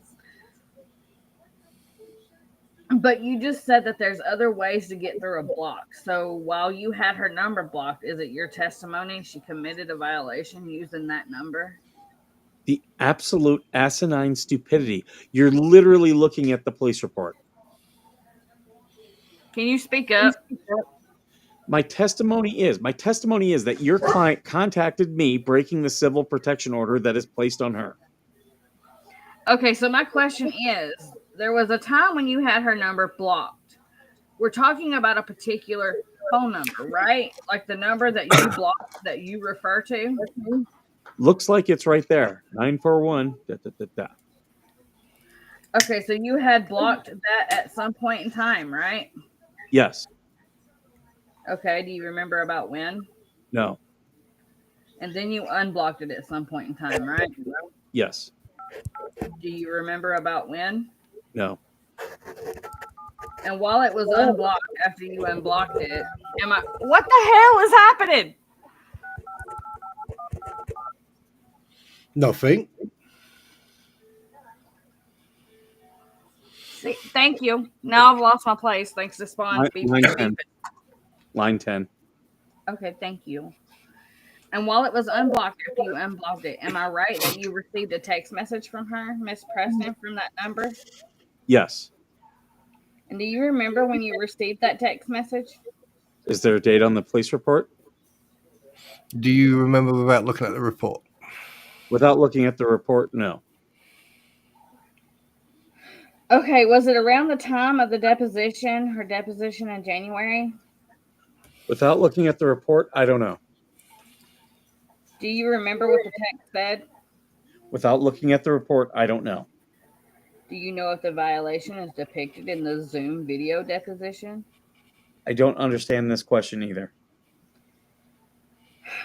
Is it the act of her contacting you with that phone number in violation of the order depicted in the video during the deposition? Did she do it during that deposition?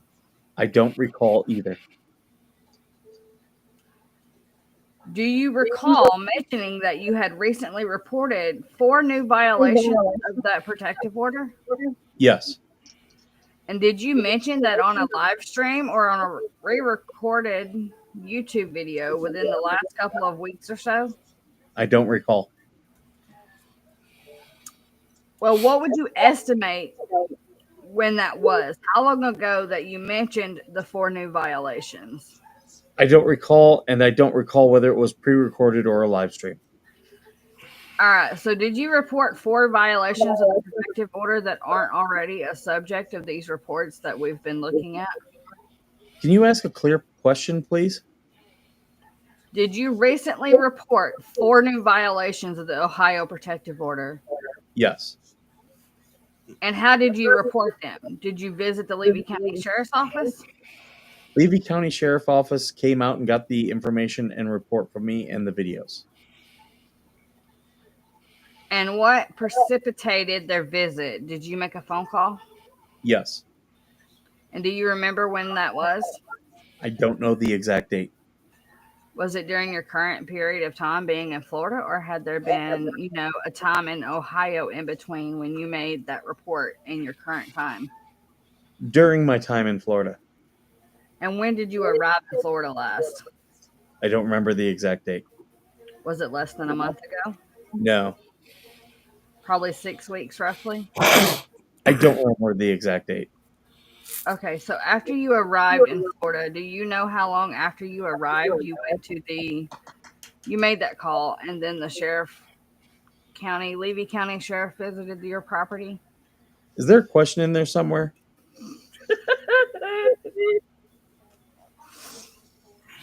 How long after you arrived in Florida did the Sheriff's Office visit you to take a report of 4 violations? I don't recall the exact date. Approximately? I don't recall the exact date. So how did this begin? Did you pick up the phone and call? I want to report 4 violations. Please send somebody over. I called Levy County Sheriff to report a violation. And did they say, okay, we'll send somebody over? Yes.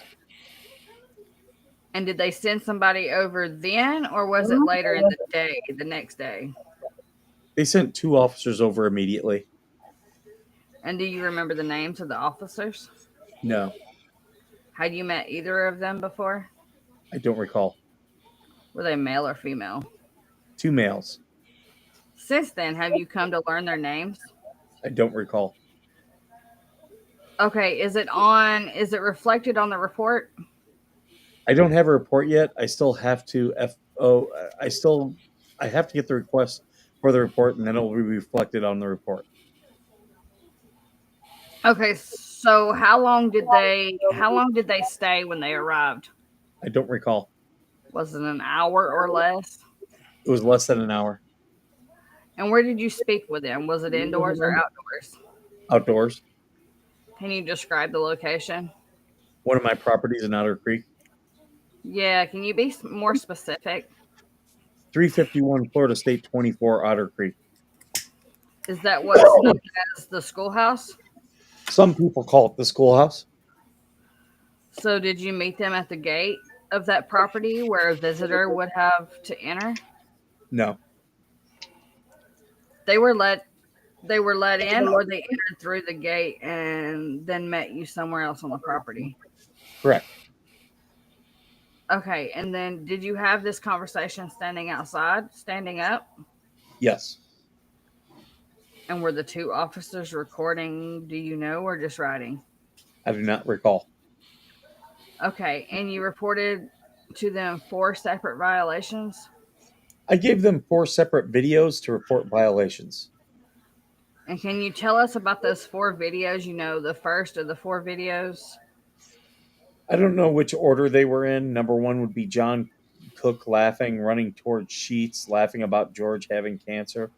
Another would be John Cook talking to me at the edge of his property as he's filming and then going, Your Honor, see, this is what I got to go through every day, which is communication with me. Another is John Cook violating the protection order at the post office. Another is John Cook and Lynette violating the protection order driving straight towards me as they see me on the road on North Otter Creek Avenue. They see me, they stop. Instead of turning around, they drive straight towards me.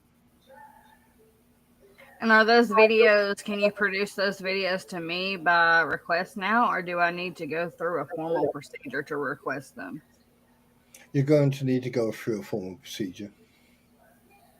Okay, so the video you described of the well, Mr. Shockett, I would say that they're responsive to the already propounded request, but we can discuss that.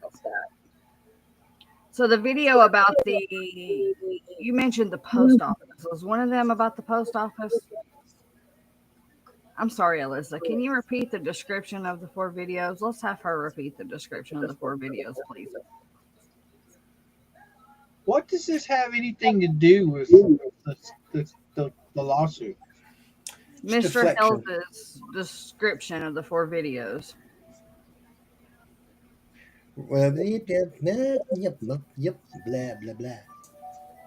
Got you. Okay, so the laughing about cancer running towards the sheets. Can you describe that in a little more detail? What do you mean by running toward the sheets? Which part don't you understand? Running towards or sheets?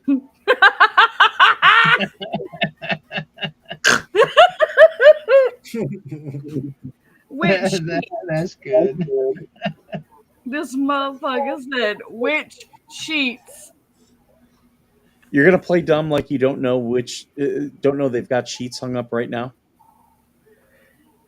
So when did this alleged violation occur? I don't have the exact date. I'd have to get the report. And when you say he was laughing about George having cancer running towards the sheets, how did you witness this? Well, I film every time I have to drive by there for my own protection and accountability. I have ears. I can hear it. Oh, so you were driving by filming, and were you filming with your arm out the window holding a cell phone? I film the only way I know how to film, with something in my hand with a cell phone. Okay, so on this particular day, you were driving on the road between your property and their property, right? Correct. And were you driving in the direction such that the driver's side was closer to their side or your side? Okay, so you're driving by and you're holding the cell phone out the window, filming for protection and accountability, correct? Correct. And tell me what happened then that constitutes the violation. We've already covered this. Well, I'm asking you now to describe. Describe it now that I've set the scenario. We literally have already covered this multiple times. Running towards the sheets, laughing, going, ha, ha, ha, George, cancer. Communication. Running in what direction? Breach of civil protection order, communication, intentional, willingly, knowingly communication. Literally running towards so I would hear him. Literally running towards so I will see him. Literally, willingly, knowingly violating the civil protection order. Not turning around like he's supposed to. Not minding his own business like he's supposed to. Taunting, making contact with me. Intentionally making contact with me. Are you finished? Where was he running from? What direction? Or what building? Behind the sheets. So you were driving by and he emerged from behind the sheet so you could see him. Yes. And then he moved in what direction toward the road? To the left, to the right? Towards me, towards the road. I see. So you're driving by, your cell phone is out the window, and he shows up from behind the sheets and starts walking towards the road. And was he filming? Was he holding a cell phone? I do not know. Okay. He was walking towards the road and saying what?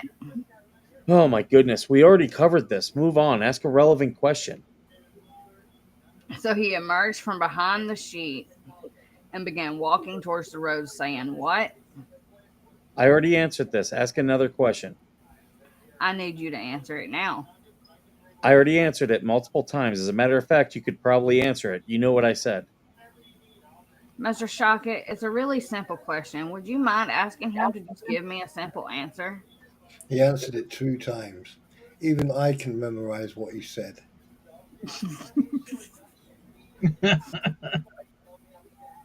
Mr. Hales, what did Mr. Cook say as he walked from behind the sheets towards as you were driving by filming? All right, one more time, then that's it. He was laughing out loud to make sure I could hear him, which is covered on the cell phone video footage, mocking George having cancer. But I want words spoken, not your characterization. Well, you can have the video when you go through the proper channels to get the video. You'll hear them. But do you remember what he said? Not just, I do not have the video right now. do you remember what he said? Do you remember what he said? I just told you what he said for the third time, and I'm not going to answer it again. All right. In the second violation that you reported, you said that Mr. Cook was on the edge of his property yelling, Your Honor. This is what we have to go through. Is this correct? Oh my goodness. We finally got a question out of this statement. Wow. Yes. And again, let's set up this scenario. Where were you at this time? Driving.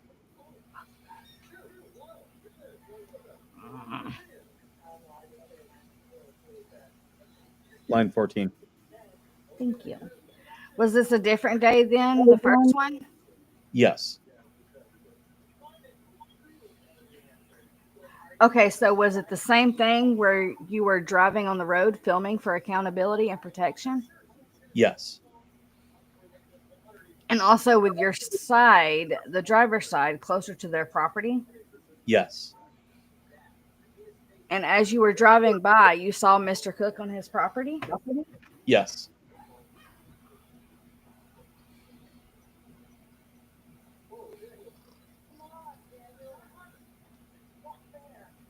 And did you stop or slow down?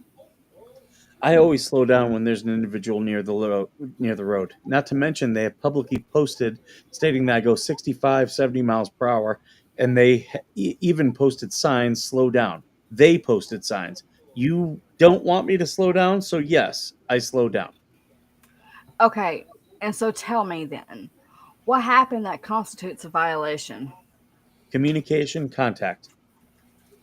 Well, again, you're characterizing, so I'd like you to give me the facts. What exactly did he do or say? And again, I already told you, this is the last time I'm going to answer this question. He is filming me as I'm filming him and going, Your Honor, this is what I have to go through every day. There is no Your Honor. The communication is with me. I'm the only person there. And then you talked about a violation occurring at the post office? Nice statement. You got a question?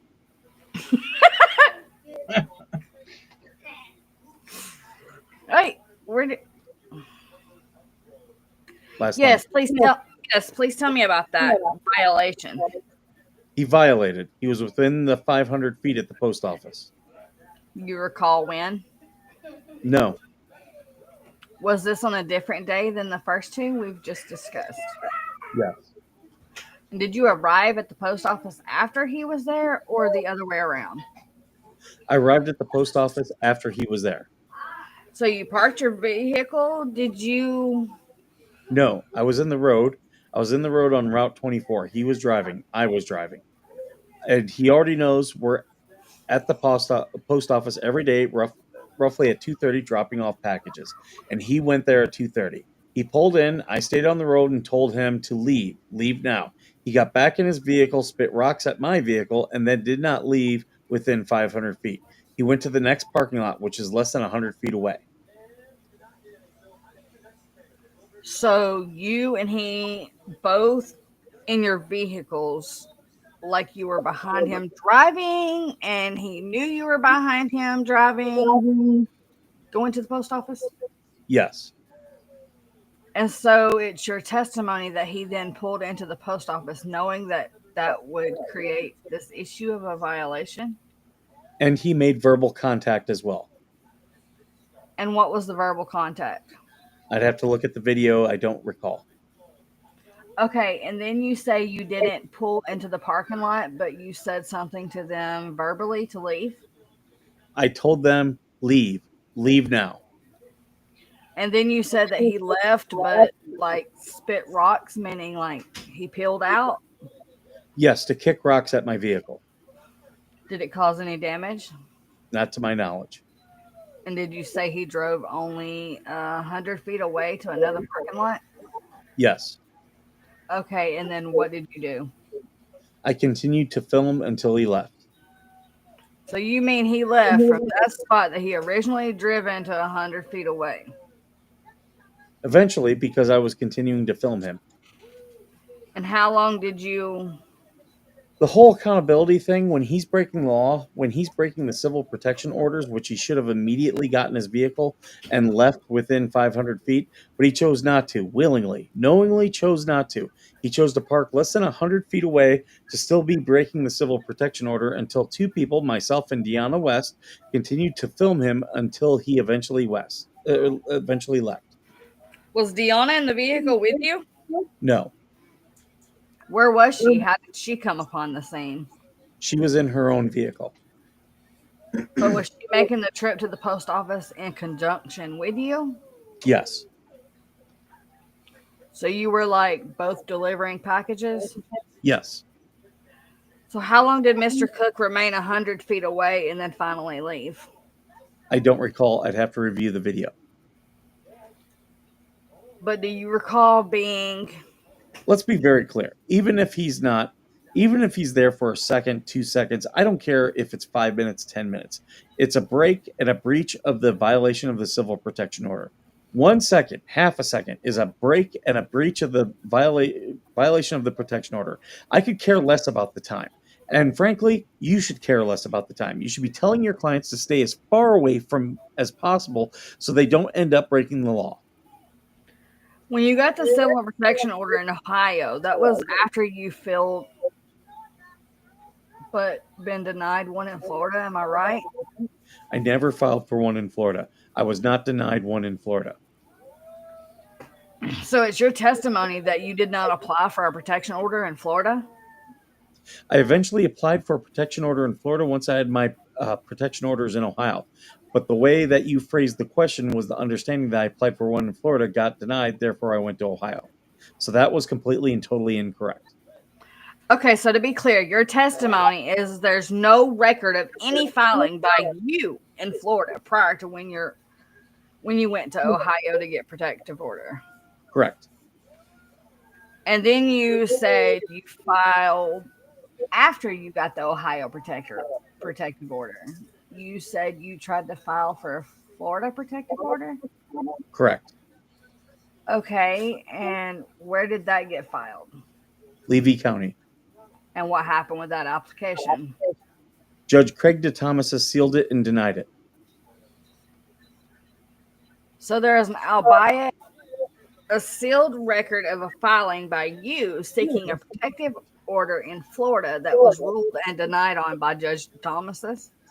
Correct. Illegally. Both state law. Did you? I'm not finished. Both state law was broken by Judge Craig DeThomas, and both federal law was broken by Judge Craig DeThomas, and he sealed it so nobody would have any access to it.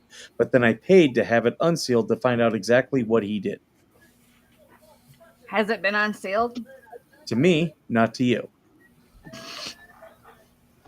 So you have, well, even if it were sealed and not unsealed, you still, of course, have a record or file of what you filed, right? An electronic copy, right? Yes. So will you produce that in discovery? I need to see your request, counsel. Okay, I'm pretty sure it was responsive to other requests, but if we need to, we will. So Miss Preston was pro se, unrepresented by counsel during the proceedings in the Ohio court, the evidentiary proceeding, correct? I do not know Miss Preston's legal background or who is helping or representing her except for you. Well, in the Ohio proceeding that you filed and were granted a protective order, to your knowledge, does she have a counsel of record at the time of that proceeding? Within the court, she did not have a counsel of record. And the fourth violation that you testified to recently reported involved them driving toward you on the roads, correct? Yes.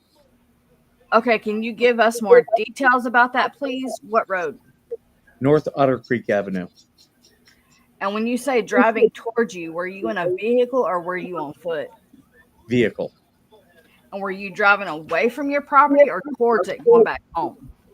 Both. I have multiple properties. I was leaving one property, going to another property. Okay, and so tell us what the violation consisted of. The violation consisted of not being more than 500 feet away from me on any public or private road. They stopped knowing that they were going to break the violation. Instead of backing up and removing themselves, they broke it intentionally, willingly, knowingly. They stopped. They knew they were going to break it, and they moved forward. Okay, I've got to understand this a little better. So are you saying that you were driving and then they were coming in the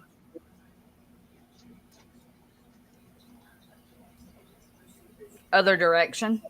Correct. Okay, were they did you know, surmise they were coming in the other direction to, go back to their property?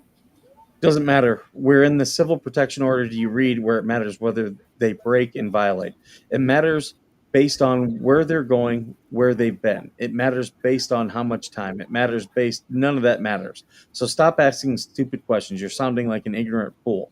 The only thing that matters is they broke and violated the civil protection order. The only thing in the civil protection order is they must stay 500 feet away from myself and George at all times, no matter where they're headed, no matter where they're going, no matter where they've been. 500 feet away on every public and private road. End of story.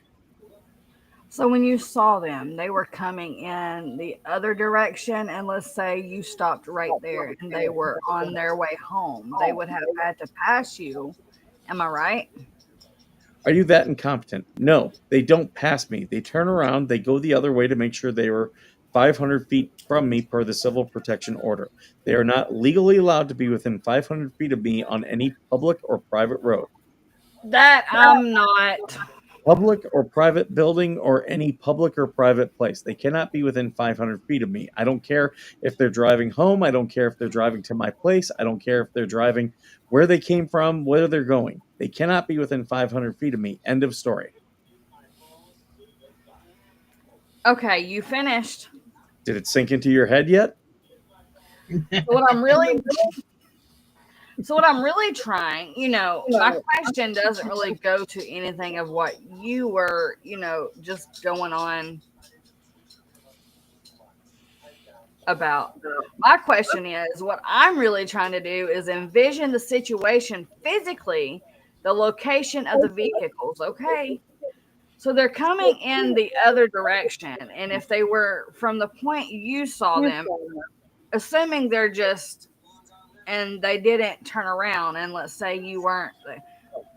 Oh my God, this is making me lose brain cells. And they didn't turn around, and let's say you weren't there, or they didn't care that you were there, and they just wanted to go home, and they didn't change directions. They would have to pass you to reach that destination, the point where you were located. Is that correct? It makes no difference any type of destination. They are legally bound to stay within 500 feet away from me. So I'm asking you if you can just tell me what I want to understand is if they were just going home and continued on their routes without regard to the protection order, they would have had to go right past where you were at the moment of time when you spotted them. Yes or no? What I want you to understand is where I was. They were breaking and violating the civil protection order. They might not legally be within 500 feet of me. Nothing else matters. Let the record reflect counsel was laughing and smiling during Hale's response. So, Mr. Shockett, I wonder if you can ask Mr. Hales to give me a direct answer to the question I'm actually asking, which is if you take Mr. Hales' location at the moment in time he spotted them coming in the other direction and they were just going to continue on to go home, would they have to pass him? Would they have to go right by him? That's my question. Can he answer that? And the answer is legally they must remove themselves. That's the answer. Did they pass you? That's the law. That's the law. Did they drive by you? I'm not done. The answer is they legally must remove themselves from the situation. That's what their consequences of their actions have done, as they have not only stalked me, they have harassed me, they have extorted me, they have constantly put my life in fear, my loved ones in danger. The consequences of their action under the law, civil protection, means they remove themselves. That's what they needed to do. All right. So what did they do? Violated and broke the civil protection order. But that's your characterization. So I want to know factually. So you spotted them. How far away were you? How far apart was your vehicle from their vehicle when you spotted them coming the other direction? I don't know. I don't go out in the middle of North Otter Creek Avenue dragging a tape measure with my leg wrapped up to my crotch.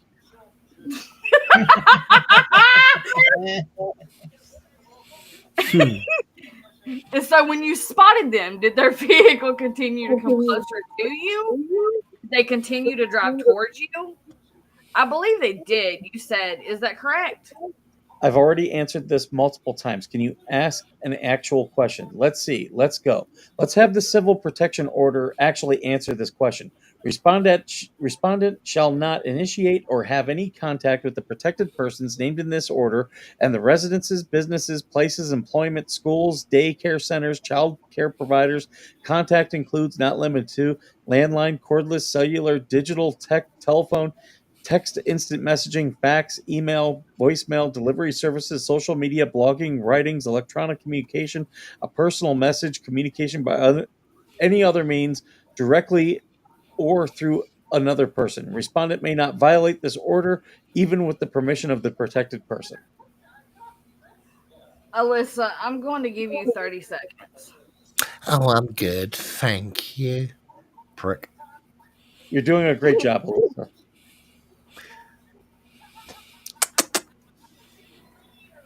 During this alleged violation of the Ohio order, did they pass you in their vehicle? Yes. Thank you. And you continued on after they passed you, and thereby your cars, your vehicles then became further apart at the point in time, right? Objection to form. You can answer if you've understood the question. When they passed you, were you moving or were you stationary? Moving. Okay. Were you on the right side? And they were on the right side of the road, your right side. They were on their right side. Yes. Okay. And did you have your cell phone out the window for accountability and protection? Yes. And did you see who was in the vehicle? Yes. And who was in the vehicle? John Cook, Lynette Preston. And anybody else? Not that I saw.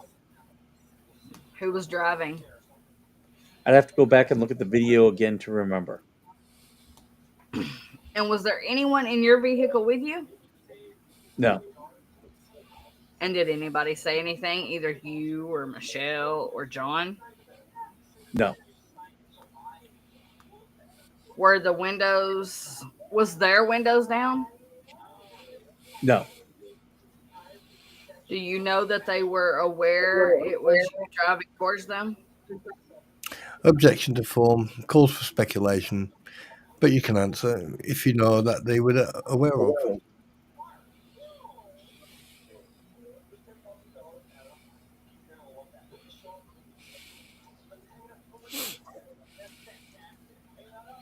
Mikey. Pretty easy to know. I'm sorry, I didn't say that. Pretty easy to know. The question is, do you know if they were aware that if it was you driving towards them? Pretty easy to know what they're aware of, as they have outlined and documented the make and model and color of my vehicle, not only stating that I pass by them filming hundreds of times a day, which is not true whatsoever. I pass by when is needed to pass by. They have literally documented in court evidence, court documents, my vehicle. They know my vehicle. They stopped when they saw my vehicle. And instead of going in the side street and turning around, which they have every opportunity to do, they decided to willingly violate the civil protection order. All right. So there was a side street. Now, was the side street between you and their vehicle at the moment you spotted them, or had they already passed it? They did not pass it. So in the space between the front of your vehicle and the front of their vehicle at the moment in time when you spotted them, and presumably they spotted you, you're saying that there was a side street that they could have turned into? Yes. And where was that side street relative, to your car? Was it closer to yours or to theirs? They were right at it. Would that have been a right turn or a left turn for them? That would have been a right turn. Meaning if you were going to turn into that side, it would have been a left turn? Yes. All right. And that is that side street exactly? I don't know the name. How far from the entrance to Turtle Purgatory was the side street? Hold on, pause. Bubbles actually called it Turtle Purgatory. This is what I was about to say. Okay, pause. Did you just see what Turtle?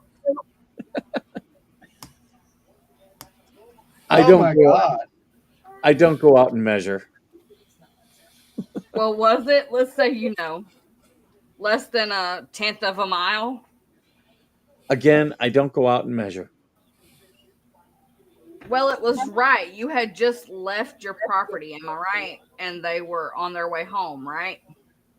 You sure did make a lot of assumptions about where they were going, what they were doing, what I was doing. But yes, I was leaving my property. I have no idea where they were going. It doesn't matter because they violated knowingly, willingly the civil protection order. They cannot be within 500 feet of me. They know my vehicle. They know everything about my vehicle. They willingly, knowingly violated. It doesn't matter where they were going. So you can stop saying they were going home. I don't care where they were going. I don't care where they were coming from. None of it matters. The court isn't going to care about it either. When it's in Ohio court for yet another violation, when they're going to care is what they're going to care is, did they violate? The answer is yes. They violated it again. So if they had turned down the side street, so you're saying that would have avoided the violation? If they would have turned down the side street, that side street feeds right into Route 19, Route 98. They would have avoided it. Had you ever gone somewhere because you learned or were aware that they were there just for the purpose of using the Ohio protection order to force them to leave? No. Well, have you ever said on any of your YouTube videos that you would go to one location or another and there enforce the Ohio protection order by making them leave? I've clearly stated that I will live my life without consequences because I'm not the one that's been found guilty. I'm a reseller. I go to flea markets. I buy from sellers and then resell. That is a major that is part of a major part of my business. So if they are at a flea market and I show up at the flea market, they must remove themselves from the flea market. Now, as such, I've not yet gone to that flea market as I've been busy and out of town with other resale opportunities. But there will be a day where I will be at that flea market because I attend that flea market. I buy from other sellers and then I resell, which means they will be in violation and therefore they must leave. Okay, so to be clear, you have... Stop it. So to be clear, you have not, but you do fully intend to attend the, what's it called, the flea market? Is it Chiefland? I fully intend to live my life normally as I always have, without repercussions, without consequences, because I haven't broken the law. They have. What's the name of the flea market we're talking about? You tell me. I don't know. The one where Miss Preston... I don't know the name either. All right, but it's your intention at some point, you fully intend to go to that flea market where Miss Preston has a booth because you have business there. And when your intention is to make sure that Ohio order is enforced and that she's made to leave. Am I correct? My intention when I have business there is to make sure I'm protected and the law isn't broken. And that would have, in this case, mean requiring her to leave on threat of contempt of the Ohio order, correct? Those are the consequences of her being found guilty, her breaking the law. But I'm saying prospectively now in the future, if and when you go to the flea market, it's your intention to require her to leave on threat of contempt of the Ohio order. Am I right? Whether I go to a town hall meeting, whether I go to Walmart, whether I go to McDonald's, whether I go to Chiefland Flea Market, whether I go home on my own road, if they violate, they're going to be reported. Okay, but I want to know specifically about the flea market. So it is your present intention to, at some time in the future, go. Wait, you cut off part of my sentence. Go there for business when you do, you're going to enforce the Ohio order. I've answered this question multiple times. Move on or ask a new question. And do you have a time frame of when you expect to invoke your right to go to the flea market and enforce the Ohio order? Question mark. It has nothing to do with enforcing an Ohio order. It has everything to do with protecting myself from these monsters. So do you have a time frame when you plan? Do you have a plan of when you might go do business at the flea market and then this issue may arise? I have no time frame. Whenever business is to the point where I need to go and buy and purchase from sellers at the flea market, that's when I'll be there. Same as I don't have a time frame when I'm going to Walmart, nor am I going to confer with your clients to say I'm going to Walmart right now. And yet they have spoken at Walmart as well. Your client, Lynette Preston, double-birded me, flipped me off with both hands in the parking lot of Walmart. You think I'm going to go to her and say, hey, I'm going to Walmart now, please don't be there? No. She is the one that has to immediately leave. So I will live a life normally as my life should be normal, except they have terrorized our lives to the point where it's no longer normal, to the point where we just have to put our own piece of property up for sale just to get away from their insanity, just to get away from the harassment, just to go away from their threats, just to get away from they're going to put a cap in my ass. They're going to shoot me in the face and they're going to feed me to the gators. I will live my life normally as I do every single day and protect myself from your clients. So she flipped you the double bird at Walmart? Mr. Hales, she flipped you. Miss Preston flipped you the double bird at Walmart?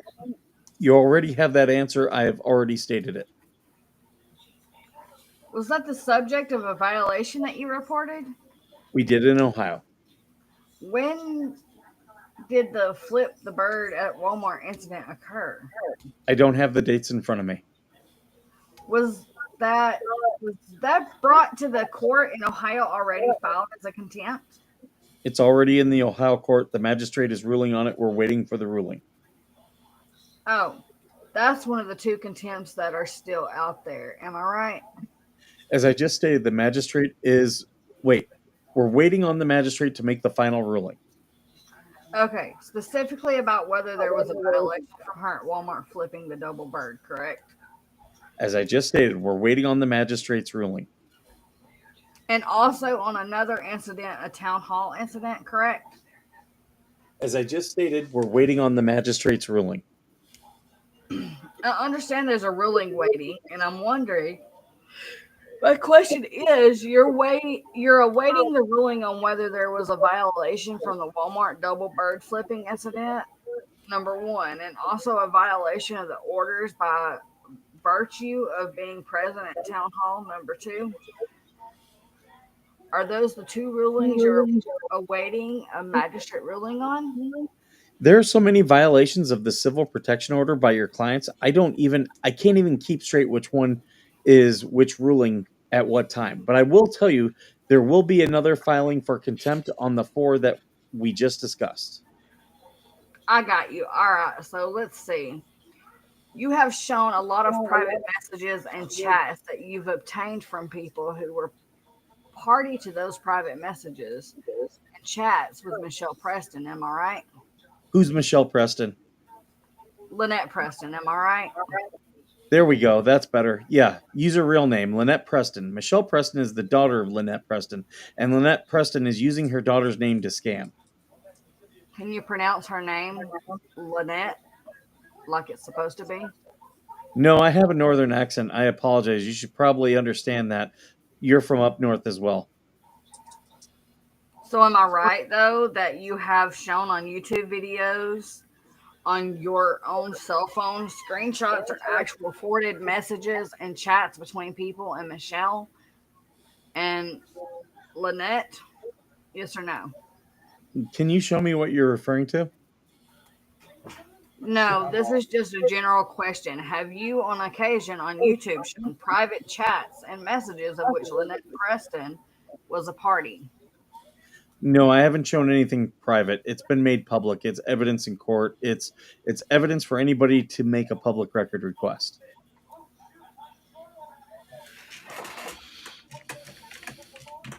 Well, None of it is private. If it's made known to me, how can it be private? So let's actually call it what it is. It's a publication by Lynette Preston. no. I'm specifically asking about your publication of private chats and messages between Lynette Preston and other parties who provided them to you. There is no privacy, so drop the word private. There is no privacy. It's the internet. Anything can be subpoenaed. Even text messages can be subpoenaed. There is no privacy whatsoever, so stop saying privacy. Fair enough.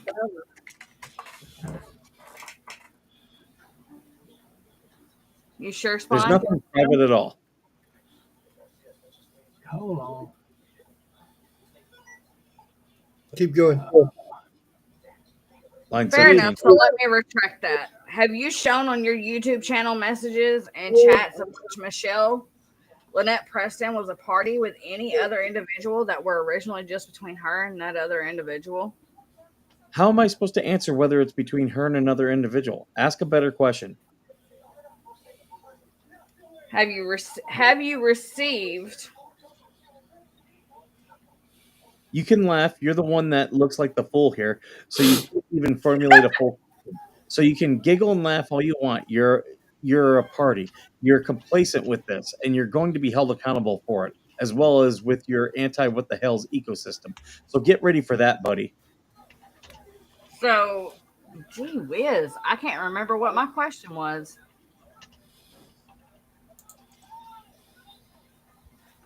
Oh shit! I need to roll. Alyssa, I'm sorry. I honestly can that you can even think to be honest. Would you mind? I'm sorry, I couldn't hear you. I can't even remember what my question was. Would you mind? Reporter read back the record. So do you understand the question? And I already followed up and I said, can you show me what you're referring to? Well, have you ever talked about having moles on your YouTube videos? Have you ever said that you have moles providing you information? Good question. How many moles do you think there potentially is? Do you think there's moles in your private conversations right now? Mr. Hales, I'm asking the questions. So do you acknowledge saying on your YouTube videos on more than one occasion that you have moles providing you with information that you're then disseminating publicly on your YouTube videos? Well, let me answer this question since you stated that you're the one asking the questions. It's a yes or no question. Because what you're doing is making statements, and then I have to prompt you to actually ask a question. I don't need moles because your clients post everything out there with fools such as you putting everything out there on the internet. Nobody needs a mole. Nobody needs anything sent to them when people such as you continue to incriminate yourself with this conspiracy of defamation with your clients. Who needs a mole to anything? Yeah, I've got moles. They're all over my body. I have freckles too.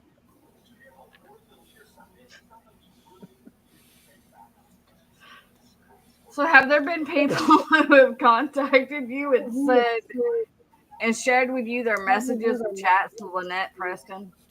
Rephrase the question, please. Have there been people who have contacted you and shared with you their chats with Lynette? There have been people who have shared communication from Lynette Preston for evidence in court.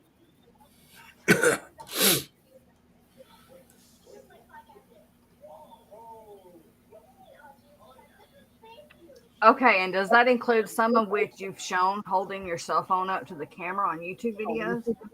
I have no idea. Okay, I'd like to know the name of the individuals that have provided you this evidence for use in court of communication with Lynette. Oh, here comes Randy. Well, I'm going to say that some of those names are confidential work product. So if you know of anyone that hasn't, Listen, that's attorney-client privilege. Hold on. You keep wanting to invade attorney-client privilege, which you're opening yourself up for that. So same instructions as before. Yeah, there's no one that is outside of the bounds of attorney-client privilege. Then don't answer it. I'm going to have to follow up here. So is it your testimony that strike that? Has there been a non-lawyer who has contacted you and said, I would like to share, I have information to share in the form of my messages and chats and conversations with Lynette Preston? You can answer that. Contacted you, not me. Ask the question again, rephrase it. So the question is, have there been individuals who have contacted you to share with you those individuals' conversations, messages, chats they had with Lynette? That they had with Lynette Preston. Contacted me personally? Yes.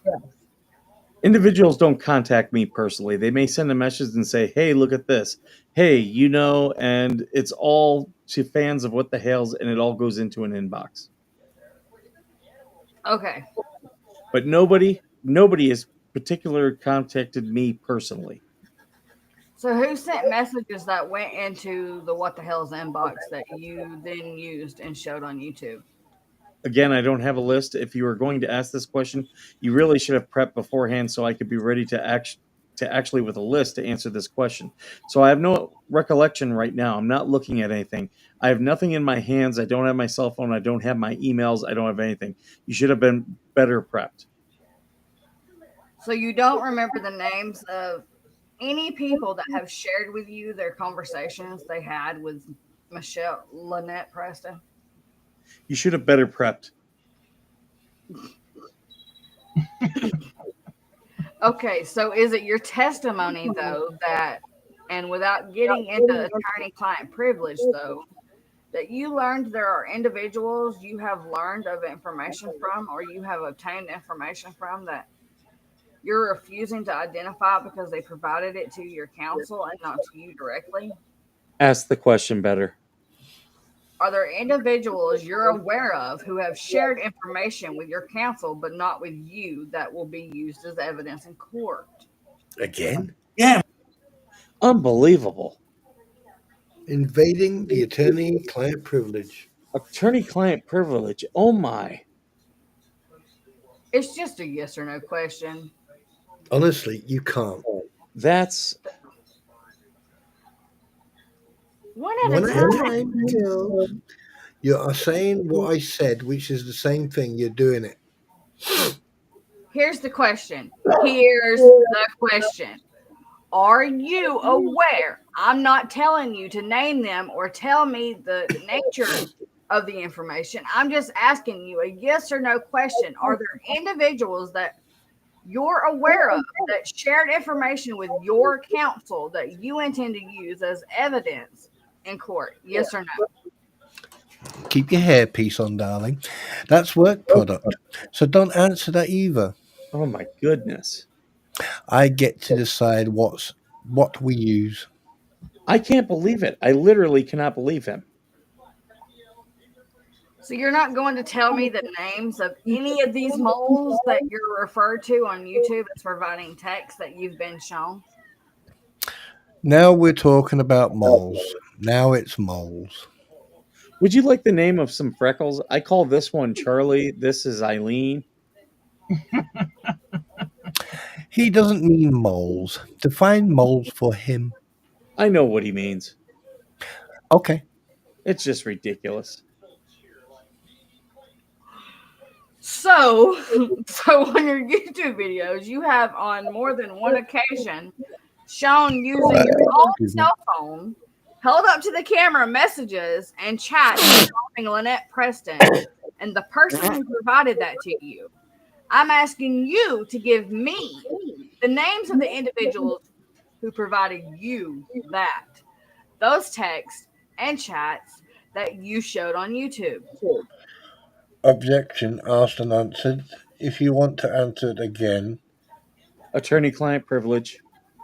no, but the emails that you mentioned, if you want to answer it again, go ahead. It's up to you. I don't have any information in front of me to be able to answer.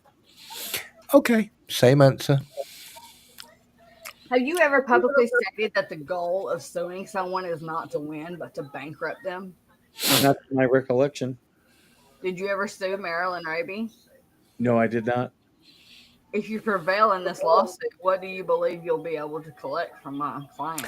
Objection to form.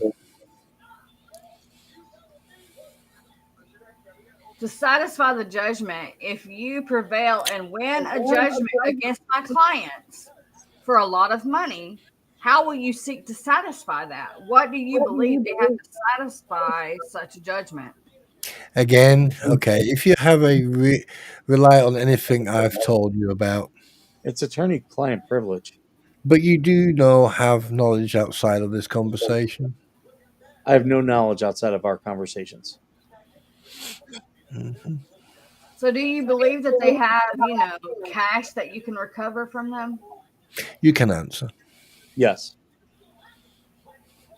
And what is the basis of your belief that they have cash in sufficient an amount to pay off a judgment you expect to recover in this case?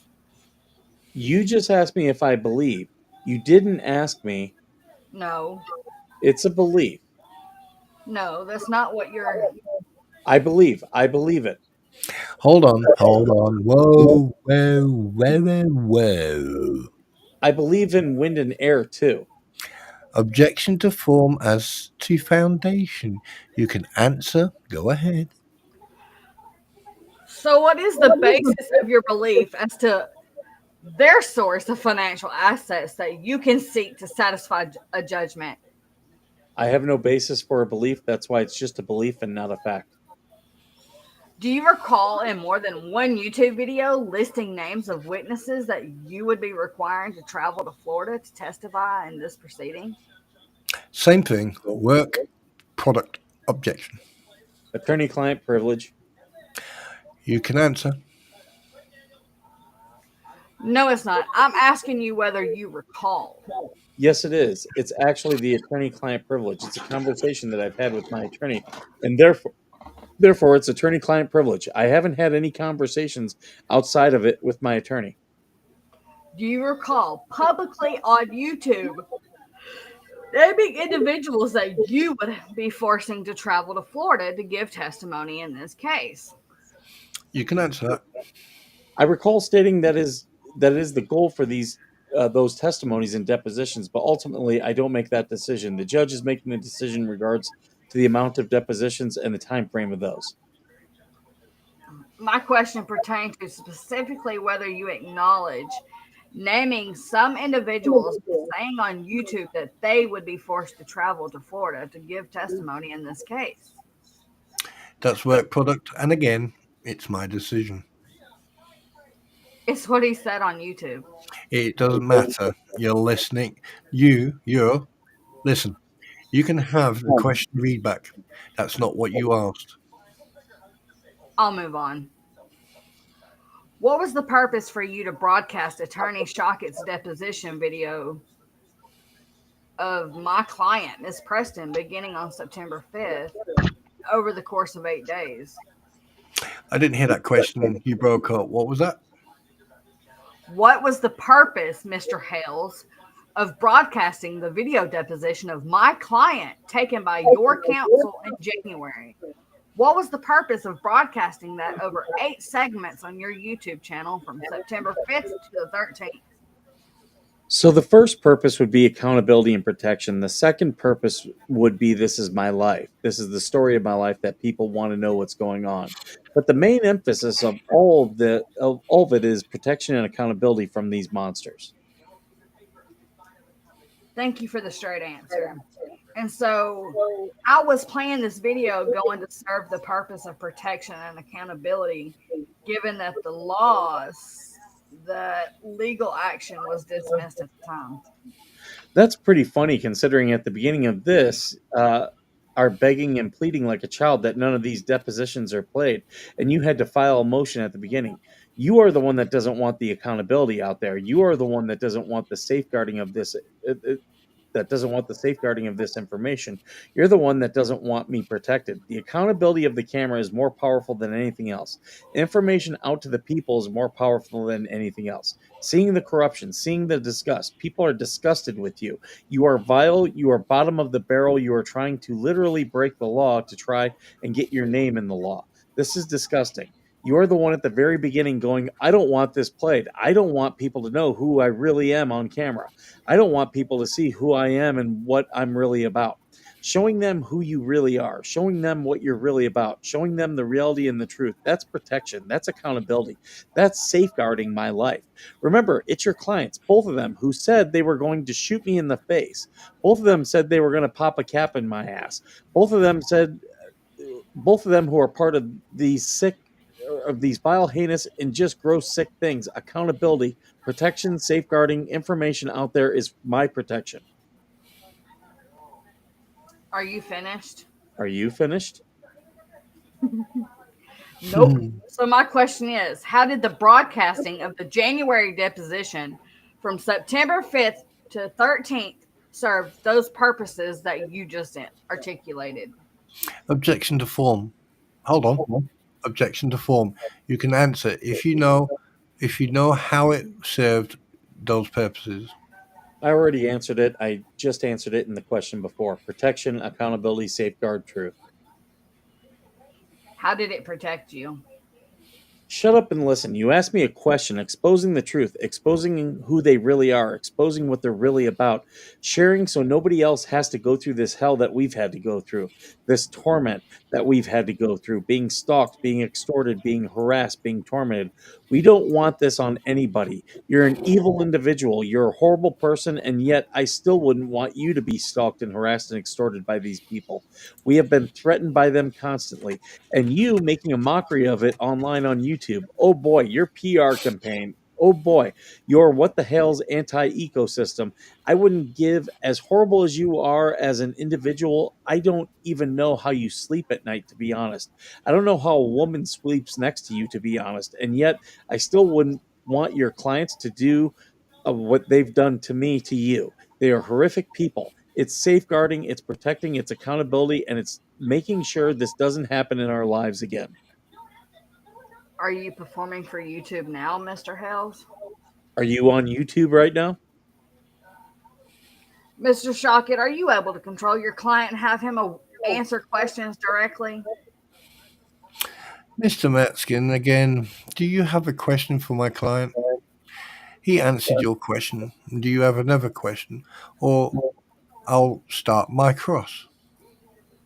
So you say that you played the video of the deposition so that it wouldn't happen to anybody else. I think that was in there somewhere. Am I right? You can answer. Why answer? He's already asked. I mean, come on. You've got so much time. Federal court only goes so much time. Get to something real. Well, so my question is, how would playing that deposition the way you did from September 5th to 13th somehow protect others from going through what you went through? Really? So they see the court system. So they see the corruption of a judge. They see the corruption of Levy County. They see what's being stalked on YouTube is like and the hell we've had to go through. And you don't think they're going to learn from that process? You don't think they're going to learn, oh, this is how to justice system works. Oh, this is how it doesn't work. Oh, this is what's going on. This is how I protect myself. This is the most important thing for anybody online. And online personality is securing security, security, security. Or this is going to happen to you as well. Oh, that's right. They said that I am a child arpist, that I arped their daughter. How would you respond if they said that about you because you're probably next on their list? How are you going to respond when they put up in your community? How are you going to respond when they start saying that on your reviews online? How are you going to respond when these individuals say they're going to shoot you in the face and feed you to the gators? This is a learning process and an educational process for anybody and everybody out there. And you would think that you would be smart enough. I don't know how in the world you pass the bar, but you would be smart enough to know that's the process in the first place, and to know that you just threw your hat in with some people who are extremely dangerous. And here you are. And now you're trying to protect yourself, but it ain't going to work. And yet I'm protecting myself by information out on the web. Do you recall that Judge Davis said he didn't want to see this on YouTube on September 4th when Miss Preston dismissed the state court temporary restraining order against you? Do you recall Judge Davis saying that? Judge Davis never said that. And do you acknowledge that the night you specifically made a YouTube broadcast, a YouTube video bragging about winning, I won in court being the headline? Again, Judge Davis never said that, nor do I remember what videos I broadcast on any given day. There are so many. Would you like to take a break, Alyssa? No, thank you. I think we'll go until 5 o'clock, and so I think we should probably take a break at like 3:40 for 10 minutes.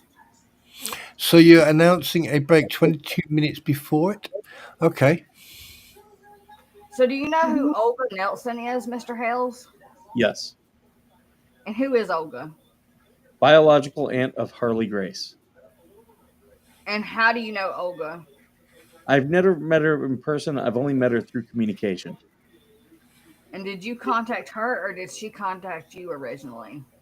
I've never contacted anybody in regards to any of this. Everybody contacts me. Olga, I don't even know if it was Olga who contacted me. It might have been Jessica. Jessica who? You can say. I don't have my phone to look at contacts. Then you don't have to answer. I don't know. Is Jessica another aunt, biological aunt? Biological aunt of Harley Grace. And did you have a remote live video, guest appearance by Miss Nelson and Jessica on one of your live streams? Yes. And did you discuss during that live stream initiating the court proceeding to have the Preston child removed and given custody to them? Can you rephrase it in a simple, easy to understand question instead of these comments? During the live stream, in which Jessica and Olga appeared as your guests, did you discuss with them initiating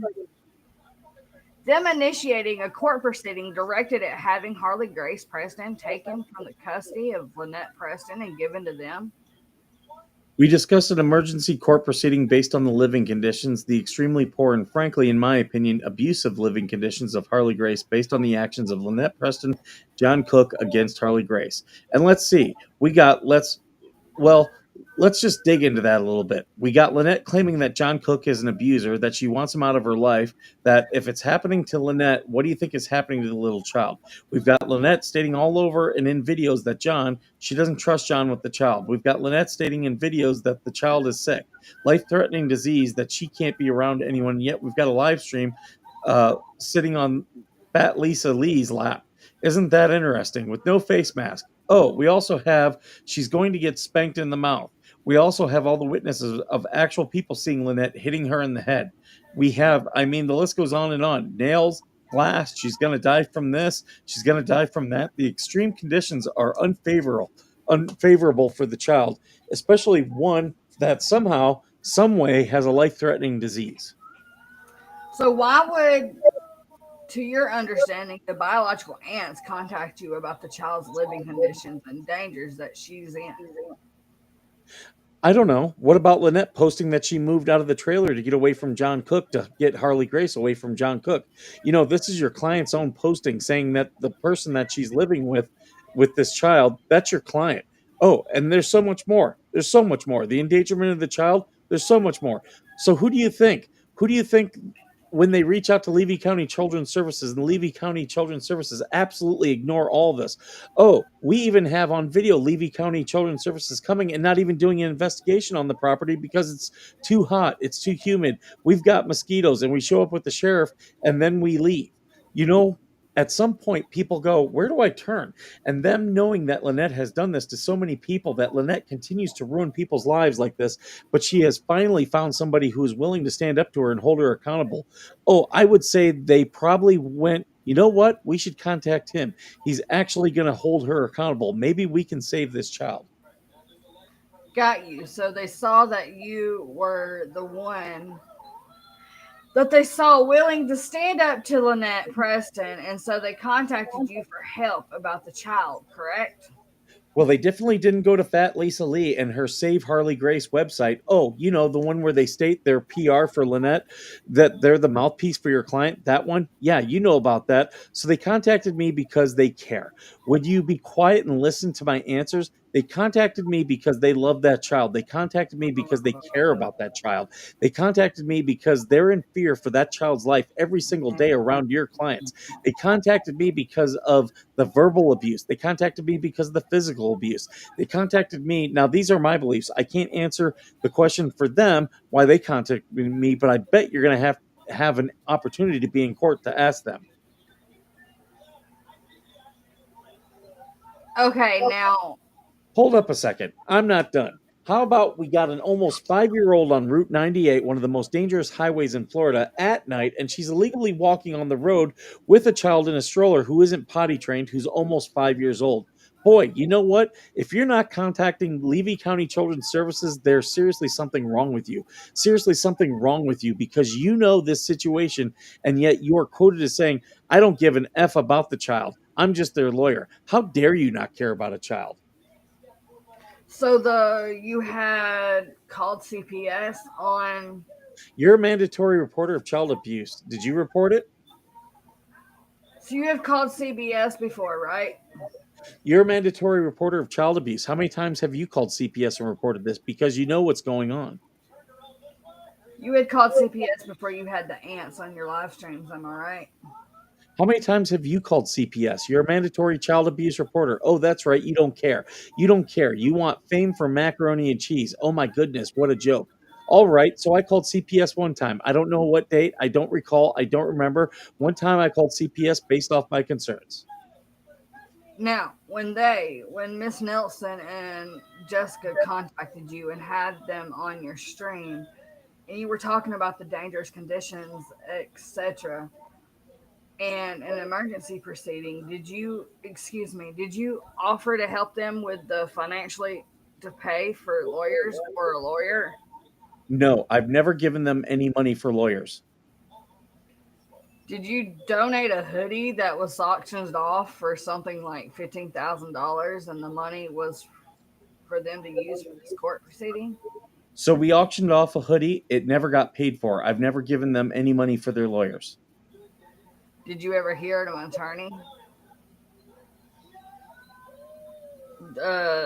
Any Consuegra from Miami? Not to my knowledge. Were you aware of the filing by Attorney Consuegra with Olga Nelson as her client? Again, not to my knowledge. Well, You're asking me about a filing with an attorney where I already told you not to my knowledge. How do you expect me to answer a question where I've already told you I don't know the attorney? okay, but you on your YouTube broadcast were regularly referring to an ongoing emergency court removal proceeding to save Harley Grace, right? Do you acknowledge that you made those statements? Objection to form. Compound question. I have no authority to remove anyone from any place. What do I What I do desire is for a child to be in a happy, healthy living situation, and that is not with your clients. It is evident to everyone, including you. That is not a safe environment that she deserves as a child. I can't remove any child. I have no authority, no power to remove any child. What I can do is report when I see something is inappropriate. I can report when I see something is wrong. When I see something, I I can do the responsible adult thing, which you have yet neglected to do, and actually report it, even though you're a mandatory reporter. So, were you at all in the loop, so to speak, with the respect to the filing by Olga Nelson using attorney Consuegra seeking to access the adoption file pertaining to Harley? I'm not involved in any of that. Were you involved in helping arrange a crew of people to retrieve Lloyd Campbell's RV and other items from Miss Preston's property?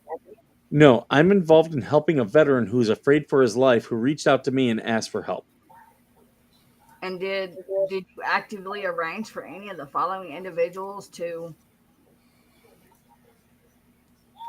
participate in this help? George, sorry. no strike. That not George. Yeah, I would say you got to strike. You obviously don't even know who your clients or your case, that's for sure. Did you specifically ask Deanna to participate in the effort? Not to my recollection, and let's be very, very clear. It is Lloyd Campbell who had all full access and legal rights to the property as a tenant who asked us for help to remove his personal property, as he had every legal right to remove that personal property. So did you ask Deanna West, hey, can you help out get Lloyd's property off of Miss Preston's property? I don't recall. I seriously doubt it. She probably volunteered to say, I want to help him because that's the type of person she is. Well, then how would she have known that there was this need? Objection to form, calls for speculation. Answer if you know. So it's your testimony that you're not the one who told Deanna West about this, and that's what led to her helping? No recollection of how Deanna West knows about helping, nor would I ever have forced her or told her to do such a thing. And did you contact Rex and ask him if he would help remove Lloyd's property? No, I did not. And did you contact Therese and ask if she would help? No, I did not. And did you contact Brett and ask if he would help? No, Stephen Granger contacted me and asked if I could help, and I said, no, I can't help. I'm in Ohio. So Stephen called you on the phone, did he? Again, I don't recall. But is it your testimony, though, that the first time you become aware of Lloyd needing to get his stuff off the property was Stephen calling you? I don't recall if it was a phone call or what it was, but Stephen Granger is the one that made me aware that Lloyd Campbell was in fear of his life and he needed help somehow. Some way to remove all of his property from the property he had all the legal access to as a tenant. So was the call from Stephen before or after you broadcasted a phone call with Lloyd? Before. And did you ask Travis if he would be involved in helping remove the property? I don't recall if I contacted him or not. Okay. So you don't recall contacting any of the 5 individuals? Deanna, Therese, Stephen, Rex, Travis. Your testimony is you don't recall contacting any of them to ask them if they would participate in helping remove Lloyd's stuff. I don't recall. And you don't know how many of them would have known about this mission other than you telling them? Yeah, the same way I did. Lloyd contacted me. So Lloyd contacted you out of the blue? Oh my goodness. You literally just talked about a video of a phone call with Lloyd, and now you're asking me? Obviously, he contacted me. But it was the first time you had ever had it was just a phone call? Hi, I'm Lloyd. Mr. Hales, I need your help. The first time I've ever had any type of contact with Lloyd Campbell. And how did he get your number? Do you know? Objection to form. Answer if you know. Yes, I know. Stephen Granger gave it to him. Now, you were aware, were you not, that the filing for the emergency removal of Harley Grace was denied by the court? You learned that maybe through some, maybe two leads or otherwise, but you learned that, right? No. Oh, objection to form. Hold on. I don't know about it Objection anyway. to form. Oh, sorry, go on. So you're not aware. You're not aware that the court, the family law court, denied what was filed by Olga through her lawyer seeking. I literally just said I was not aware. This is the first. Now, regardless of me screen recording everything that Two Lee's posts, it goes straight to a lawyer team and then it's going to court. So regardless of whether I have every screenshot or every little thing they've said that they've done, I don't actually watch, I don't listen. It goes to a legal team and it will be handled in court.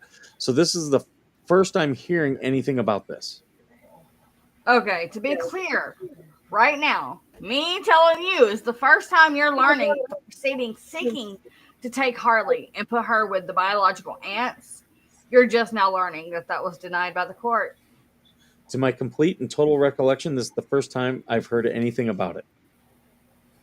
But you were regularly referring to it on your YouTube broadcast, and then when it was denied, you haven't referred to it since. So you're saying that's just a coincidence?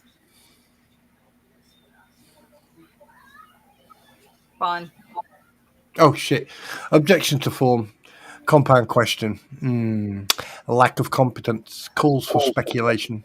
But outside of that, subject to my objections, if he tries to raise it with the magistrate, you can answer.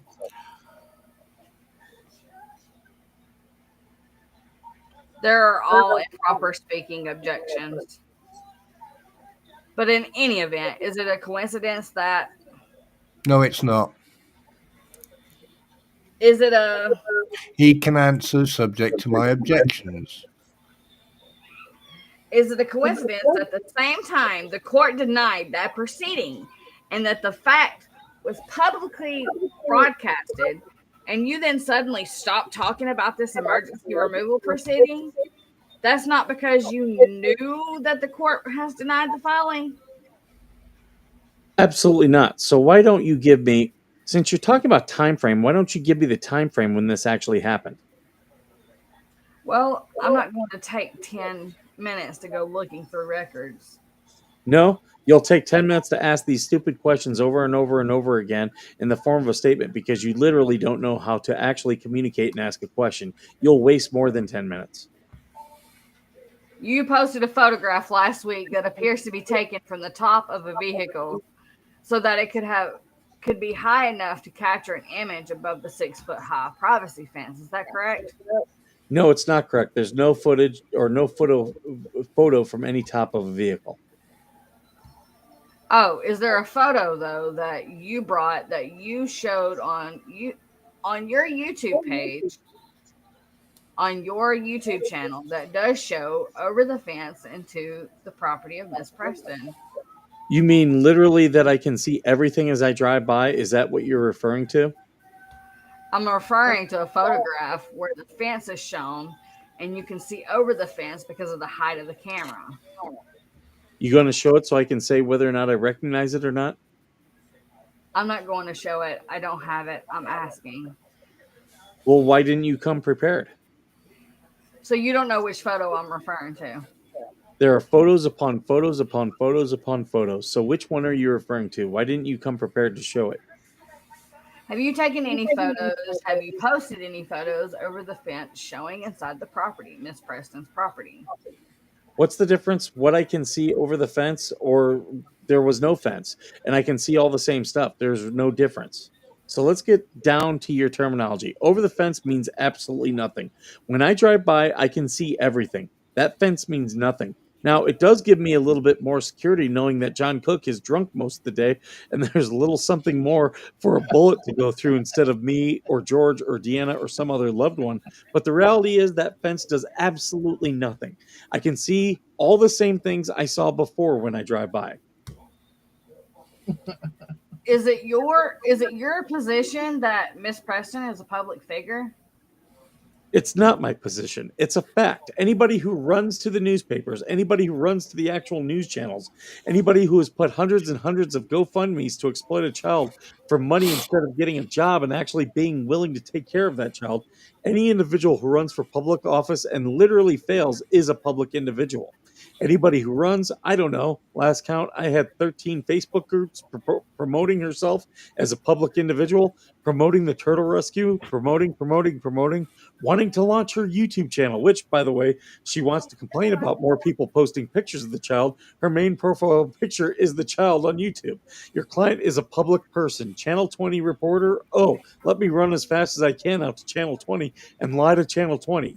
Your client who runs to the news station, your client who contacts newspapers, your client who runs for office, your client who literally asks a judge in Levy County, can I run again for town hall? Who has already run for town hall? I'm going to keep going on because your client is a public figure soliciting public funds. Oh, wait, hold on a second. That's your client on 2 Lees in a pod.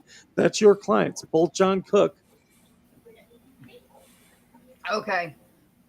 and the Pickles and the fam. Hey, I'm not done. Shut up. Listen. That's what your client who out there on Milltown's Best, that's your client all over YouTube. That's your client all over Facebook. That's your client all over the newspaper stating, what the hales? That's your client on Channel 20. That's your client at Town Hall. That's your client in all these public records. That's your client in court who says she doesn't want anything to do with this. That's your client who says she doesn't want to be on YouTube. And yet she's on a live stream in a lap of fat Lisa Lee. Your client who wants to have my channel removed under your direction in the anti what the hell's ecosystem. Your client is a public figure. Okay. Now, is it because of her status as a public figure that you feel it's okay to do so many videos focused on her and her property condition and the safety of her child and calling for the child to be removed? Is it because of her status as a public figure that you feel that it's okay for you to do that? Excuse me? What? The channel name is What the Hales. It's not What the Lynette. It's not What the Crook. It's What the Hales. This is the story of my life and how they invaded my life, how they came. They actually stalked me, in which they've been found guilty of. They have broken the violations they have been found guilty of. They will be found guilty again. They will actually file again on more than what we talked about today. It is your clients that have stalked me, defamed me, tormented me, harassed me. I am exercising my First Amendment rights. I am exercising, shut up and listen. I am exercising You know what? I'm going to. my right to actually safeguard myself, protect myself, and when Levy County Sheriff and the court system fails to make sure there's some type of accountability in my life. It's what the hales. It's not what the Lynette. It's not what the Crook. It's not what the HG. Now, there's also a child that is living in despicable conditions, pooping in a bucket, peeing in a bucket, almost 5, now 5 years old. Can't even go to the bathroom. She's not even potty trained. Should be in school, but we both know your client won't allow that to happen because if they found out she's got lice and she's living in lice, she can't even formulate full sentences, and she's so far behind developmentally that she'll be reported to Children's Services yet again. There's a serious issue. A child's safety is at stake, and you don't seem to care. And that makes you a pathetic individual, especially as I continue to tell you, you are a mandatory reporter and you've reported nothing. So why are you doing? This is my life. This is my channel documenting what I've done to destroy my life. You've tried to recruit others to come in and destroy my life, which is all in writing. How stupid can a lawyer be? Seriously, how stupid? You think you're going to get away with this? Never going to happen. Never going to happen. Your clients who have come in, invaded my life, wanting money, wanting fame, wanting donations, and then you jumping on board because you want the exact same thing. You're recruiting others, guaranteeing them, telling them you're going to increase their views. You're going to increase their income. Done. Counsel, when there's silence, it means he's finished. So why? Why do you believe it's your responsibility to become involved in the child situation? Are you that dumb? I just told you you're a mandatory reporter. It's your responsibility as well. What have you done about it? My question was, why do you feel it's your responsibility to become so involved? When you saw the video of her on 911 calling Levy County Sheriff that she threatens to spank the child in the mouth, did you Did you call CPS? You're a mandatory reporter. I know you saw it. You know she said it. I know because she said it. It's all public information because I'm Then why? shut up and listen because I am an actual responsible individual who cares about children who can't defend themselves. We have a court reporter in here that just told us her children were going to daycare. Do you think if something were to happen to her kids, she wouldn't want somebody calling and protecting her kids? And yet here you are smirking. Yet here you are smirking with that giant nose that somebody already broke. Here you are smirking at a camera because you've done nothing to protect this child. It's your responsibility. It's my responsibility. It's Randy's responsibility. It's Alyssa's responsibility to protect those who can't protect themselves.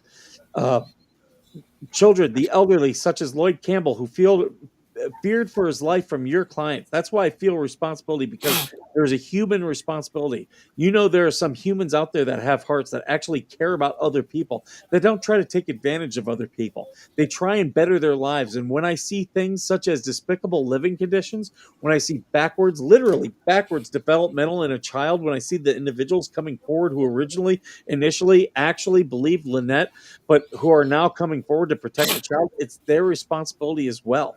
When the truth is actually shared, which is what I do on What the Hell's actual truth, not two lees in a pod that smell like cod, not two lees that you love to hang out with. You know what? You're talking about the timeline. All of a sudden, you know you're incriminating yourself within these lawsuits and you're absent. Oh, but you're still posting, calling people, let's see, morons, idiots. You're the most unprofessional lawyer I've ever seen in my life. And frankly, you're the best lawyer I've never had to pay in my life because you literally incriminate your clients and yourself over and over and over again. It's your responsibility to protect that child. It's my responsibility to protect that child. And where others fail, we need to step up. There is all kinds of harassment on Facebook from you. There's all kinds of harassments on Facebook from others incited by you. There are all kinds of harassment on YouTube and Facebook by your clients. This child should not have to live this way, isolated. You have a deputy, a corporal who you're so foolish to name in a lawsuit who is literally telling Lynette, do not lock that child in that camper. That child is isolated from people. That child is isolated from growth. That child is isolated and being abused. It's my responsibility to report it. It's your responsibility to report it. Okay, but why was it necessary for you to make numerous videos focused on the child being removed? Oh my goodness.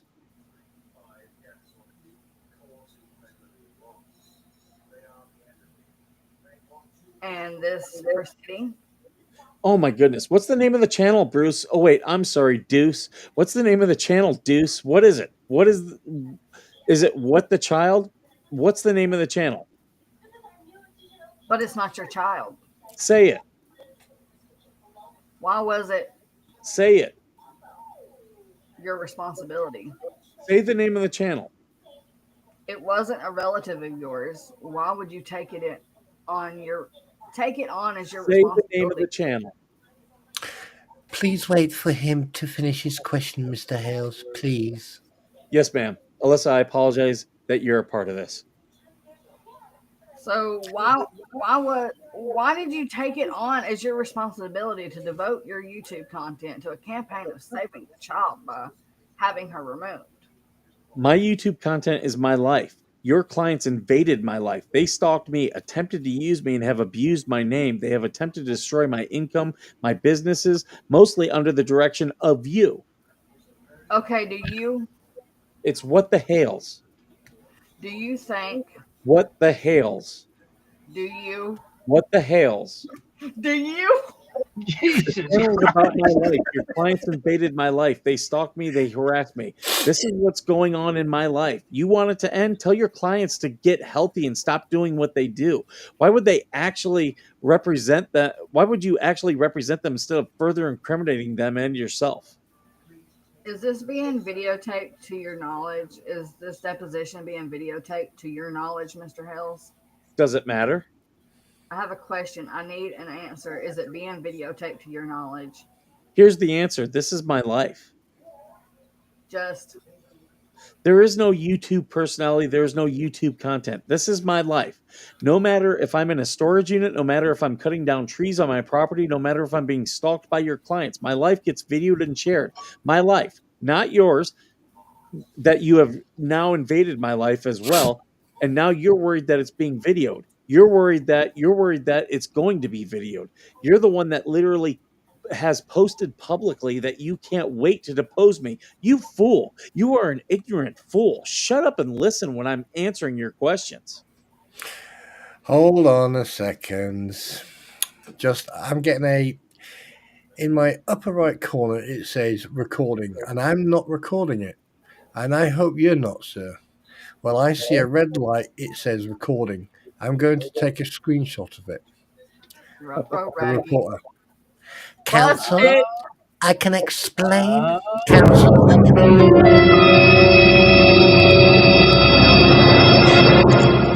that's for Steno's backup purposes. If I were to lose the feed, that's all it is for. It gets destroyed after 14 days of the deposition being taken. Okay. I'm going to ask your company to preserve it. You can make a request to them. I will do that. Okay. Oh. Oh, yeah. Okay, so now that we know that Steno has a backup recording, my question to Mr. Hales is, to your knowledge, is this being video recorded by your arrangement? Does it matter? Yes. Why? You're the one that is online. You're the one that's gloating, saying you can't wait to depose me. You're the one that's gloating. You're the one that's telling two Lees that you're going to put it all out on their channel. You're the one literally stating this. What do you care Are you? if it's being recorded? Shut up and listen. Keep your mouth shut. Gosh, for as big of a nose you have, your mouth is even bigger. Oh my God. Oh, fucking kidding it. Go, Jeremy! Are you? You're the one that's out there telling everybody you can't wait to depose me, and here you are cowering like a little child. You're whining at the beginning, I don't want to record it. Now you're whining about more recordings. What's wrong? Are you feeling guilty? Are you feeling like you haven't taken your responsibilities and done the right thing for your clients and for yourself? All of a sudden you got a moral compass? The recording makes no difference whatsoever. There is no gag order. There's no court order.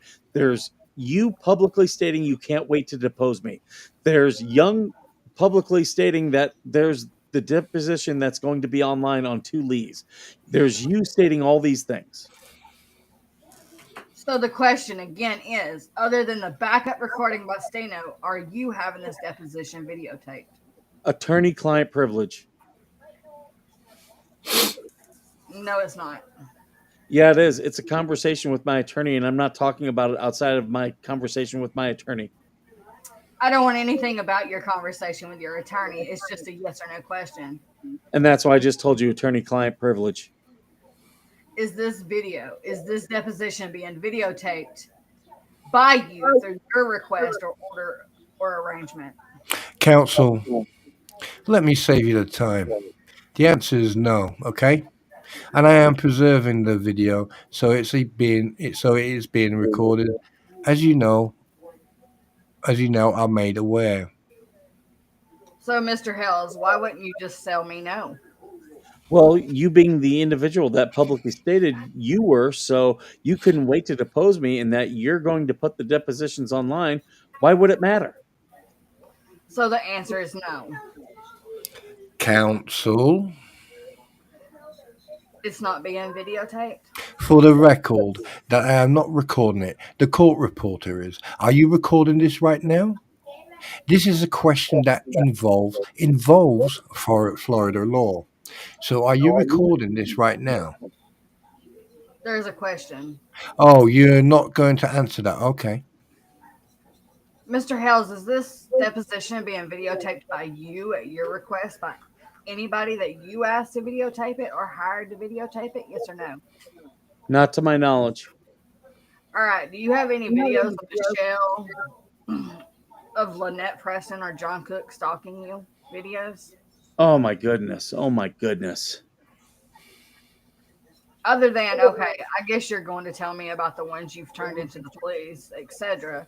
Other than the ones we might have already discussed today, do you have any videos of them that you claim show them stalking you? Let's back up. Let's back up to your ignorant question. First of all, they've already been found guilty as such. So the argument is, My question was about the videos. Shut up and Video! listen. Shut your mouth. Okay. So we're going to end right now. You guys are both interrupting each other. The deposition will be terminated at this point. Not yet, Alyssa. I've got a few things to say. Thank you, okay? Just do a quick question. There will be no more questions today, okay? Listen to me. Mr. Shockett, there will be no more questions today. Yes, there will. There is not. Go ahead. I'm going to speak, and when I'm done, you can speak, okay? On the record. But I'd like to put it on mute while I speak so that Mr. Hales and you don't interrupt, okay? Thank you. So I'm going to end the questioning for today, and what I plan to do is to procure a copy of the backup video as well as the transcript and the audio file. So 3 separate formats. And I intend to file an appropriate motion with the court. And I intend to ask the court to review the deposition video that will be presented to him. And I will ask the court to do a number of things in the alternative. I'll ask them to dismiss the case. I will ask them to impose sanctions, including the cost of Xtino for today's deposition and for my time. And I will ask them neither dismissed and or whether they award costs to enter appropriate orders addressing the situation that has presented itself here today. And so I have endeavored to move on through my questioning and progress down my list of questions, which still have quite a long way to go and would have never been completed in just today or 1 7-hour deposition, given all the time wasted by Mr. Hales on his tirades. Are you? So I will, of course, be asking the court if it is not dismissed that I will be entitled to continuing Mr. Hales' deposition as necessary to get through my lines of questioning in an efficient way and to my satisfaction, and thereby would need an order according to the rules to go beyond the single day. So I intend to file that request. I do not intend to proceed on Wednesday with the deposition of George. See, right there, he canceled it. Right there, black and white. Sorry, that one got me excited. Wednesday with George. I am notifying you here and now on this record that I am postponing that deposition indefinitely.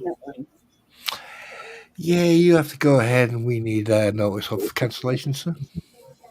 And postponing that deposition indefinitely. Damn, son, you stuttered. You will not receive a separate notice. I'll send you an email to confirm that is what you will get. There is no formal notice of cancellation. Tell me through written communication. We're going to be here. I will email you confirming what I'm telling you now. If you want to come anyway, then you'll do it knowing that there will be a court reporter or opposing counsel, okay? I'll do so unless you do a notice of cancellation somehow. What else, Mr. Shockett? You say you're terminating, but yet you keep talking, so I'm going to terminate it myself. I don't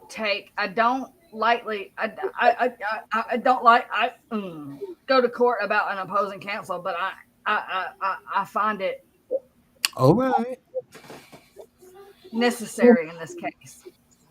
Madam Court Reporter, we are now going to leave since he's terminated the deposition, and I guess we won't see you Wednesday. A discussion was held off record. Mr. Matskin, off the record, briefly said that he's not available on Wednesday for the deposition that was scheduled on Friday. He did notice risks deposition for Wednesday, so I'm going to ask you, Mr. Matskin, you were available as of 5 seconds ago, but now you're not going to be available on Wednesday. You've also previously told me in an email that I could schedule a deposition at any time. So I'd ask you to state, since you're going to send this video to court, what is your conflict for Wednesday? You have a notice deposition for Friday. I intend to attend, and that is all I will say. I'm going to renotice it for Wednesday, and we expect you to appear unless you say what your conflict is. You've already told me in an email I can schedule a deposition at any time. Now that you've given up Wednesday, I'll reschedule for deposition for Friday on Wednesday, okay? I want to be appearing on Wednesday. Alrighty then. Let's go. Let's finish. Go back off the record. Thank you, everybody. Mr. Shockett. Mr. Socket, before we go off, do you need a copy of the transcript? Well, we'll read it. Send it me a copy. Sure. Thereupon, the deposition concluded at 4:01 p.m. Signature was not waived.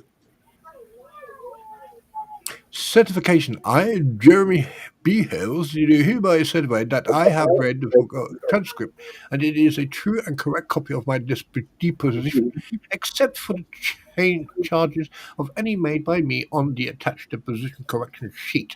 The rest is a sheet. Invisible signature. This was hilarious. Oh, so all of this is just going to be. Yeah, What is this is gonna be this? stuff that's gonna be. Oh, needed. fucking hell. Wait a minute. No, let's not show This her is, name. this is her. This is the court reporter here, right? Just don't scroll further down because it's got a signature and everything. Yeah, the rest of this is redacted stuff. Yeah. That's it, ladies and gentlemen. Damn. Holy shit. How long have we been doing this? 6 hours. 6 hours. Almost. It's about 4 minutes being 6 hours. Yeah, just for the record. Hey, Fleas, you see how to do a 6-hour fucking stream? That's how it's done, cunts. Hey, you young lady, do not use that language one more time. Next time, you're eating soap. Do you understand me? That's not fair. Do you understand me, young lady? Listen, old man, they called me a cunt. I'm going to call them a cunt. Listen, short ass. You going to spank me, old man? RV was Yes. referenced twice in that whole deposition. Yep. Yes. And you notice something else as well? Who be? What now? Every single question, instead of asking questions and trying to fucking, what he was doing, he was basically disseminating a question into multiple parts. 2 leaves in Yeah, prison. He was being a typical ambulance chaser. Yeah. And all I can say for Socket, fucking well done, sir. Well fucking done. And we have Bruce on record as calling it Turtle Purgatory. Yep. And See, Coop, did you that's where notice? you need to play the song. What's Right. that? For how good he did Did on you- that depo, this is where the song needs to be played. Did you notice? I noticed 2 things about the whole thing. When he got confronted with the facts that he was actually on that fucking platform with those idiots, he was giggling and laughing and shit like that. But 'Cause when he he was got nervous. and It was all, nervous laughter. yeah, and do you know why he started getting fucking nervous? Is because he basically, Jeremy was very clever to make sure that he put that sentence from that email into what he was saying. You? Uh-huh. Because that's gonna fucking that sentence there, that email, that sentence is now evidence, and that means when the court sees that, bye fucking license. Fucking well done, Jeremy. Fucking kudos to you, son. All right, guys. I I'm would gonna not go off want here. to. What's that? I'm gonna head off here. You Yeah, won't. man. Mike. Thank you, Mike. Later. Thank you. See you later, Jeremy. I mean, Mike. Good night. Jeremy. Good night, brother. Jeremy Jr. He did Oh, great. God. He played his role as Jeremy perfectly. Yes, I think we yes, should all get yes. medals. Yes. Man, I Well, I can't think believe Mike- they got like 30, almost 30 pages more of this shit. And it's all certification stuff that has to be redacted. Like, we can't even show those pages. Yeah. Oh, I don't want to. I don't want to show none of it. It looks like a freaking dictionary. Reading that deposition proves everything Jeremy has said these last 2 days on his live streams. He didn't lie. Not a word he has told us in his streams was a lie. We read it for ourselves, black and white. But here's the thing. Probably. What's that, Spawn? Here's the thing. What I like the most. Oh no. Oh, for fuck's sake. What I like the most. Fucking shit.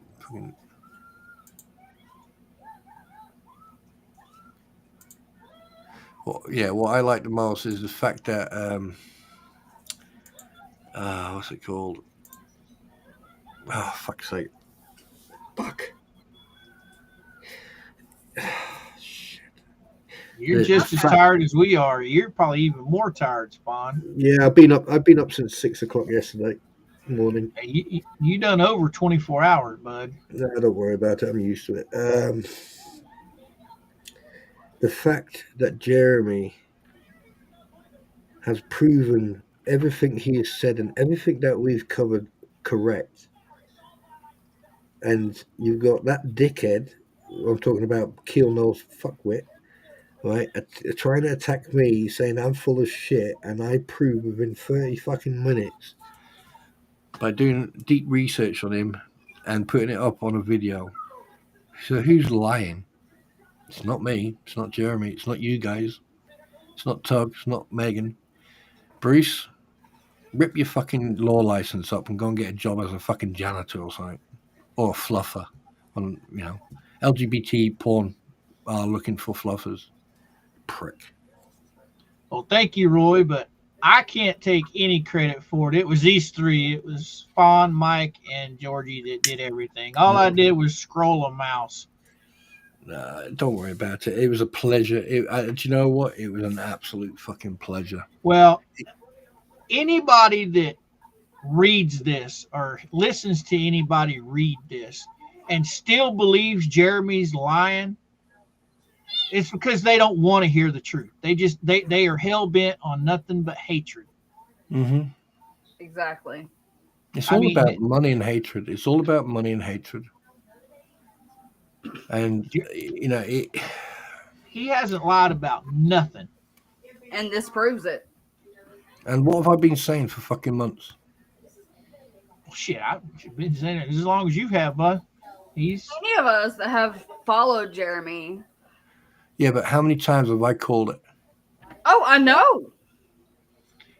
It just goes to prove that side of the fence has no argument to stand on. The only thing that they're doing is promoting lie after lie after lie, trying to hurt the man. I mean, the thing is, why is it that me, you, other people in our collective group, in our collective friend circle, how come is that we can fucking call this shit?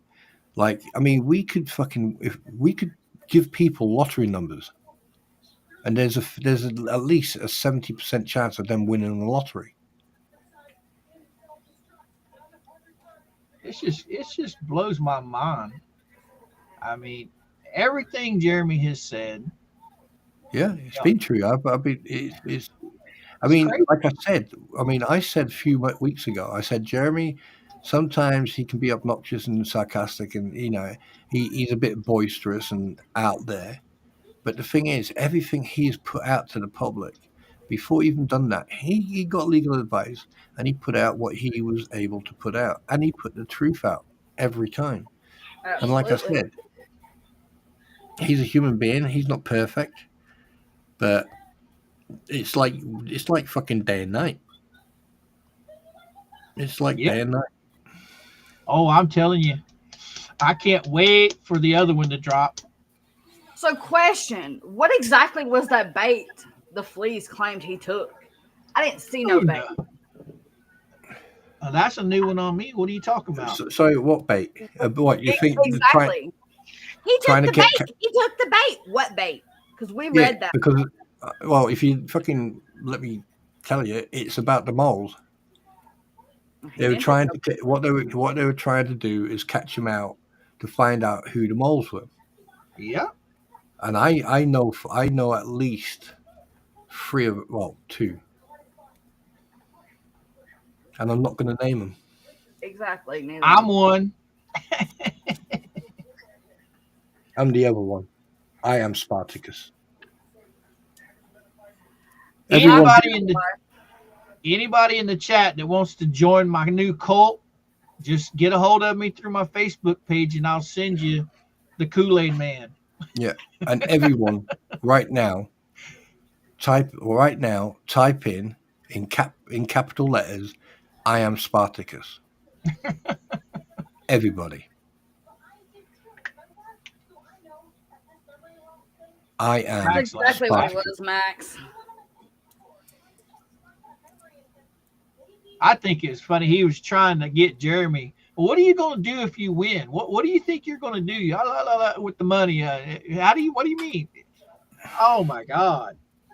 This guy. Ammo. It's just so funny that you could see exactly what he was trying to do. He was trying to trip Jeremy up as best he could, and he was failing at it. That's probably why he was, what do you mean you're nuts? Just type in there, I am Spartacus. Fucking come on. Because the thing is, if we all type in, I am Spartacus, they won't know how fucking beautiful we are.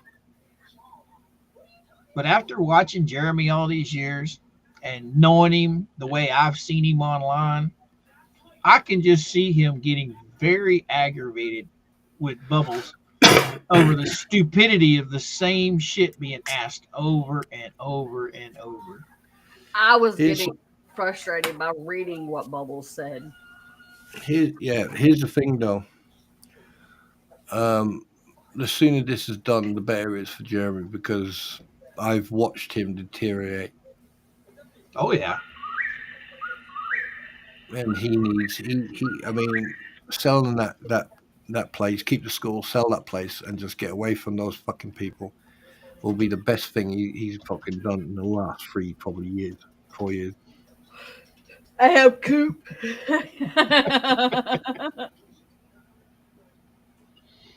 Which one of you sending me an email or a message? I did. Okay. Oh, you want? Okay. All right. You told me I'm not allowed to do it no more. All right. Pun said I am coop. Sponicus. I like that host picker. That's unique. Sponicus. Yeah, but no one's playing along considering that we just set it for 6 hours and give us the fucking satisfaction. Just give us that, The only one that actually obeyed you and did what you said to do was Linda. The rest of them are giving you hell. Yeah, because they all love me. Roy's just a pain in the fucking ass. Love you, Linda.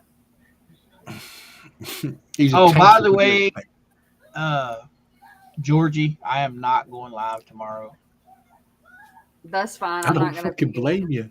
I'm taking Saturday and probably Sunday off. That's fine. I'm not going to be available Saturday. We're going out to finish our shopping. Well, I've already done my fucking gaming stream. Okay. I don't mind doing this shit, but fucking hell. I agree, copper-wise. 24 hours. But what normally ends up happening with these situations is the state will take it and sell it. Here's the problem. Here's the problem that they've got now. They can't take it. They cannot take this onto their platform now. Patrick said, "I've never seen a witness bitch slap an attorney like that." The fleas. They can't discuss it on their platform now. Oh, well, they I think it was Gail or one of the ladies in the chat said earlier that the fleas only did like an hour and something show. They did a very short one tonight. I'm surprised. I'm imagining nothing juicy was said, because they would have said it in the chat if anything juicy was said. Did you two fall asleep? Roy, if I didn't like you, mate, you would be in my stream. I greatly appreciate every single one of y'all that hung around this entire 6 hours with us. Yeah. And listen to us read that. My jaws are killing me, but I am so grateful for our chat. Yeah, that's what she said. Through the big boy. I don't talk that much.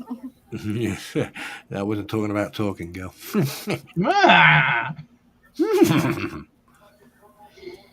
Oh my goodness. Well, guys, I'm gonna play this and then we're gonna get out of here. This is our outro, guys. We love y'all, and we'll see you on the flip side. You fucking won't, because I'm going to sleep in a minute.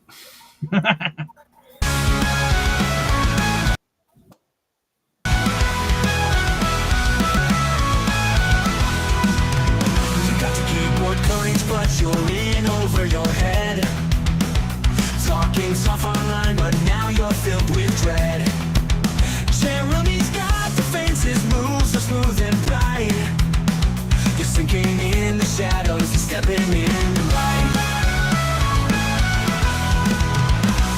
Too soon out of luck, your streak is gonna end. You've been all bark, nobody's time to just pretend. The crowd is getting loud, they're chanting for the win. Jeremy's got the spider and it's getting under your skin. Go Jeremy, go! Just hearing your name. The fire in your eyes, driving Deuce insane. He can match your style of game. Go Jeremy, go! Just hearing your name. Your hashtags can't help you when the pressure's on the rise. Jeremy's on the rise, he's soaring to the skies. You thought you built an army, but it's falling all apart. His music's got the rhythm that's breaking every heart. Go Jeremy, go!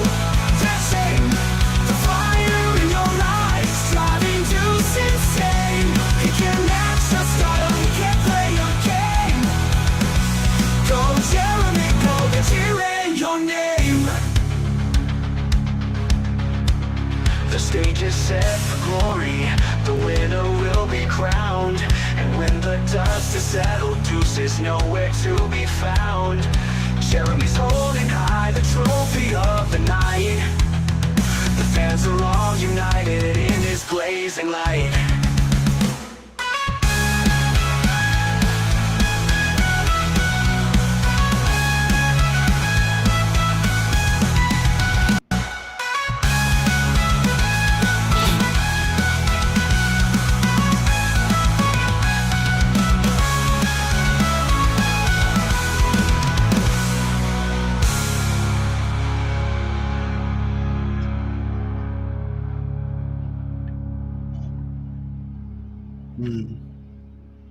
Yeah, guys, I want to say all to all the ladies, just consider yourself hugged. And to all the guys, especially Roy, thank you very much for supporting Coop. Well, you know, the world burn. But me, I am now going to go and do close combat with a bed sheet and a pillow. That's funny. I'm gonna go. Good night, brother. Thanks for So, coming on with us tonight. not a problem. So, on Stick around, George.